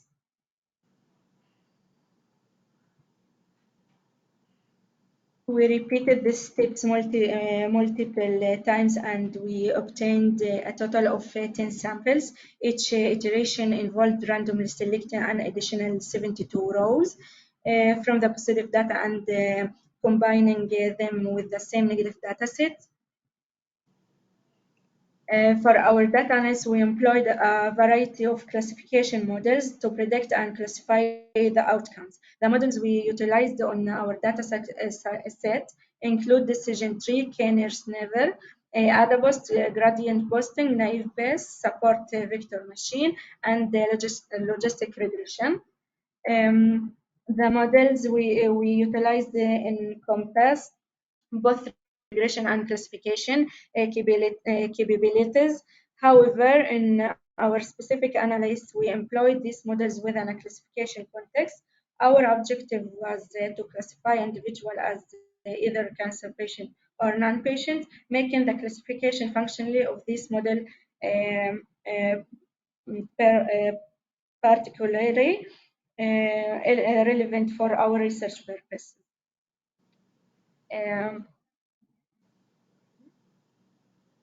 We conducted 10 iterations of running these models on our samples. For each iteration, we measured the accuracy of each model here, capturing the predictive capability and the reliability of this of the algorithm in classification in the data. In our analysis, we observed that each classifier generated as 10 of 10 accuracy variable. Notably, it's significant to highlight that accuracy values across all classifiers exhibited remarkable consistency with minimal variations between them. We have an average. We calculated the average accuracy across the 10 iterations for each classifier as depicted in the chart. The value demonstrates a remarkable similarity between different classifiers, showcasing their comparable performance levels. Furthermore, we have presented a table highlighting the top three classifiers based on their average accuracies, serving as a concise representation of the most effective model for our cancer prediction task. As we can see, decision tree have the highest average accuracies.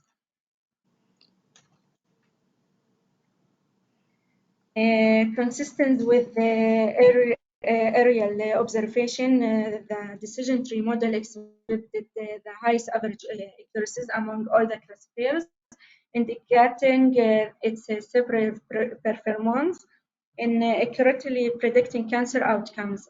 As a result, we have made the decision to utilize this classifier for the remainder of the project.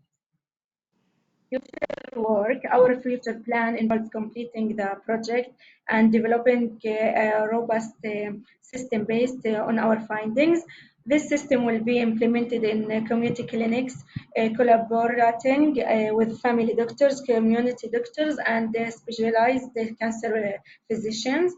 By integrating our project into this healthcare setting, we aim to provide valuable support and assistance in cancer prediction, enhancing the overall healthcare outcomes for individuals at risk of or affected by cancer within the community. We would like to express our heartfelt appreciation and gratitude to Dr. Luay Abdallah for his invaluable guidance and support throughout this project. And we extend our gratitude for your attentive presence throughout our project presentation. It was a pleasure to share our research with you, and we genuinely enjoy the opportunity to showcase our findings. Thank you.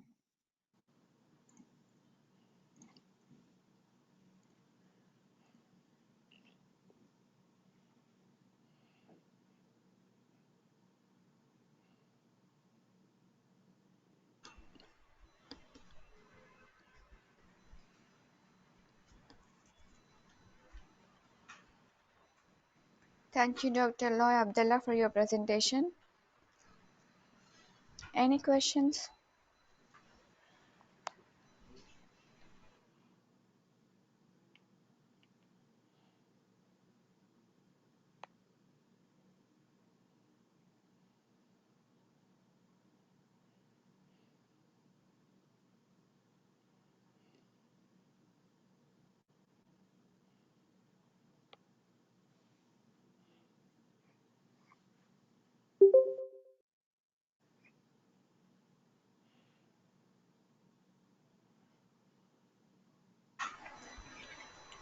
I hope there are no questions. We are moving on to the next presentation by Hannah Riva from Texas Tech University Health Sciences Center from USA.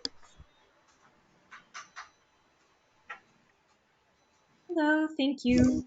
I'm Hannah Riva. I'm a medical student at Texas Tech in El Paso, Texas. And let's see. Can you give me permission to share my screen? Yes, I have done it.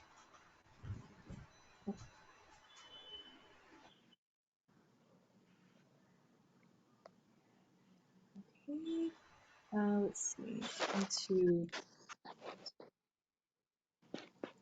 Is the meeting being recorded? It's asking me to give permission. Let me see.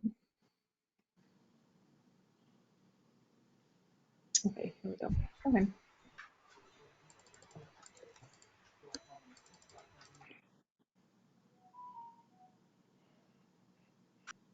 Okay. Give permission.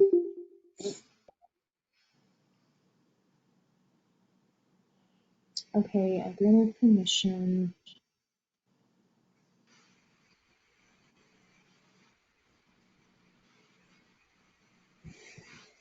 I think it's telling me I have to restart Zoom to share the screen or go to. You want me to log back off and log back on real quick?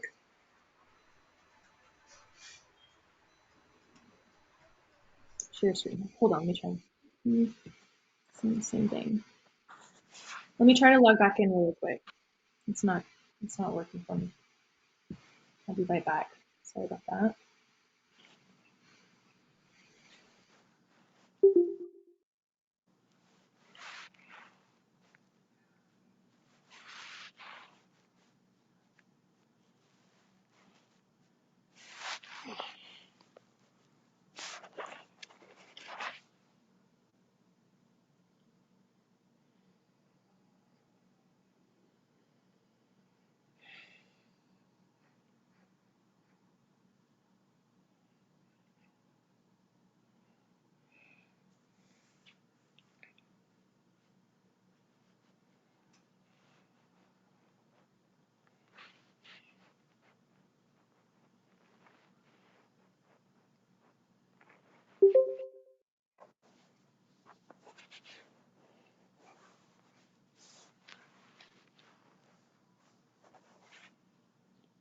Okay, I'm back. Can we try it again, please? Give me permission to share. Let's see if my settings reset.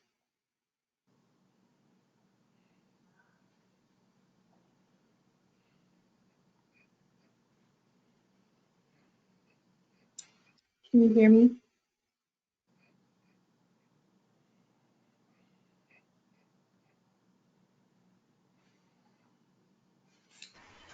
Hello? Can you Hello? give me again to share the screen? Hello, Hannah. I have given you the permission to share the screen. It still has it X'd out. Okay, have you logged in using your MacBook? Yes. Okay, then you have to log out from the session and log in again, and you have to check the system preferences while joining the session.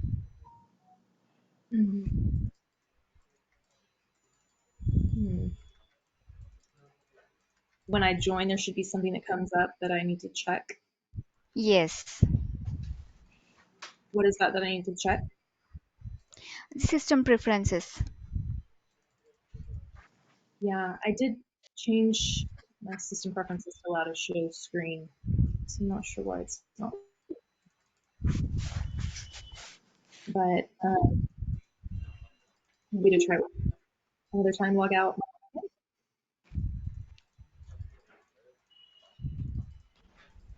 Just need to let me click the share button this time. Last time it let me click it.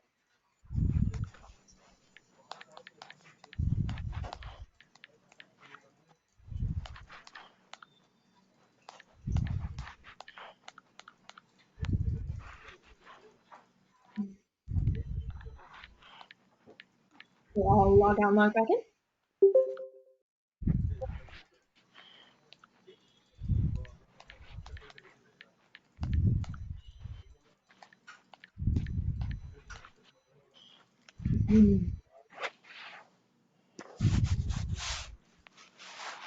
Okay, you want me to log out and log back in?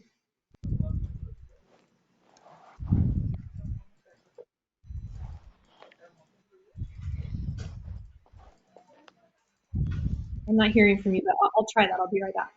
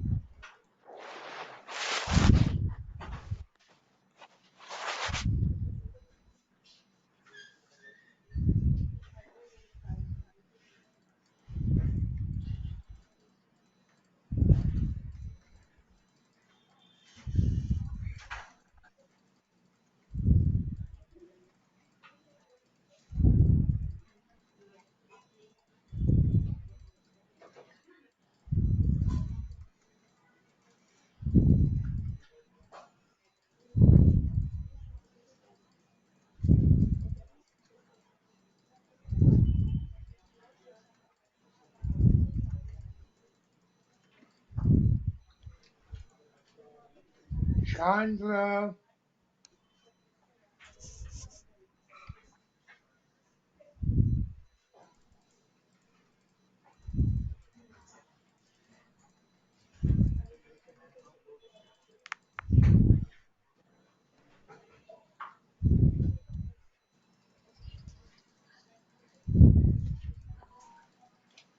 Make sure the air condition is cold and the little black pillow.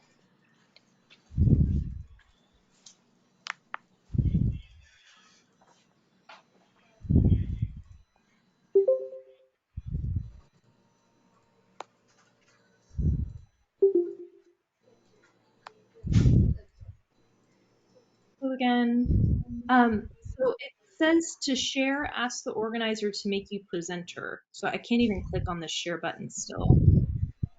Okay.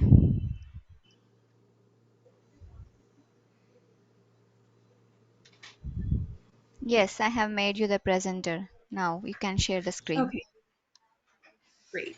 Okay, here we go.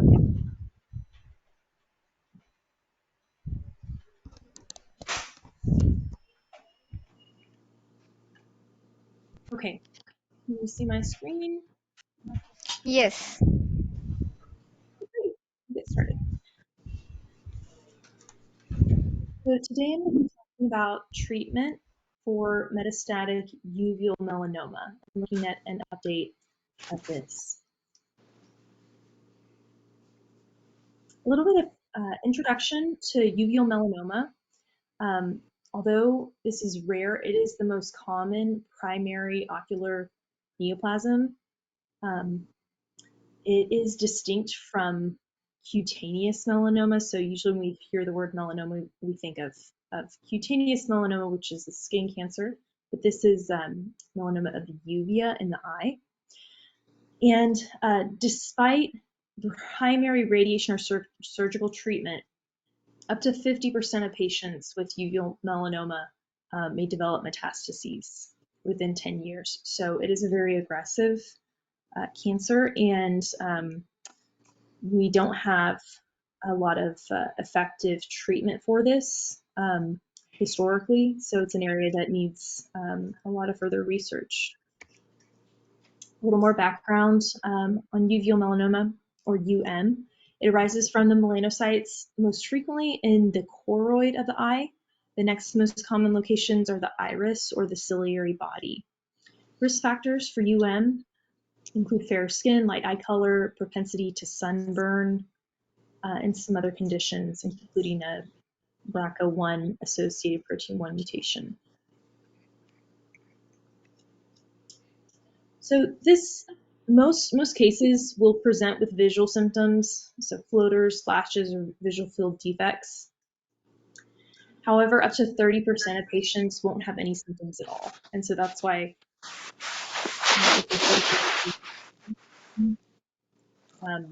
because this could be asymptomatic in 30% of patients, and only the routine annual eye exam would pick it up. The diagnosis usually is made with a fundoscopic exam, and you'll see this on the upper right. That's a picture of a uveal melanoma in a fundoscopic exam. And that would be followed by further imaging studies to characterize the tumor and make a definitive diagnosis. Differential diagnosis includes most commonly a uveal nevus, which is benign, and then secondly, metastasis to the uvea, and that's be seen particularly with lung or breast cancers are the most common ones that might metastasize to the uvea. So after the diagnosis is made, workup would include an fine needle aspiration biopsy, and this is done for molecular prognostic testing, which we'll discuss later in treatment, specifically with one drug. And then also baseline liver imaging with MRI to look for metastases, because the most common site of organ metastasis is to the liver. So at presentation, only 2 to 4% of patients, or at diagnosis, only 2 to 4% of patients have detectable metastases. But like we said earlier, up to 50% of patients will develop metastases. And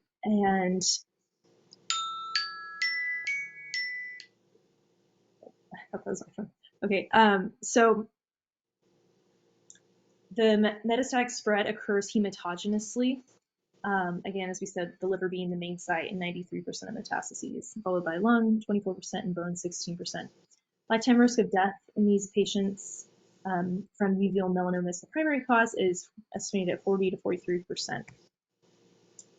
So in our review, we conducted a literature review to assess the most up-to-date treatment of metastatic this included an extensive search on PubMed, preference given to randomized controlled trials, systematic reviews in the last 5 years. And then also we did a complete search of clinicaltrials.gov to search for ongoing trials for uveal melanoma. So this is an overview of treatment of uveal melanoma. On the right-hand side, you'll see the primary disease treatments, plaque brachytherapy, form of radiation being the most common, and then surgery. Interestingly, enucleation or removal of the eyeball used to be the most common treatment, and that's now been replaced by radiation with the plaque brachytherapy. But surgery is still used in large cases of for primary treatment. But today we're discussing metastatic treatment, and which is important, and because again, up to 50% of patients with uveal melanoma will develop metastases. So for metastatic treatments, on the left-hand side, you'll see surgery to remove metastases to the liver, hepatic metastasectomy. You'll see below that radiofrequency ablation of hepatic metastases. And then below that, we have our immunotherapeutic drugs, which we'll get into more. And then finally, vaccines, which is also immunotherapy based. So first, metastasectomy, removal of the metastases, again, most commonly to the liver. So studies have shown overall survival of metastatic has been the longest in patients who did receive surgery for metastasis. So when a patient is eligible with discrete metastases, amenable to resection, surgical resection is first line.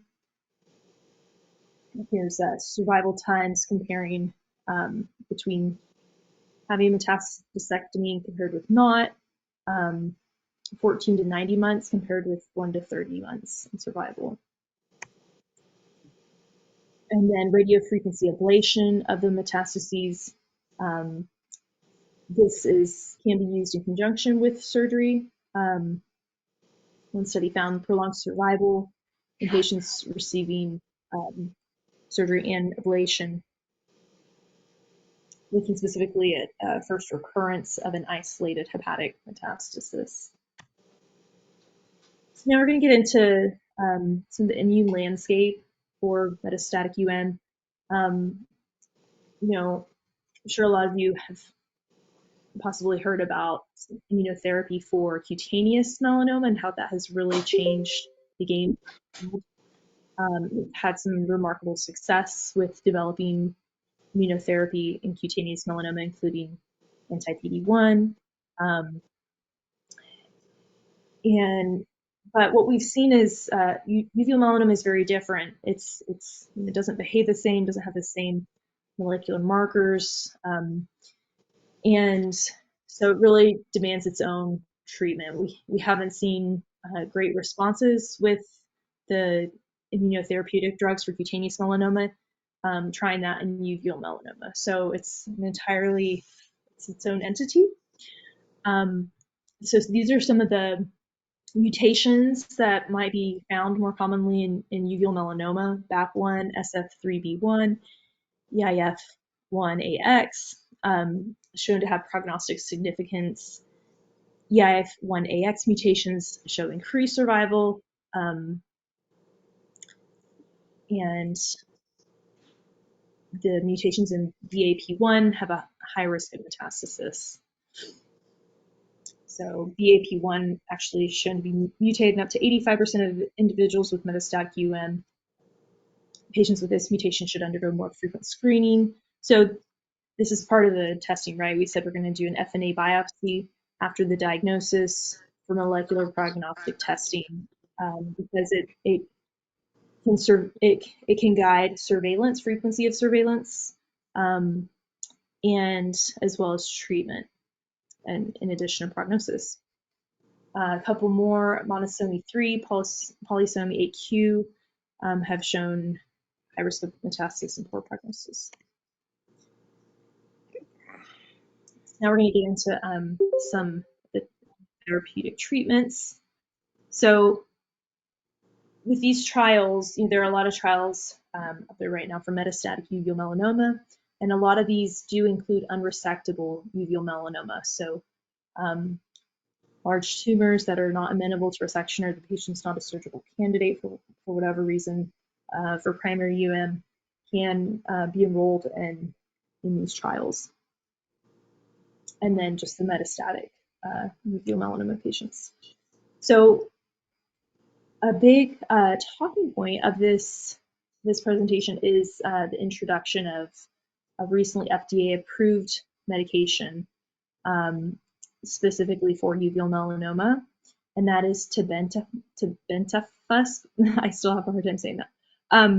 But this has been approved specifically for HLA-A 0201 positive patients. So patients with this HLA marker can receive this specific treatment for uveal melanoma, and it has improved survival from 59% to 73% at 1 year. So it's a significant improvement in survival.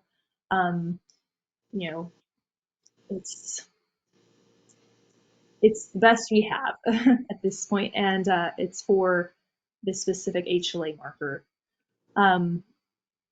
So we're going to discuss this later in another slide. Combination immune checkpoint inhibitor therapy also, and then vaccines with dendritic cells. Okay, so back to tebentafusp. This is a T-cell receptor bispecific antibody. It's the first drug in this class.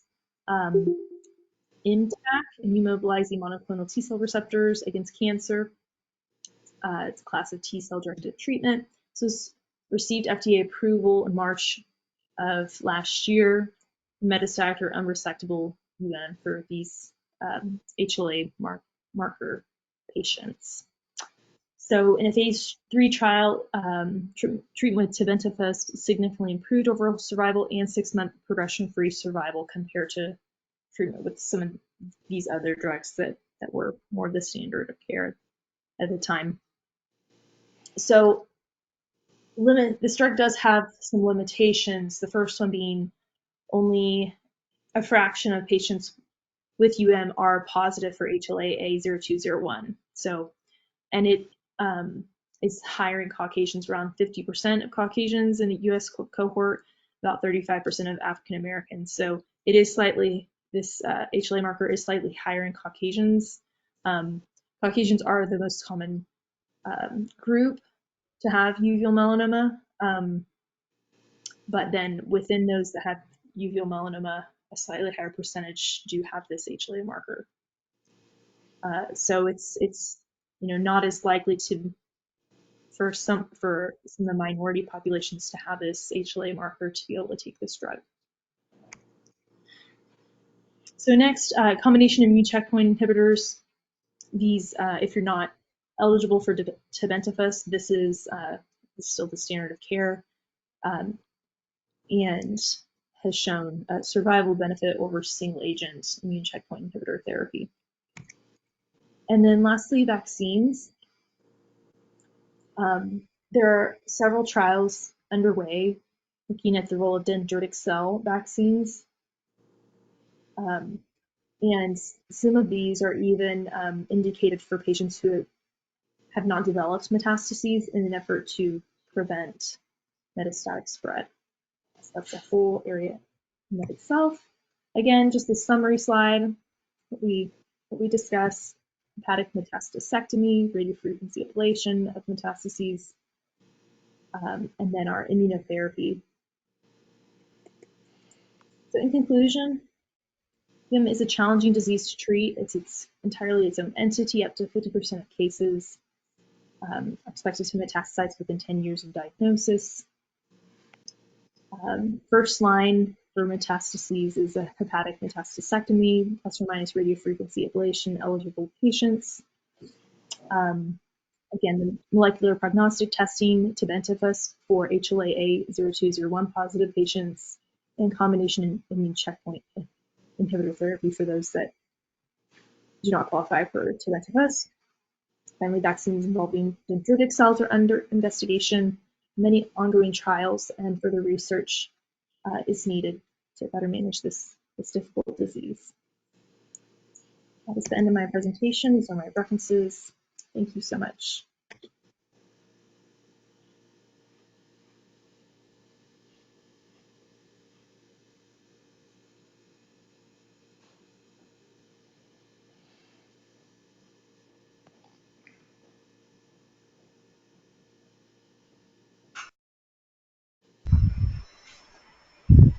Thank you, Hannah Riva, for your presentation. Any questions?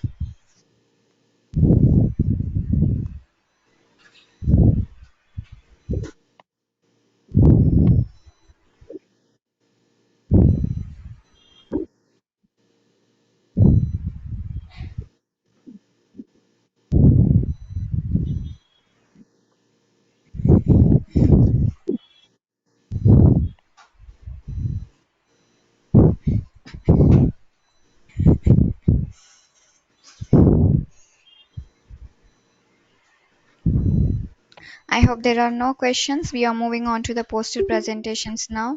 The poster presentation by Malgorzata from University Lodz, Poland.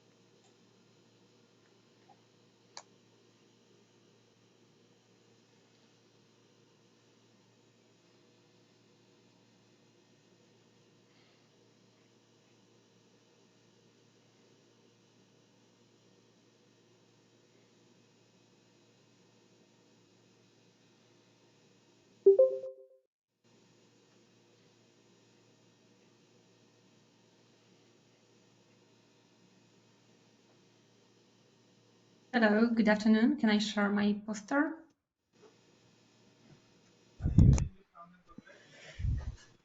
Just a moment, I'm making you the presenter. Yes, you can share the screen now.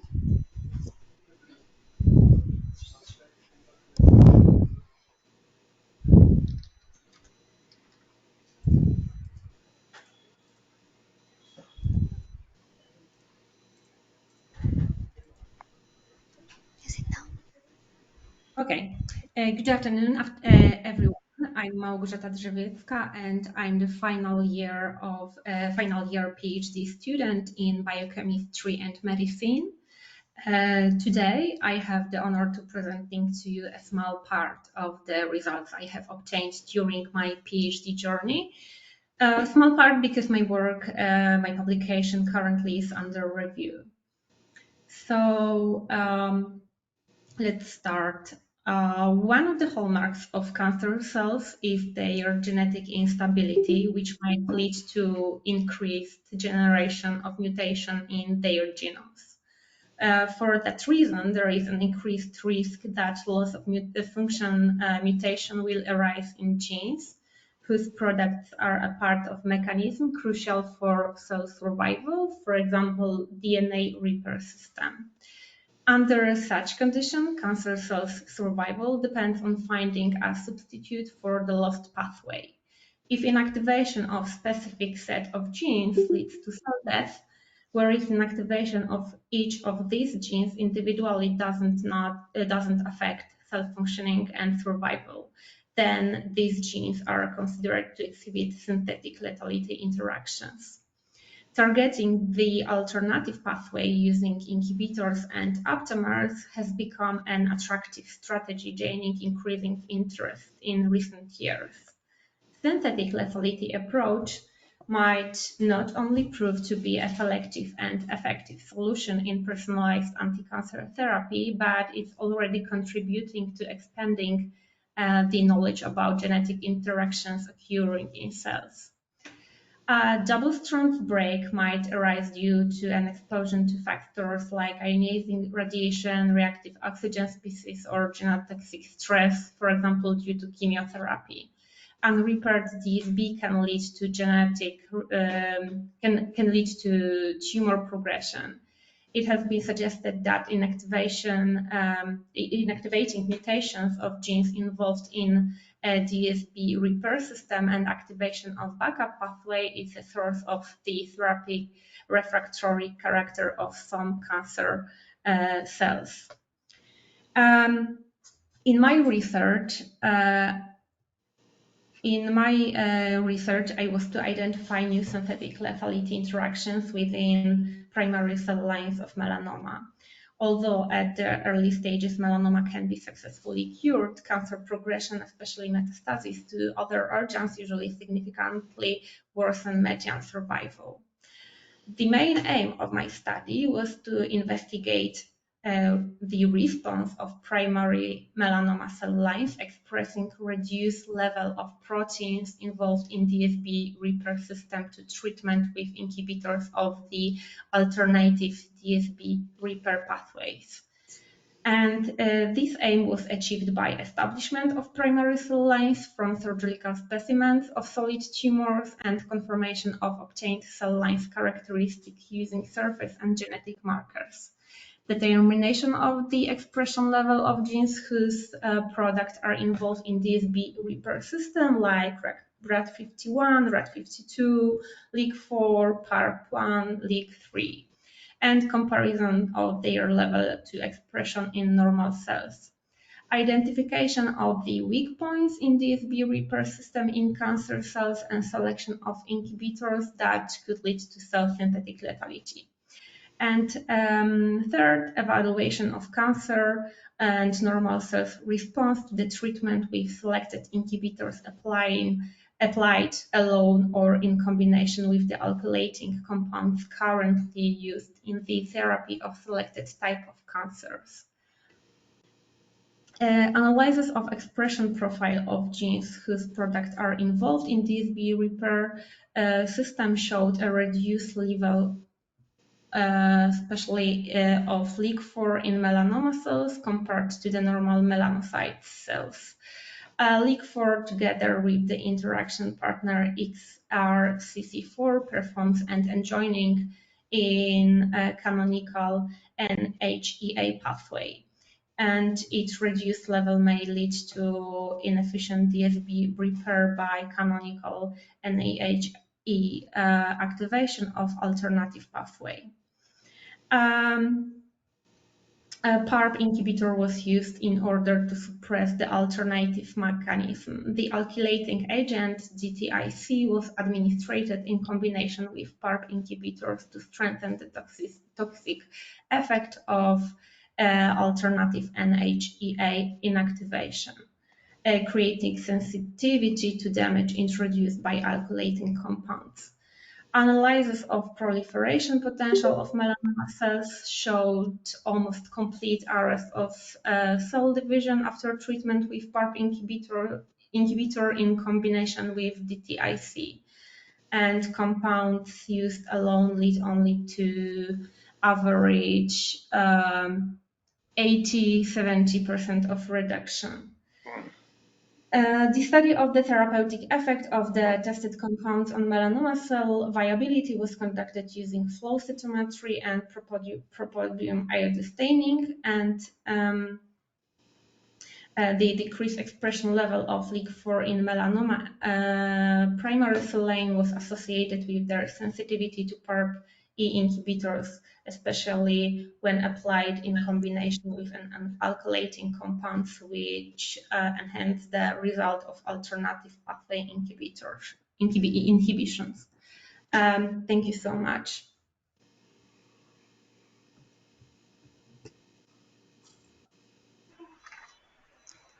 Thank you, Malgorazata, for your presentation. Any questions?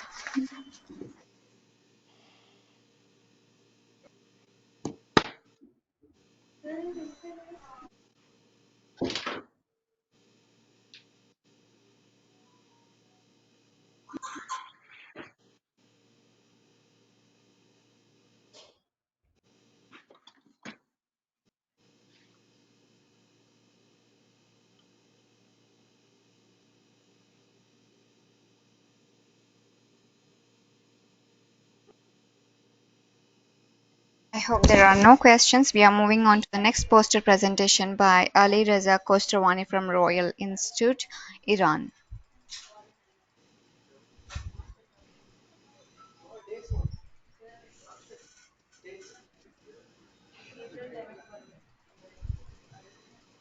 Hello, Ali Reza. Can you please start your presentation?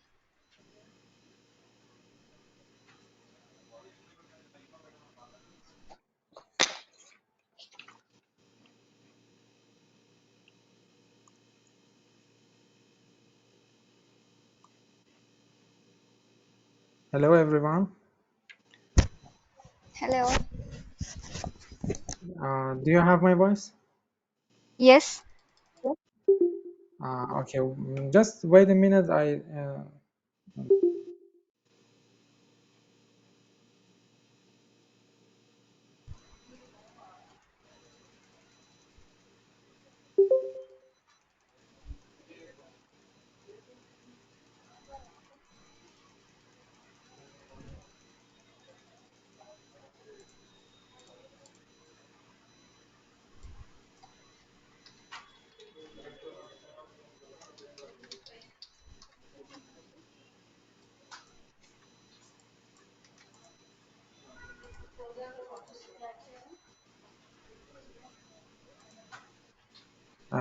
Could you see my screen? No.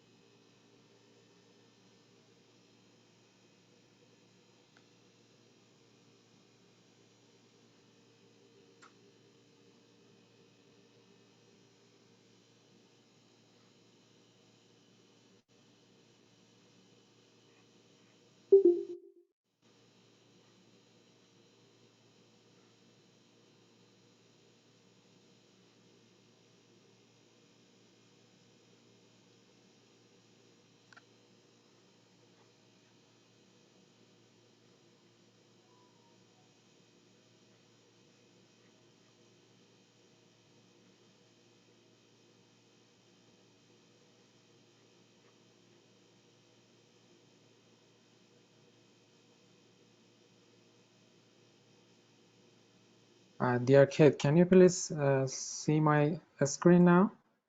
No? Try to share my screen.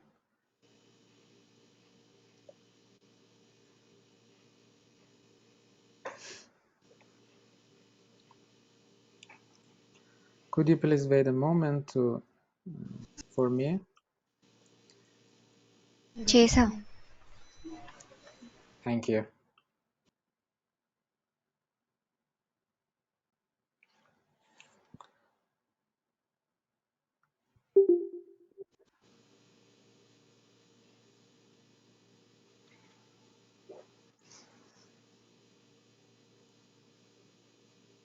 Hello? Hello? Have you logged in from MacBook? Yes. So you need to log out from the session and you have to log in again and you need to check your system preferences. Okay, I will do that. So meanwhile, we'll have one poster presentation then. Okay, okay. Thank you very much. So poster presentation is by Dr. Jane Kinutia from Academic Model Providing Access to Health Care AMPATH Kenya.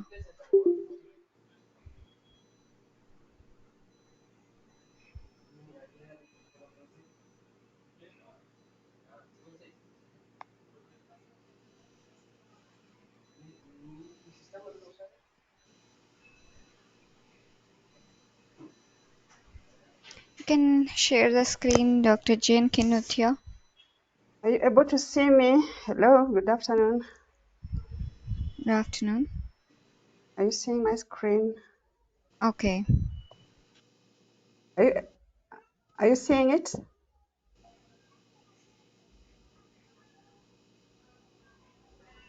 Emma, are you able to see me? No, your screen is not visible.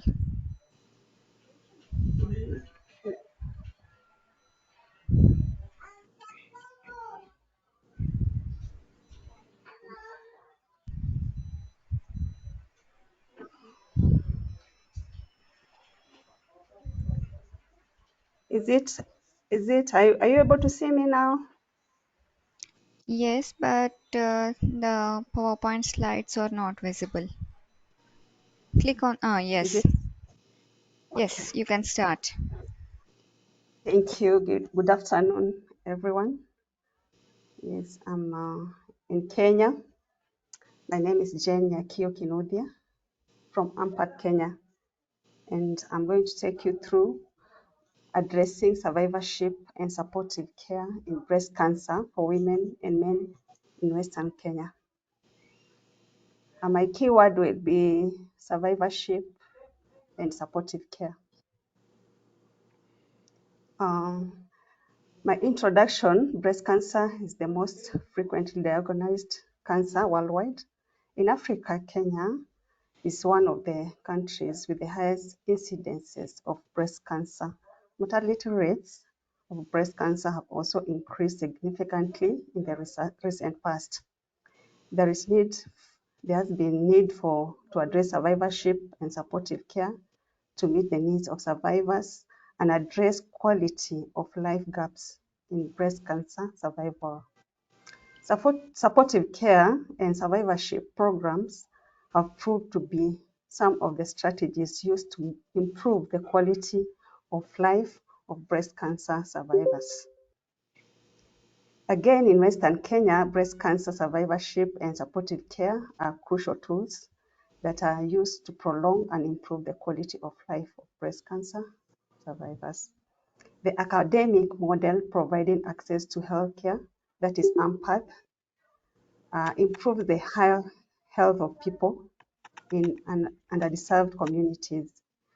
It also promotes care, training, and research, and has used these tools to improve survivorship and supportive care program as its mission.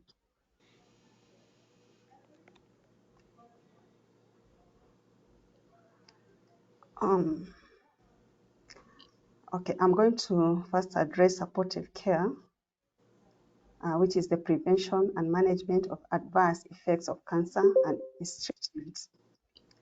The main goal here of supportive care is to manage the symptoms breast cancer survivors, improve quality of life.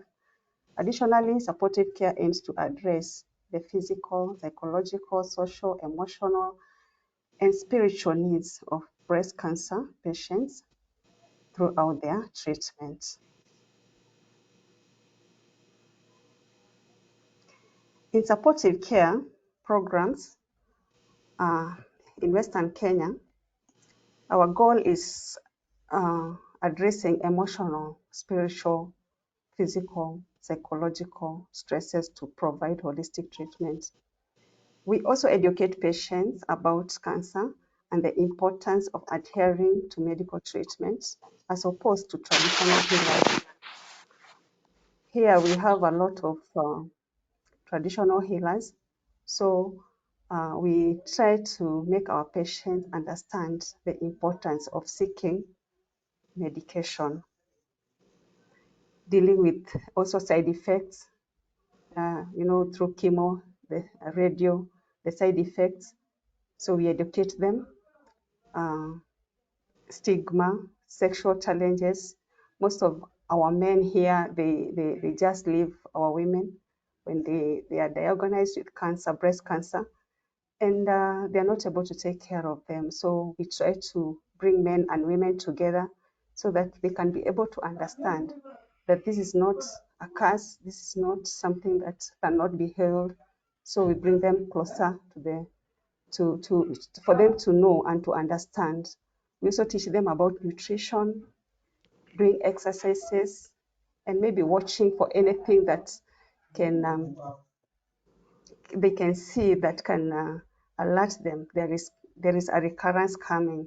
So on this, we try to let them come for checkups, follow up, very crucial.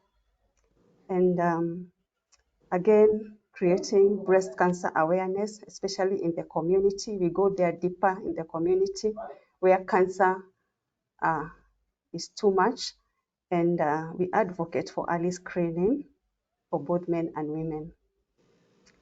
We also do health walks to create awareness. These health walks are important because the government will know the needs of the survivors in the community, and advocating for lowering the cost of cancer treatment, which is so high. And also, we also advocate for standard supportive care programs to be put in place, and also training more health personnel in the community. Again, there is cover for insurance. We ensure that survivors or patients are able to pay their insurance in time so that they're able to get their appointments and not miss treatment. And we also have issues of transport and accommodation because our patients come from the rural community, very far from the hospital. So you find that they may take a day or two in the hospital. So we cater for their transport and accommodation.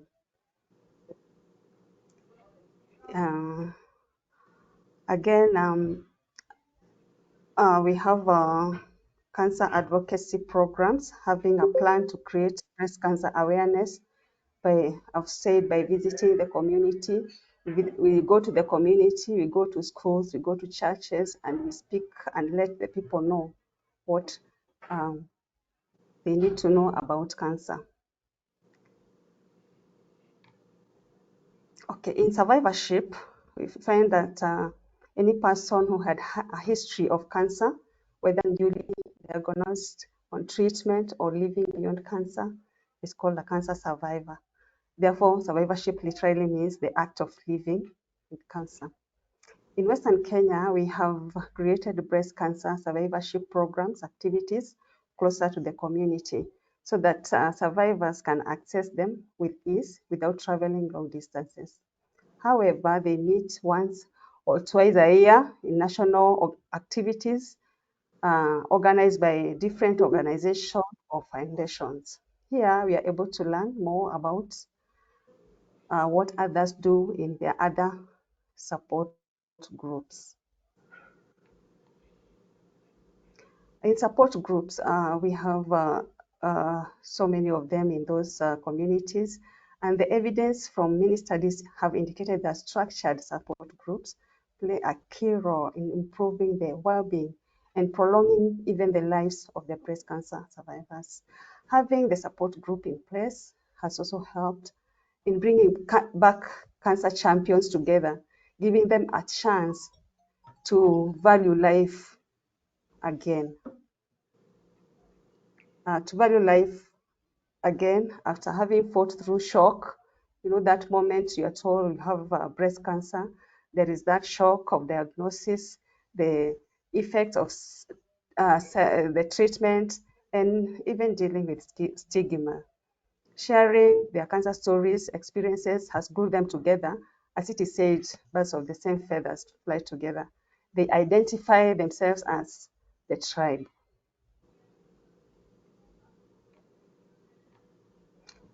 Some of the tools that we use to support groups and their goals. We have this tool of holding space. You listen keenly to someone without interrupting. Let them be, because that moment, this person just wants to speak out and you need not to interrupt. We also let them know they're exploring possibilities. You use a magnifying glass. What can I do? Let them try to size themselves. What small steps can they do every day to keep them going, to start life again? Having fallen, you don't need to just be there, but you need to be, at least to look something, what to do, so that life can go on. And also dealing with uncertainty, like this is, for example, like you can be in a swinging bridge, you are not certain if you'll reach the other side. So there is that consciousness. So what do you do if cancer comes back? Yes, what to watch. And again, this tool of expressing or practicing vulnerability. You be open to someone. You can't be open to everyone. Someone whom you trust. Just be open to that person so that the person will help you to deal with maybe stigma. And you may be surprised that you are on the same boat with that person. So sharing with that one person that you really trust, somebody whom you just know that will not take you will not take your story somewhere else. Again, living in contradiction in another tool that we advocate for. You compare black and white, dark and white, light, dark and white, black and light. You feel you are getting well, but there is that fear of cancer coming back. Yeah, what if cancer comes back? You may feel sad that you have lost your job after being sick. Why did I lose my job after being sick? But you are glad you are alive. You had two breasts, now you have one, or need that you have none. So how do I live with this contradiction? How can you overcome this? There is a way out to feel better. There is when you talk about it, you find that there are improvised breasts, there's prosthesis you can use. Another tool that is important is self-care. There is that moment of gratitude, being grateful for small things life has had for you, celebrating even achievements, cancer anniversaries, birthdays, weddings, traveling and having fun.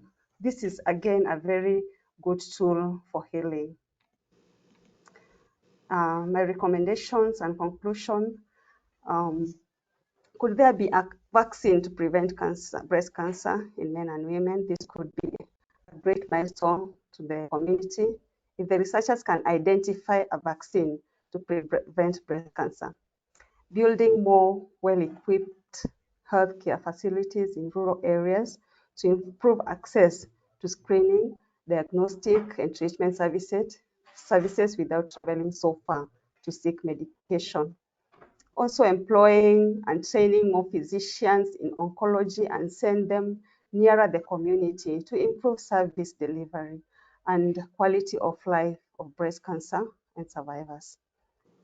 Maybe conduct yearly mass breast screenings for all to enable early diagnosis and follow-up and treatment cases. Need to have educational materials on breast cancer in the community, preferably translated, written in languages that they understand. Reduce the high cost of breast cancer treatments and declare it a national disaster that needs to be treated with urgency. Support breast cancer survivors by providing prosthesis breasts at a lower cost or donating or from well-wishers. This would help in giving survivors the desired image they may require. I have some success stories that support groups have had, and here are some of the pictures. Recently, we had one of us who was celebrating 10 years of breast cancer, and there we were giving her support.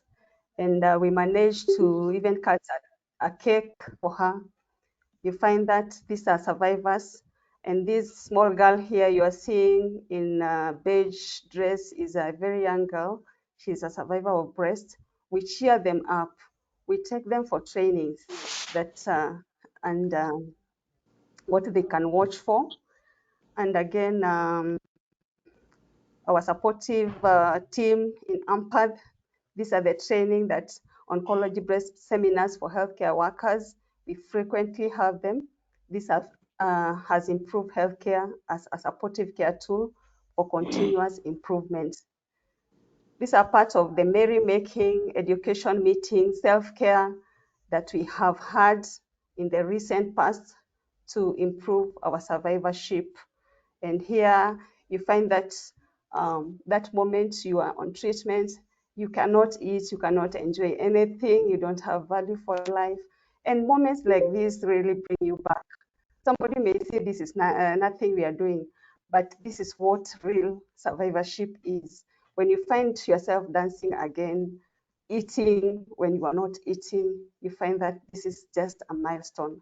And you find that cancer survivors they feel themselves appreciated, they care for themselves. Yeah, this is part of the swags that our survivors have. At times we enjoy ourselves, we take pictures, we just love pictures. And remembering where we were, this is just a milestone, and we celebrate these survivors. We also have health walks, yeah, creating breast cancer awareness.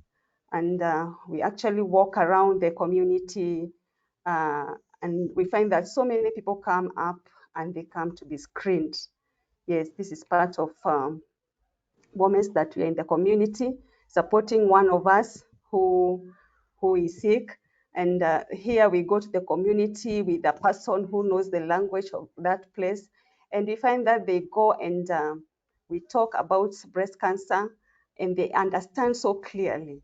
So this especially is so good because the community will embrace their own and they're able to come for screening and be treated accordingly. Yeah, that's the end of my presentation. And again, we have moments for remembering our fallen cancer champions and lighting a candle for them in their honor.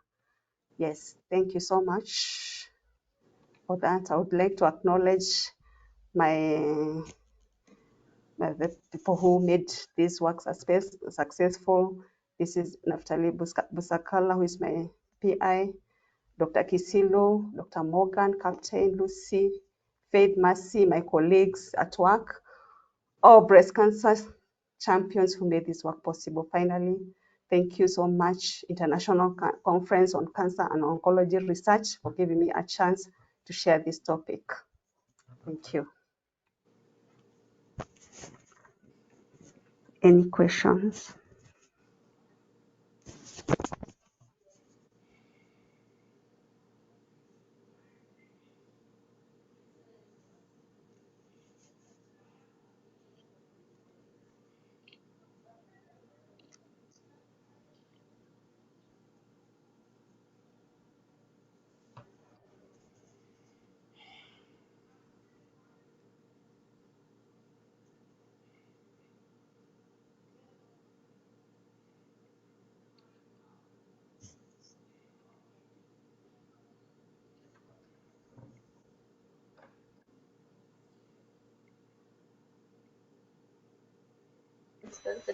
Mm.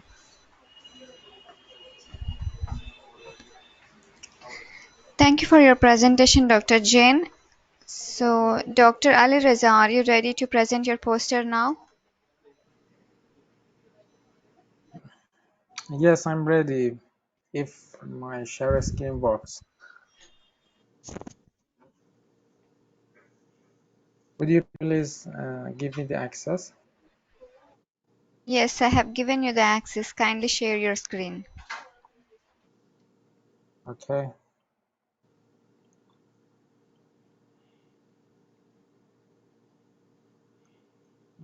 So now, could you please tell me that you have my screen?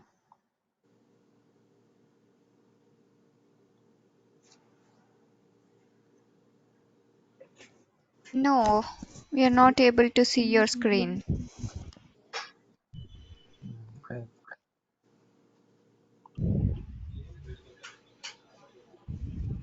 I don't know the problem.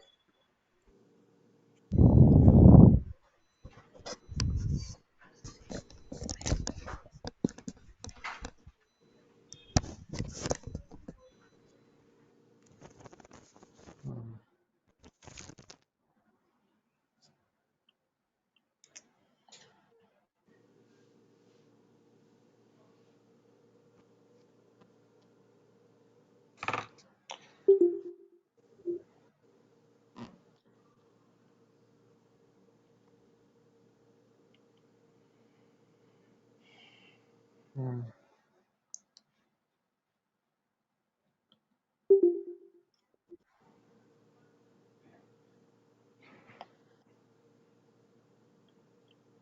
You still can't see my screen?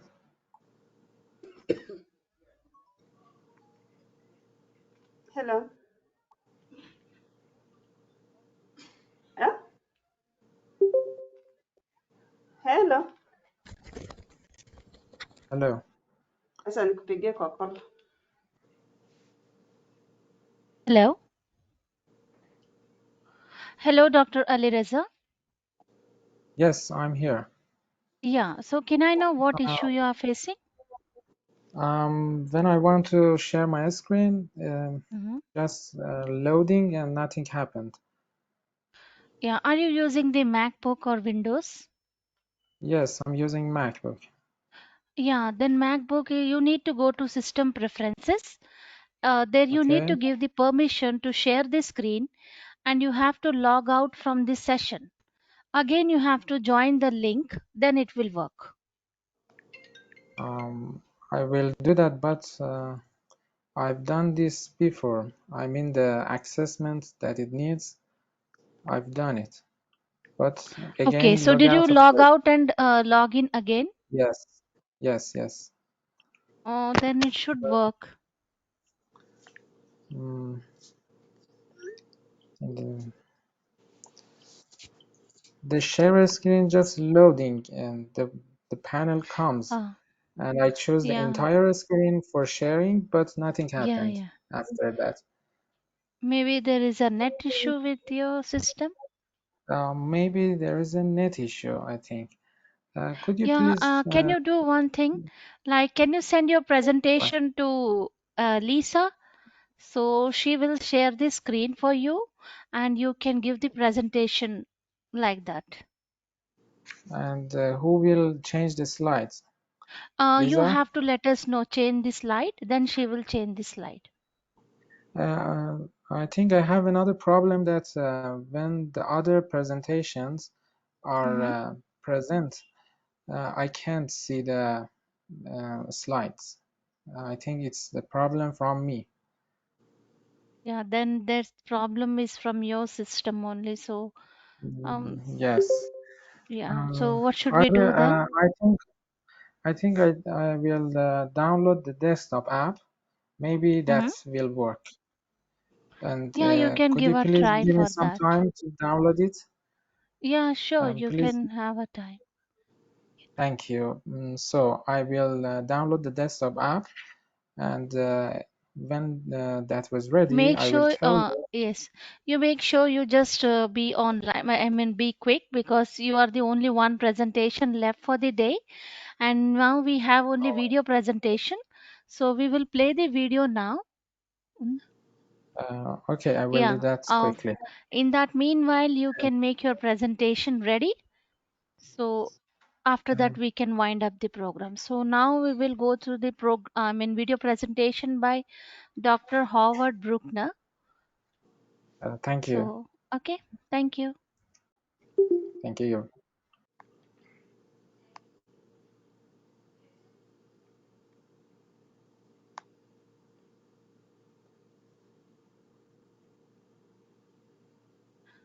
Yeah, hello, Dr. Howard.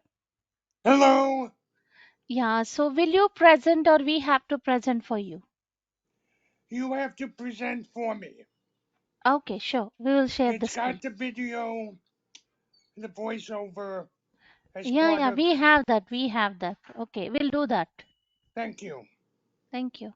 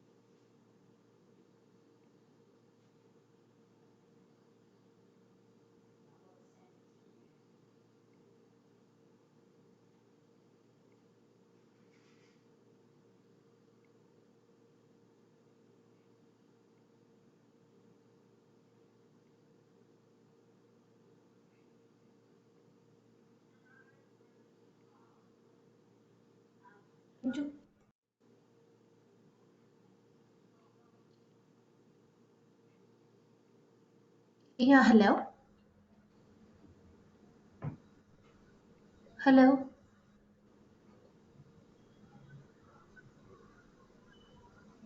Hello. Hello? Yeah, that was audible or not? I don't hear the audio. We sent an audio. Okay. Let me try.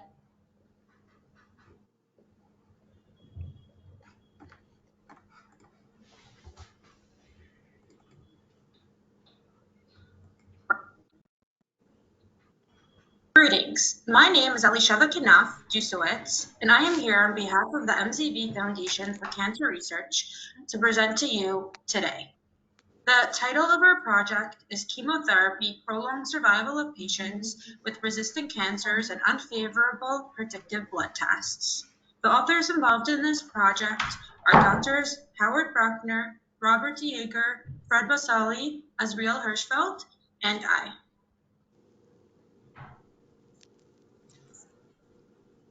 Background. Our work is based on drug-drug interactions and dose responses with numerous ex vivo short cultures. New treatments, the use of rechallenge with 1/3, which includes 1/4 through 1/2 of standard dosages, and the simultaneous use of 4 to 7 drugs, prolong median survival times by 6 to 18 months. We have shown that 6 to 10 simultaneous potential drug interactions replace maximum tolerated dosages. In meta-analyses, patients with standard therapy and unfavorable predictive blood tests have median survivals of 6 with a range of 4 to 8 months. Prognostic blood tests. What are these? These are blood tests that we take from the standard complete blood count and comprehensive metabolic panel. Individuals with these results have historically short, unfavorable overall median survival times.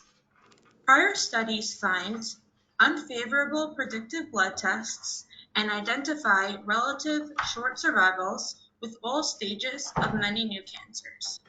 These tests are associated with lethal mechanisms such as immunosuppression, driver cytokines, growth factors, inflammation, endocrine tumor products, and secondary host cell tumor interactions, both in vitro and in vivo. With this graph, we display drug rechallenge and recombination. We show the number of new drug interactions and how they display synergism, as well as reverse resistance to many cancers. The interactions are confirmed 1 to 4 ways in both the laboratory and clinic. Methods.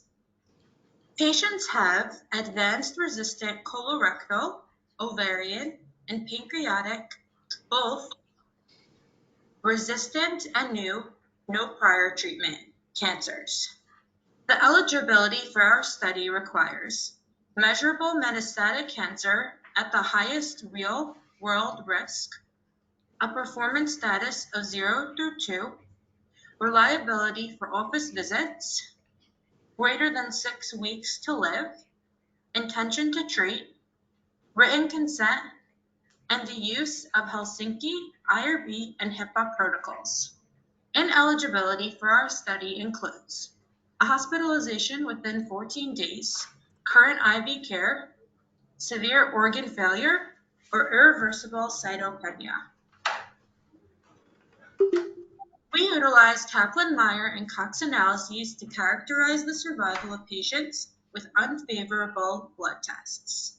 The unfavorable prognostic blood tests include a serum albumin below 3.5 grams per deciliter, a neutrophil lymphocyte ratio above 3 or 5, a lymphocyte monocyte ratio below 2.1, an absolute lymphocyte count below 1.5 per microliter, an absolute neutrophil count above 10,000 per microliter, a platelet count above 300,000 per microliter, an alkaline phosphatase count greater than or equal to 135 per IU, and white blood count of above 10,000 per microliter. The biweekly treatment in milligrams per meter squared includes gemcitabine 500, 5-fluorouracil 1200 over 24 hours, leucovorin 180, irinotecan 80, and on day 2, oxaliplatin 40, or for ovarian cancer patients, carboplatin AUC2. On progression, drugs are added. First, docetaxel 25 with or without mitomycin C for C6 for gastrointestinal cancers. Second, cetuximab for CRC, colorectal cancers. 400 total, then 200 weekly. Third, none are deleted except cetuximab is replaced with bevacizumab, 10 milligrams per kilograms. This is all shown in schema 1, which is on the following slide. For resistant ovarian cancer patients, bevacizumab and cyclophosphamide 150 milligrams are added from day 1. These are the lowest dosages ever tested or combined for unselected BRCA-wild tumors. In this slide, we show our low dosage schema. This schema has been utilized for all gastrointestinal cancer patients and adjusted for each individual cancer. Results. The overall median survival times for individual groups are as follows. Resistant ovarian cancer, 15 months. These results made us look again at other cancers. Resistant colorectal cancer, 16.3 months. Resistant advanced pancreatic cancer, 9.3 months. New, no prior treatment, advanced pancreatic cancer, 13.5 months. These new best survivals confirmed that these are repeats of earlier series. In this slide, we show the overall median survival times for each of the cancers that we tested in this study. This includes, once again, resistant ovarian cancer, resistant colorectal cancer, resistant advanced pancreatic cancer, and new, no prior treatment, advanced pancreatic cancer. Regarding ovarian cancer, for the first time, unfavorable lymphocytes and NLR are useful, as are the other unfavorable tests with median survival times above 12 months. The favorable lymphocytes, neutrophil lymphocyte ratio, and absolute neutrophil count may have huge implications and synergism with immunotherapy. This has been observed by Camerari. This is the first time that the importance of absolute neutrophils as a favorable test has been recognized. There are also above 33% rates of useful 15-month survivors. After analyzing the resistant ovarian cancer patients, we then went back to colorectal cancer and found that even unfavorable neutrophil lymphocyte ratios, lymphocytes, and albumin suggest curve breaks. Unfavorable lymphocytes have useful survivors with curve breaks that suggest that immune mechanisms can change investigational interactions with the test's heterogeneity. We included favorable tests and curve breaks on the slides, including absolute neutrophils, neutrophil lymphocyte ratio, absolute lymphocyte count, and lymphocyte monocyte ratio. Advanced pancreatic cancer. Regarding this, after analyzing ovarian and colorectal cancers, we went on to investigate the unfavorable tests and overall median survival time for patients with resistant and no prior treatment advanced pancreatic cancers. Excuse me. For the no prior treatment advanced pancreatic cancer, we had 5 unfavorable tests that had some reasonable survival. But for the resistant advanced pancreatic cancer, we only have 1 test, the lymphocytes. The other unfavorable tests do not yet work for resistant advanced pancreatic cancer. However, there are now several favorable advanced pancreatic cancer tests that are useful. Both favorable and unfavorable tests can be useful to evaluate treatment. To continue with our results, the unfavorable groups with strong median survival times include 5 groups with resistant ovarian cancer. Their median survival times range from around 12 through 19.8 months. 7 with resistant colorectal cancer. Their median survival times ranging from about 12 through above 24 months. And 1 resistant advanced pancreatic cancer group, the median survival time, 14.3 months. There are curve breaks, about 40% of patients alive in spite of projected short median survival times. These groups include 6 for ovarian cancer. The range of median survival is 14.5 through 22.5 months. 1 advanced pancreatic cancer group. The median survival time 12 to 18.2 months. And 6 resistant colorectal cancer groups. The median survival time range of 12 through above 24 months. Only unfavorable lymphocytes meet milestone criteria in each series. In this slide, we show the curve break illustrations for resistant ovarian cancer. In this slide, we show the curve break illustrations for resistant colorectal cancer. And in this slide, we show the curve break illustrations for advanced pancreatic cancer. Conclusion. To sum up, for the first time, validation and developmental treatments with non-limiting dosages produce useful survival for many patients with unfavorable tests. Tests as surrogate biomarkers may facilitate personalized therapy to identify, reverse, and avoid the underlying mechanisms of lethality associated with the tests. These include immunosuppression, cytokine drivers, inflammation, and resistance to apoptosis. Dosage combinations with greater than 4 drugs, rechallenge, recombination, prognostic blood tests, in vitro development methods, and high-risk patients, warrant investigations. I now included our list of references. Thank you so much for allowing us to have the opportunity to present to you today.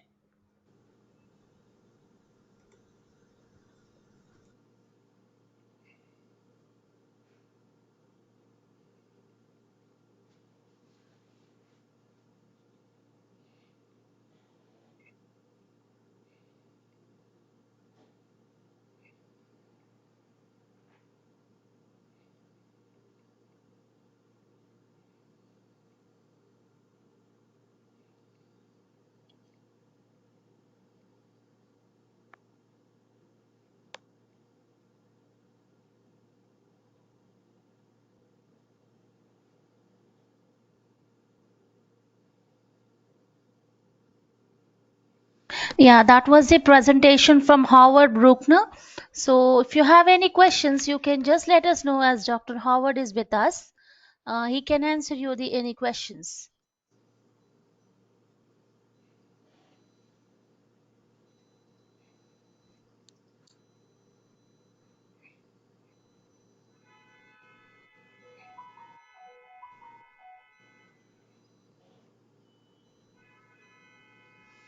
Okay, I think no questions then. Thank you, Dr. Howard Bruckner, for your participation. Thank you. Thank you. So, hi, Dr. Alireza. Are you ready with your presentation now? It's working?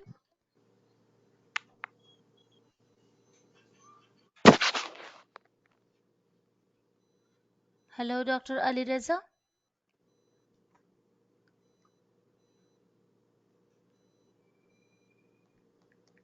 Hello.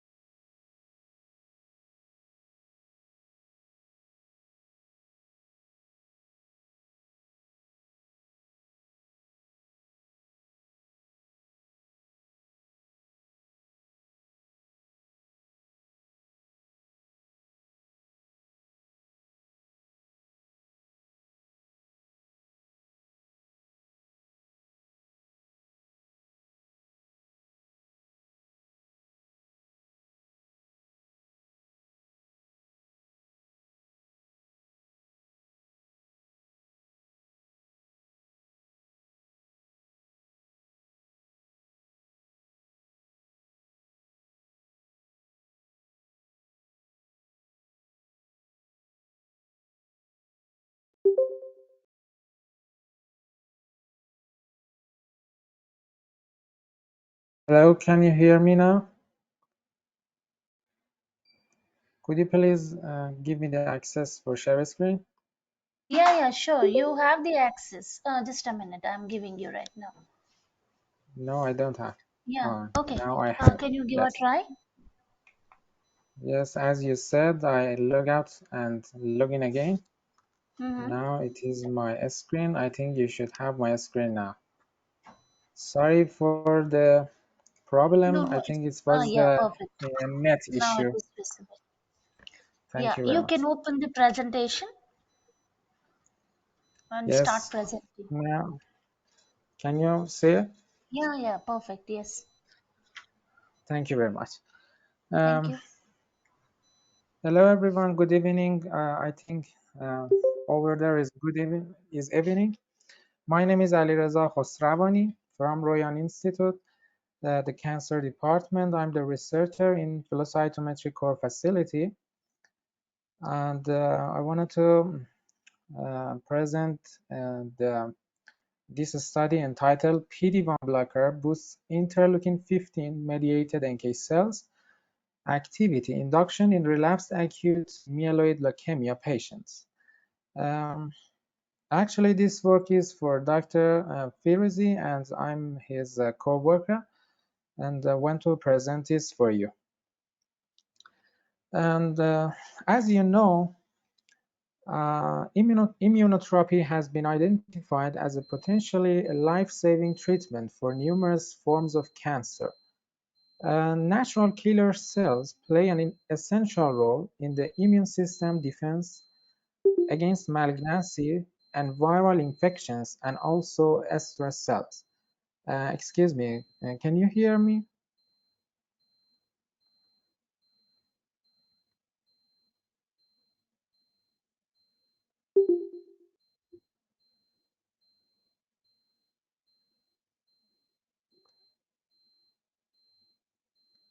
Uh, mm,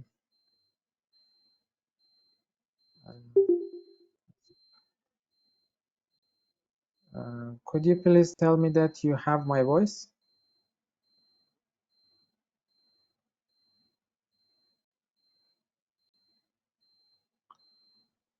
I can't hear anybody.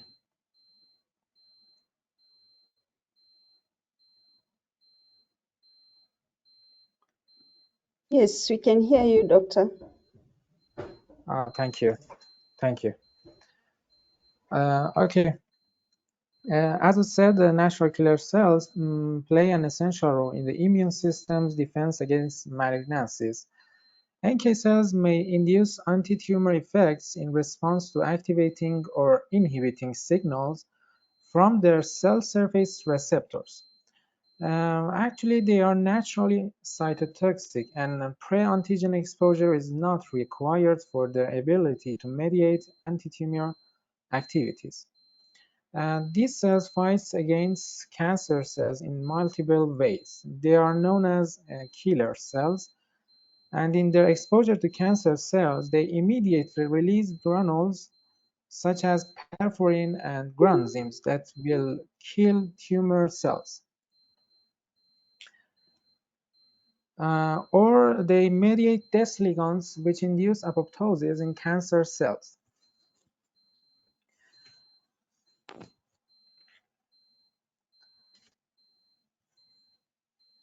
Moreover, NK cells could induce death in cancer cells by expressing CD16 via the ADCC process, and finally, with the releasing of chemokines and cytokines, could help the maturation of other immune cells. Well, scientists use several methods, whether in vivo or ex vivo, for activating NK cells, and they obtain these NKs from various sources such as UCB or cord blood, and NK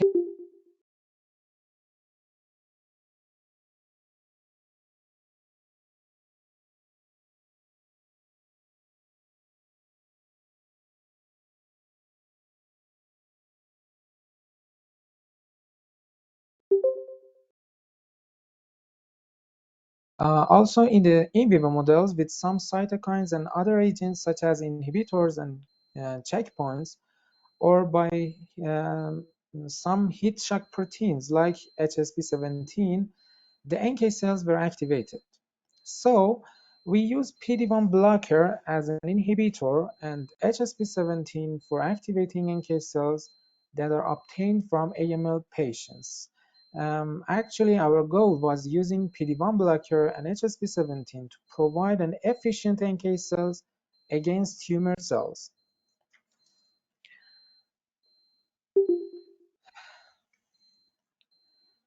So in the method,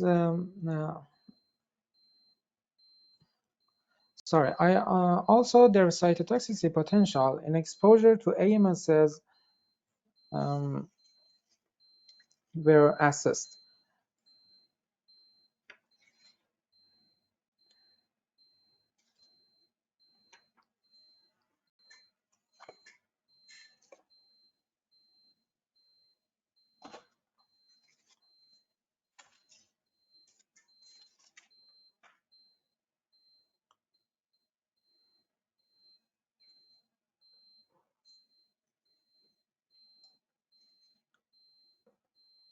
Sorry, can you hear me? Okay.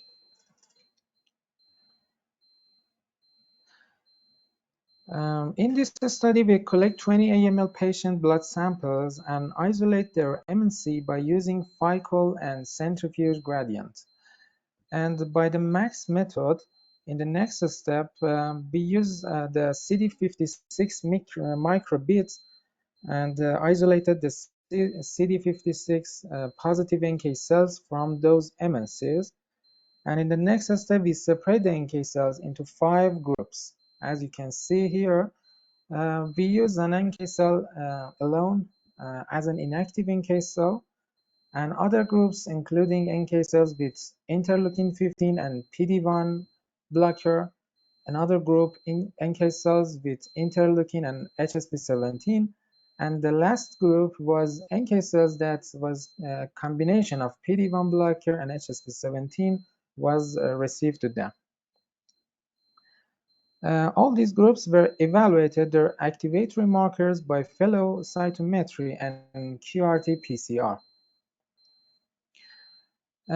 As you can see, we also in the next in the last step, we also evaluate their cytotoxicity potential and exposure to AML cells. And in the result, as you can see, in the plots, NK cells were isolated with about more than 80% purity. And these NKs were then treated with those different groups that were mentioned in the process of evaluating the inhibitory markers like NKG2A and PD-1.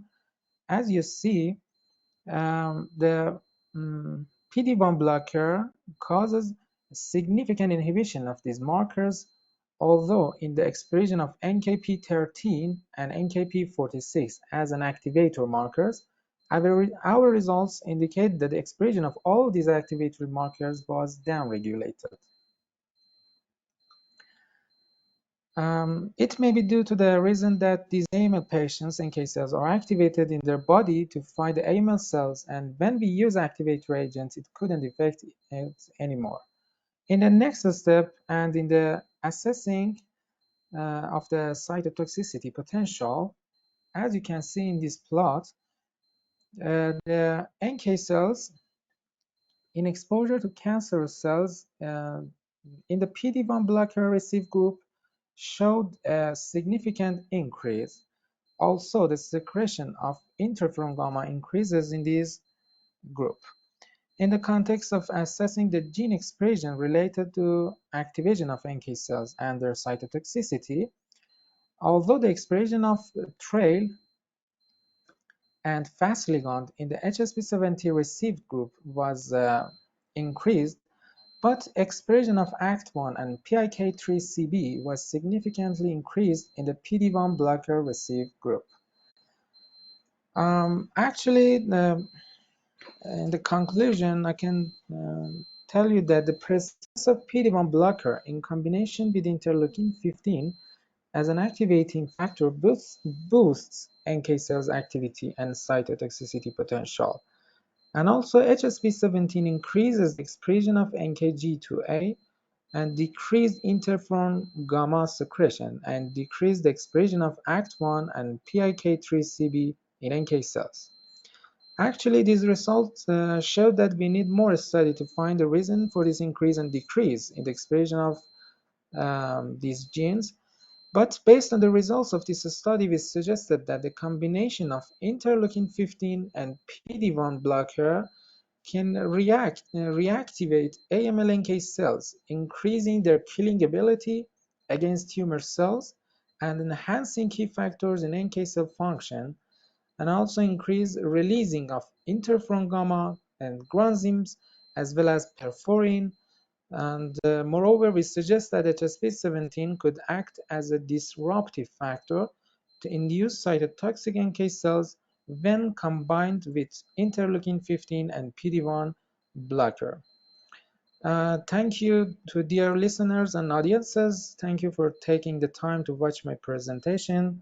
And also thank you to the Cancer and Oncology Conference to give us the chance to share our study and give us the waiver to participate in this conference. Thank you very much. If anybody has any questions, I'm ready here to answer you. Okay, thank you, Doctor, for your presentation. So anyone have any questions?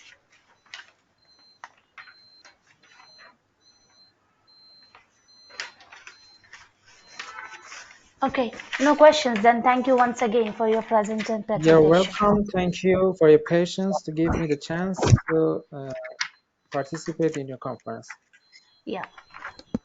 So by this we came to end of our day one webinar. I would like to thank all the attendees and participants of today's conference, and I am happy to let you know that we have successfully completed the live conference in Rome, Italy of day one. Hope you enjoyed it and request you to attend tomorrow's sessions too. Thank you and have a nice day.